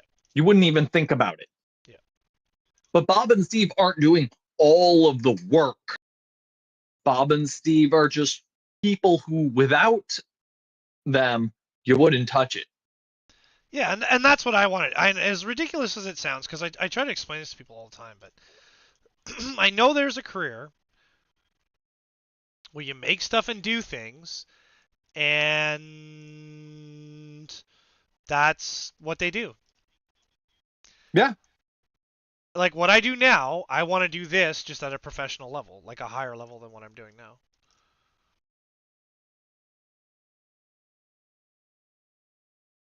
Yeah, you want to work in independent research and design. I want someone to come to me with a problem, and then I want to be able to figure out an answer for that problem. Yeah. We do a lot of those at my workplace. Yeah. And I know it's a real thing. I don't get to choose them, but whatever. I don't really want to make a raincoat, but I would make one if they asked. No, you have there's different fortes. You know, the people who do raincoats are people who already work with textiles. Yeah. People who do, you like to work with 3D printers and robots and machines, so you'd probably work in something which use those. Yeah. It's not because you couldn't potentially make a raincoat. That's not your forte. And one of the things I have learned as an engineer over the last 8 years is that you do not realize how very, very specialized you are as you increase in your skills. I'm not specialized. I draw pictures in Tinkercad. Wait. You're not specialized yet. I draw pictures in Tinkercad. I make stuff and do things without a plan. Yeah, see, you're not specialized yet. You haven't even entered industry. You can't say you're not specialized when you haven't entered industry. Industry is the first gateway to becoming specialized. I'm just look. I just do the thing and make the stuff. I don't know what you want from me here. You're as you do the thing and make the stuff, and you end up making specific things for specific purposes. You end up being specialized. I don't know. I You just don't even mean to become specialized. I certainly didn't intend to be specialized as a circuit board designer. I just, ended up in that role after doing it for several years. Nobody told me you are going to be a circuit board designer for the rest of your life when I graduated college. That wasn't assigned to me. It's where I ended up. My skills and capabilities and knowledge grew in that particular arena, and now that's my specialty. But you don't exactly get to choose, because you don't get to choose what opportunities you have as an engineer at every step of the way. I just You make know, the stuff and do the things. I don't know else how to else to explain it. yeah, but do you design hydraulic systems? I can design a hydraulic system. I mean, I believe you could, I but could. are you going to do it as quickly as somebody who that's their main thing? No, because I'm like a generalist. Like Right. that's probably my greatest. My greatest weakness is I'm like a generalist. Well, we all are until we get enough experience in a specialty to become a specialist. Cause I'm very much a generalist. Like not to be like whatever, right? Like not to be No, obnoxious or anything. I believe you, and I'm saying that's always true until it's not. And you don't necessarily get to realize when it's not anymore until you find yourself and you're like, the thing I know how to do is this. I'm not saying I couldn't do anything else, but that is the thing I know how to do. I just Confidence interval on being able to accomplish this in a timely manner is X. I just do the thing and make the stuff. I don't really know how to explain it any more than that. That's how we all are until we're not. That's what I'm telling you. Cause I just do the thing and I make the stuff. Because college doesn't specialize you. Not at all. Anybody who tells you went to college and you got a specialization, you got duped. Okay, so this ends up being solid. I know. I'm just nervous with college. College makes me nervous. I was never really good at I school. understand college is expensive. It's a huge time commitment. There's lots of opportunity and cost with going. Not that it doesn't provide opportunities, but it has costs too. And if you get to the end of it and you can't find work, you're in a really sorry state. Why is that? That should not be weird. I think this is I asymmetrical. Whatever. I understand the concern about college. I think I made this Hey, asymmetrical. I think I did. I don't know what handle like a color was on. Alright, what do we got here? This thing's gonna be so floppy, because it's like not. It's not, because it's not. Yeah, it's gonna flop back and forth as it drives. Because none of it. Because it's. The center is. It'll be interesting. It'll be fun. We're gonna print this.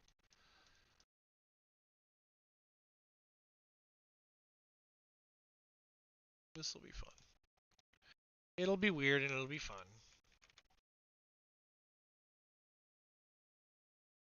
And I need to group these because these should be the same. Just get grouped, and then I move them. I'm just doing the top plate right now. It doesn't really matter. Like, we don't even know if this is going to work, but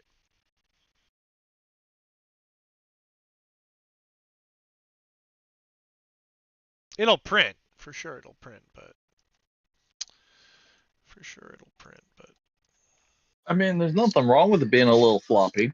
Well, because this one, well, we can put forks on it so it's not floppy. So actually, we might even make forks for it. If you want to, but you might. The floppiness might be a tactical advantage. Well, that's sort of what I'm thinking is like, how bad is it that it's floppy? It's not really bad that it's floppy, right? We'll print it, and I hollowed it out, right? So it's, it's conserved material or whatever. But it'll be floppy. I think it'll be okay. I was more worried about floppiness in terms of if it was going to twist. It could twist. It could, but it's framed, and then I framed the wheels as well, so.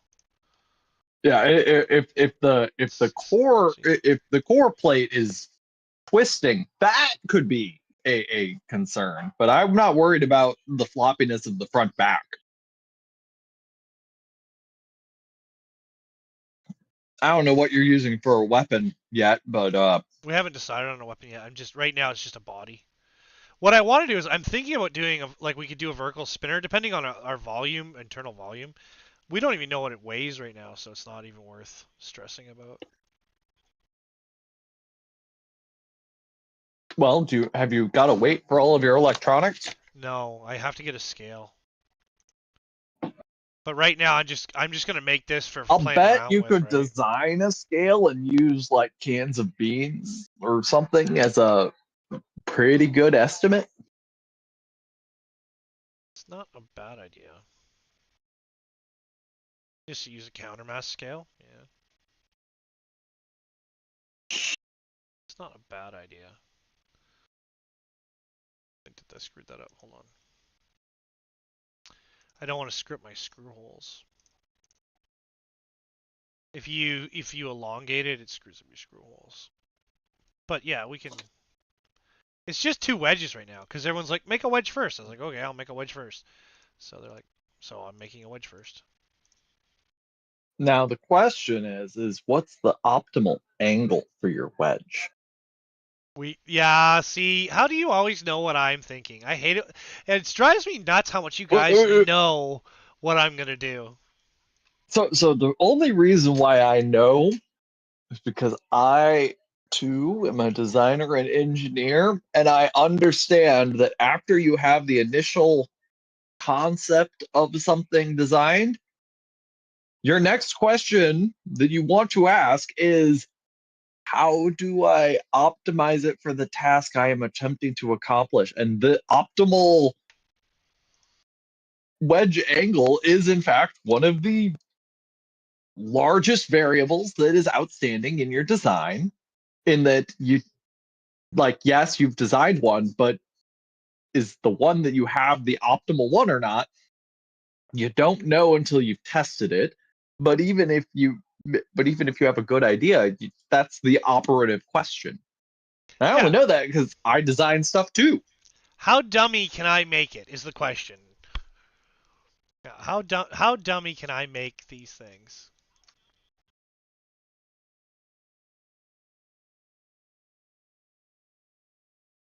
But right now we're literally just playing with it, and this will be a BattleBot. This will literally be, it will work. It's just 2 wedges front and back. That's all it is so far. And then we added some stuff. I just don't know what the mass and stuff is, but it doesn't matter right now because we're just playing with it, right? We just do whatever we want. And if you find that the wheel shroud is too heavy, you get rid of it. Yep. Or you trim it down, like, because you can come in and trim these internal angles. But it's. I would say the best thing, if you want to keep it, is probably to do your ribbing like you're doing there. Yeah. On the shroud. Yeah. Because having any kind of protection for your wheel is going to reduce the amount of damage the wheel takes. Yeah, because we could do triangles in this side panel and lower the weight that way and stuff. But this is, we're just Just playing. What do you guys want to name this? Should we put up a thing on the Discord or something so you guys can name it?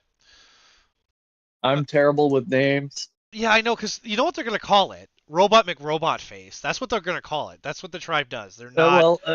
You know what you know what my name would probably be? What? Dual wedge design Rev Dash.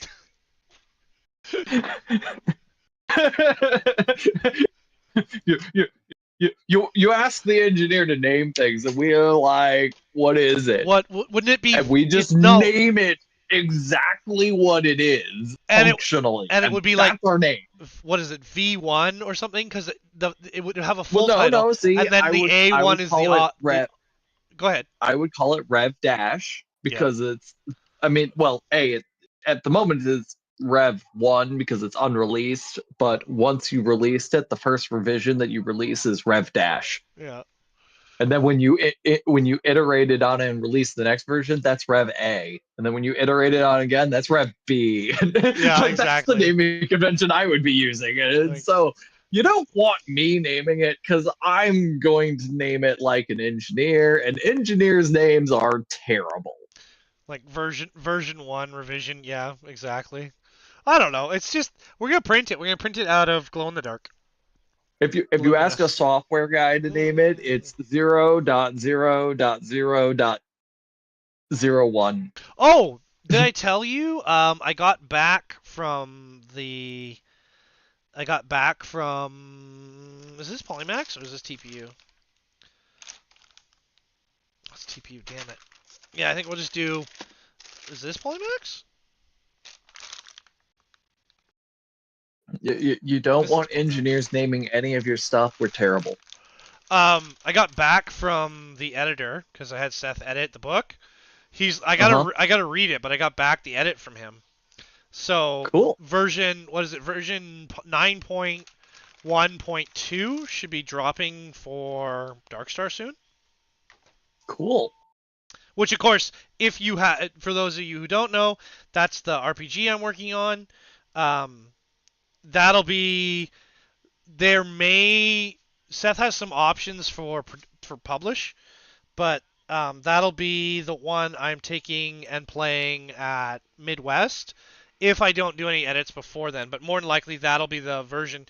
And he went through and he fixed the index. He did a whole bunch of things. He's like, "Oh, I'm busy. I can't get to it right away." I was like, "Okay." So I expected like a month or two because he's fast.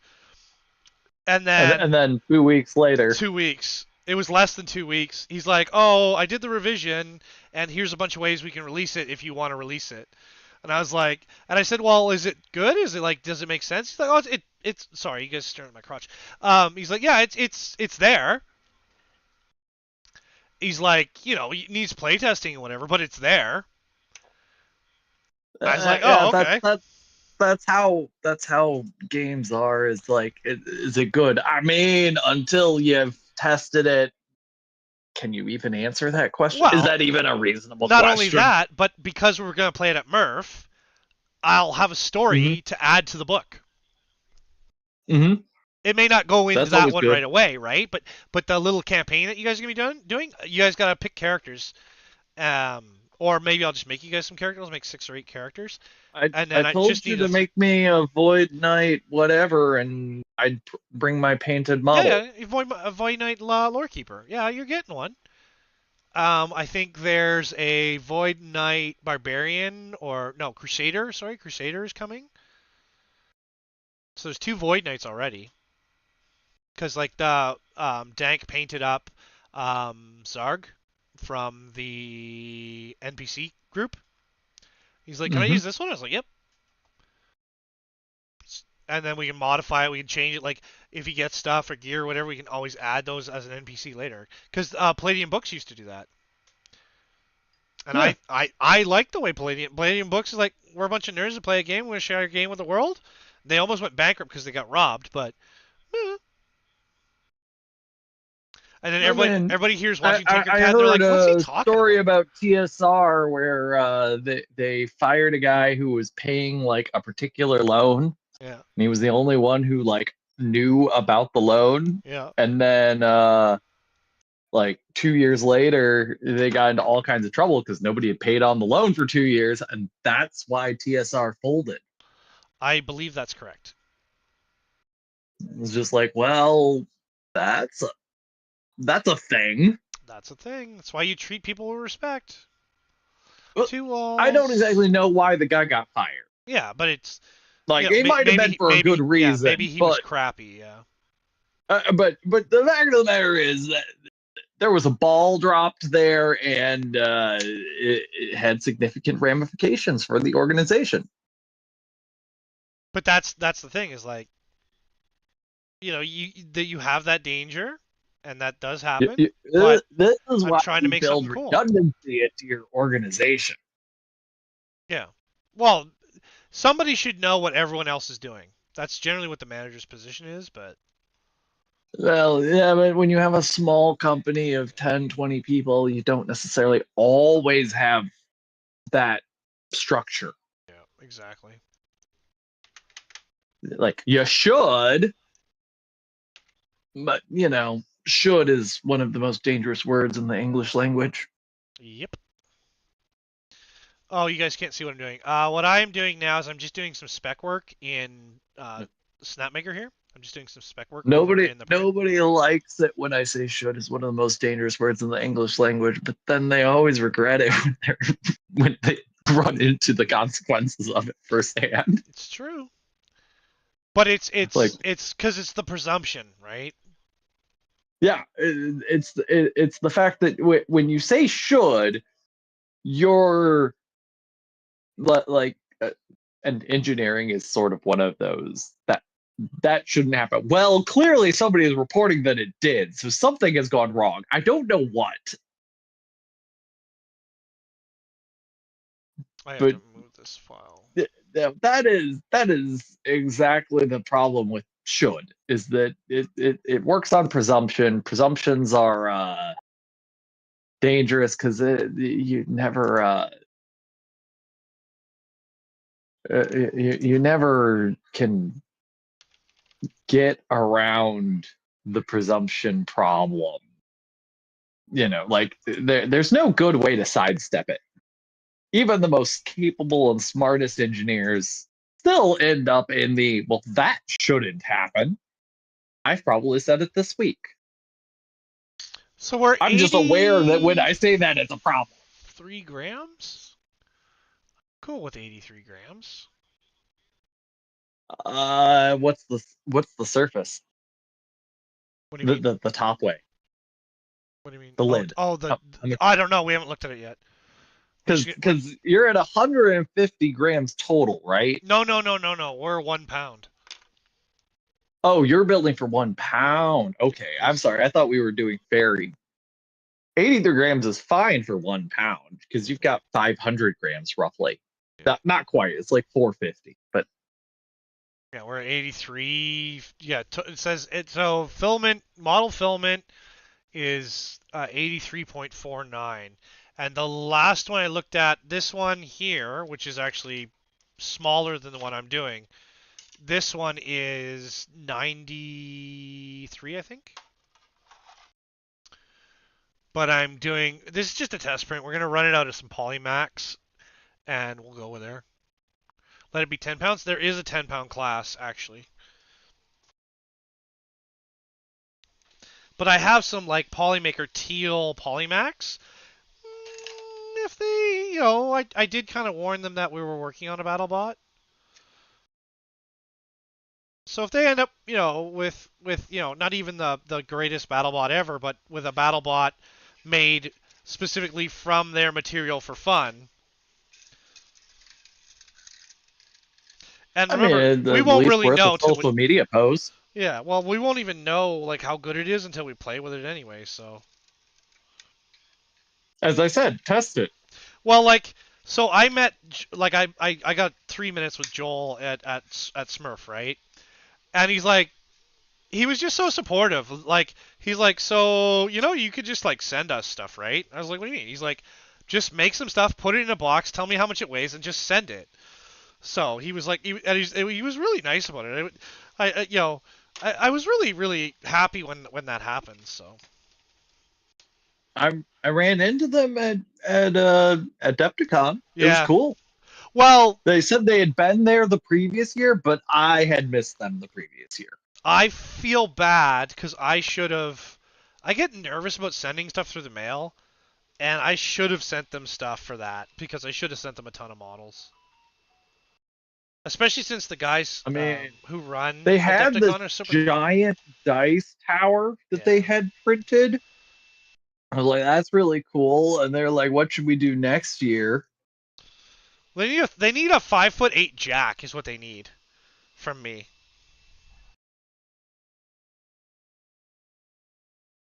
They need like a full-size scale jack with lights, and then a bunch of like worker bots to take over their booth.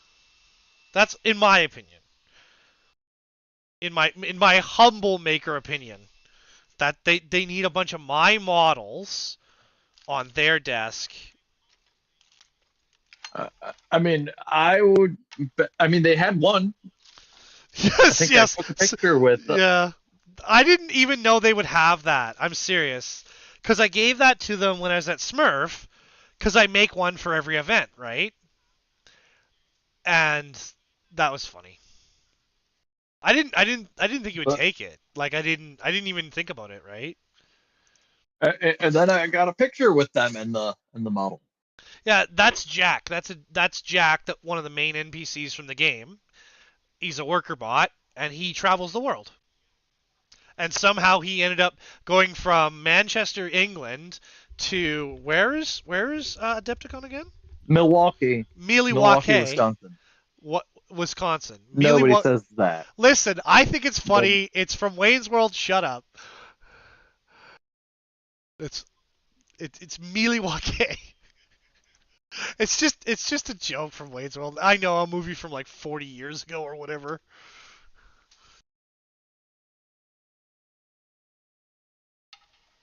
Alice Cooper, man. Alice Cooper's like trying to be like he's being all smart with Wayne and Garth, and they're like, "We're not worthy. We're not worthy." Yeah. And someone's like, "Isn't I this?" am not 100% certain if I've sat through Wayne's World. Like, I'm sure I have seen portions of it, but I am not sure I have actually sat through it from start to finish. It's a thing. I am aware of it being a thing. I think that it kind of predates me by too much for it to be fully appreciated by me. If you like rock and roll, you could enjoy it. But like a lot of the jokes will be could aged enjoy out. it. I definitely could enjoy it. And like 80s movies are a thing I watched a lot as a kid. It's just Well, I think it's from the 90s, but yeah, like it's dated and whatever. Okay, so we're printing, just so you guys know, we just loaded this up. This is our new BattleBot 92. frame. Okay. Yeah, it's old. Like it's old. It's from when I was 3. Yeah, it's old. Like I'll be the first to admit that it is old. But if you like rock and roll and you like sort of making fun of corporate stuff, then it's your cup of tea. If it's not, then it's not. And Tia Carrera back in her day was a fox. She might still be a fox. I'm not sure, but I haven't seen pictures of it. Exactly. But yeah, so he not to put too fine a point on it, but no. I don't freaking know who that actor is. Yeah. Actress. Name was a fox. Great. I have zero context for the person. I think these motors might be too tight, but we'll see. I think.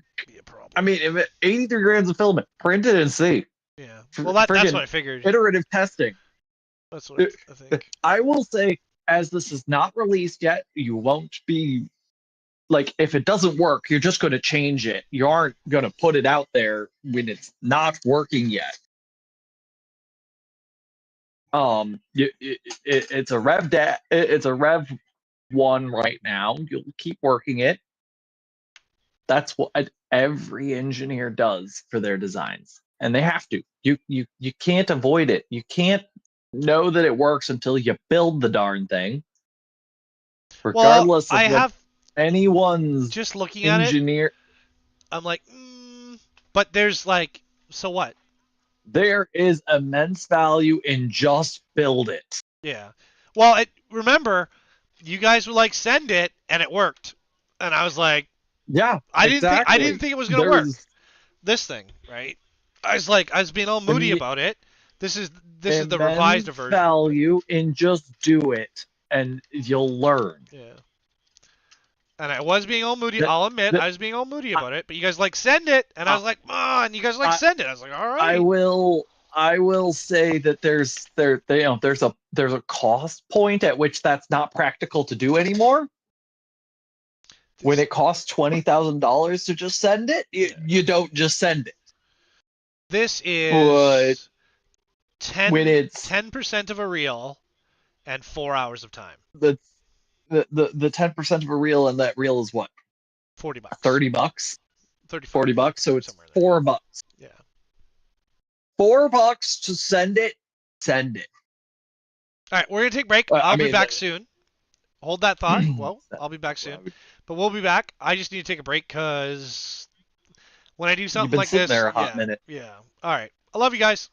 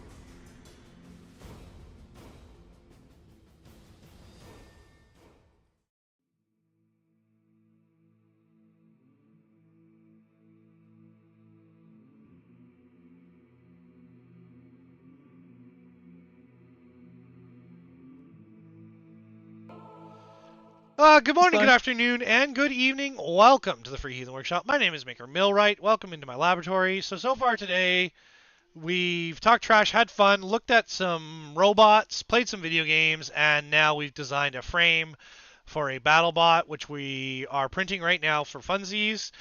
This isn't like the finished version. I haven't even looked at what other people are making.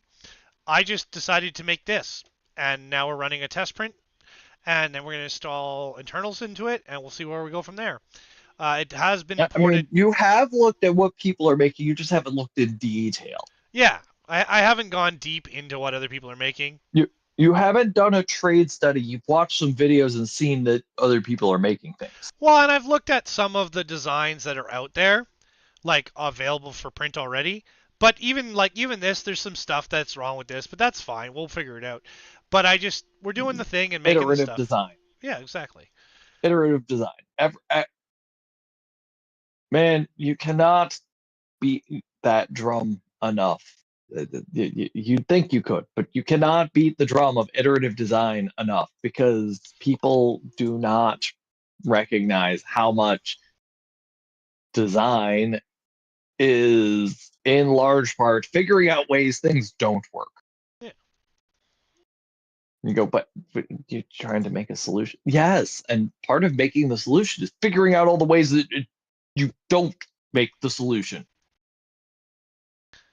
So yeah, so this is running off a clone design already. We'll probably move away from that at some point because I just want to figure out the volume for the materials inside. I'm not really worried about weight and stuff. There's always ways to cut weight, but one of the things I wanted to do was make sure that we could just try it. Just try the thing. And that's what we're doing. And if it don't work, that's fine. We'll probably modify this physically and then go from there. But we're just throwing something together for funsies. And to the extent that something doesn't work, does it really not work, or does it just not work well enough? Exactly. But there's a bunch of I'll take you guys over to Maker World. You got lots of levers to pull. Yeah. Make sure you download and like my stuff. The links are down below if you need them. Maker Pult isn't taking off as fast as I'd like, or the hearse, but you guys will get there at some point. Somebody will find it. But yeah, I was just doing, I've done a rough look at BattleBots. And, there's a bunch of different stuff here and different designs and stuff. We can just make a box. The one thing that is sort of I like this one a lot. So that's ant weight, 150 gram. That's feather weight, but anyway. No, that's ant weight, 150. Fairy weight? Fairy weight, yeah, that's fairy weight. That's incorrectly labeled, but it doesn't matter. But, we can do something like this, right? We can make a box and stuff, but we're going to try it out and do the thing and have some fun and just, play around with it. But, You know what I notice about these designs? They are like the inverse ratio of a tank. Pretty much, yep. I don't know if that's something people are well aware of, but tanks have a specific ratio of length to width that they have to stay at, or else they don't work. I don't remember exactly what it is, but there's a certain rectangularity they need to have. If you make them wider, they don't turn correctly, and if you make them longer, they don't turn correctly. Yeah, what I'm doing. I'm noticing these are inverse of that in that they are super wide and not very deep. Yeah, they try to minimize, but what's then going to happening is more than likely what's going to end up happening is I'm going to test this, print this, put wheels on this, and I'm going to look at it and I'm like, that's cool. Now what? And that's probably what's going to happen. But you can see there's a lot of patterns. The natural flow. Yeah. Natural flow there. That is the normative flow of design. Yeah, you build it, you design it, you build it, you go, but what if? And we can build whatever dumb thing we want. So that's probably what we're going to do. And we're trying to avoid fasteners and stuff. So, but we're going to end up down that rabbit hole for sure. And I've just taken cursory looks. I downloaded some stuff, but I've yet to really take a look at the designs. But, we're already sort of thinking this, right? We've already looked at this, and I already made the placement holes for the cutter head and stuff. So, we're just playing with it. And You could do a cutter. You could also do your punch. yep. I would say at 1 pound, you probably have enough mass that you won't fly away from the other robot nearly as much. No, because I don't think you're going to be able to. I don't think you're going to be able to vent the pressure at the rate that you really want. So, but yeah, we're just gonna put something together and have some fun. Like I understand how what Wolfman Crab Arms was talking about, but I think that if you have an appropriate shaped and sized punch, you're gonna be able to punch well enough without losing traction. Yeah. No, I agree. His whole thing is like, the Newton's third law or whatever. Whatever force goes this way goes this way, right? Yeah, but there's a certain amount of that is surface area dependent. Yeah. It only really works for, I believe, elastic collisions. And you're kind of trying for getting an inelastic collision where you punch into their frame and damage the frame instead of bouncing. Yeah. And so with a inelastic collision, if it's moving forward fast enough that you can punch into it, you don't have to worry about that as much. I will also point out that I've never made a BattleBot before, so this is kind of fun, just funsies. So yeah, we're gonna work on it. We'll figure it out. We got it printing right now. But I want to say thank you. And we're almost at 6 hours. We're like 2 hours overtime. Normally we do 4 hours. I just want to say thank you everyone for being here. If I had only done that, I would probably have not gotten around to hanging out much. It's true. So it was cool to get to hang out for a bit. I'm glad you enjoyed it. So what I'm going to do is, there's sadly no rating here on YouTube. YouTube, what are you doing? We should be able to rate other channels. I don't know what we're supposed to do, YouTube, when it comes to live streaming. We love you. We appreciate it. But yeah, you guys saw me play some video games. We talked some trash. That's generally how it is for me. I need to warm up into ideas, and then we start doing stuff. I will show something that is fun. So there's our clone, and we're just using some of the math off this for cloning the new one. So this is, it's based off that design, but we're going to change it anyway. But I would like to show you this. We're probably going to try and make this work. But this is a Fallout-themed Power Fist. So we'll be back to this at some point. And I figured you guys might enjoy this. But this is something we're working on. And we'll probably be back to this program not too far from now.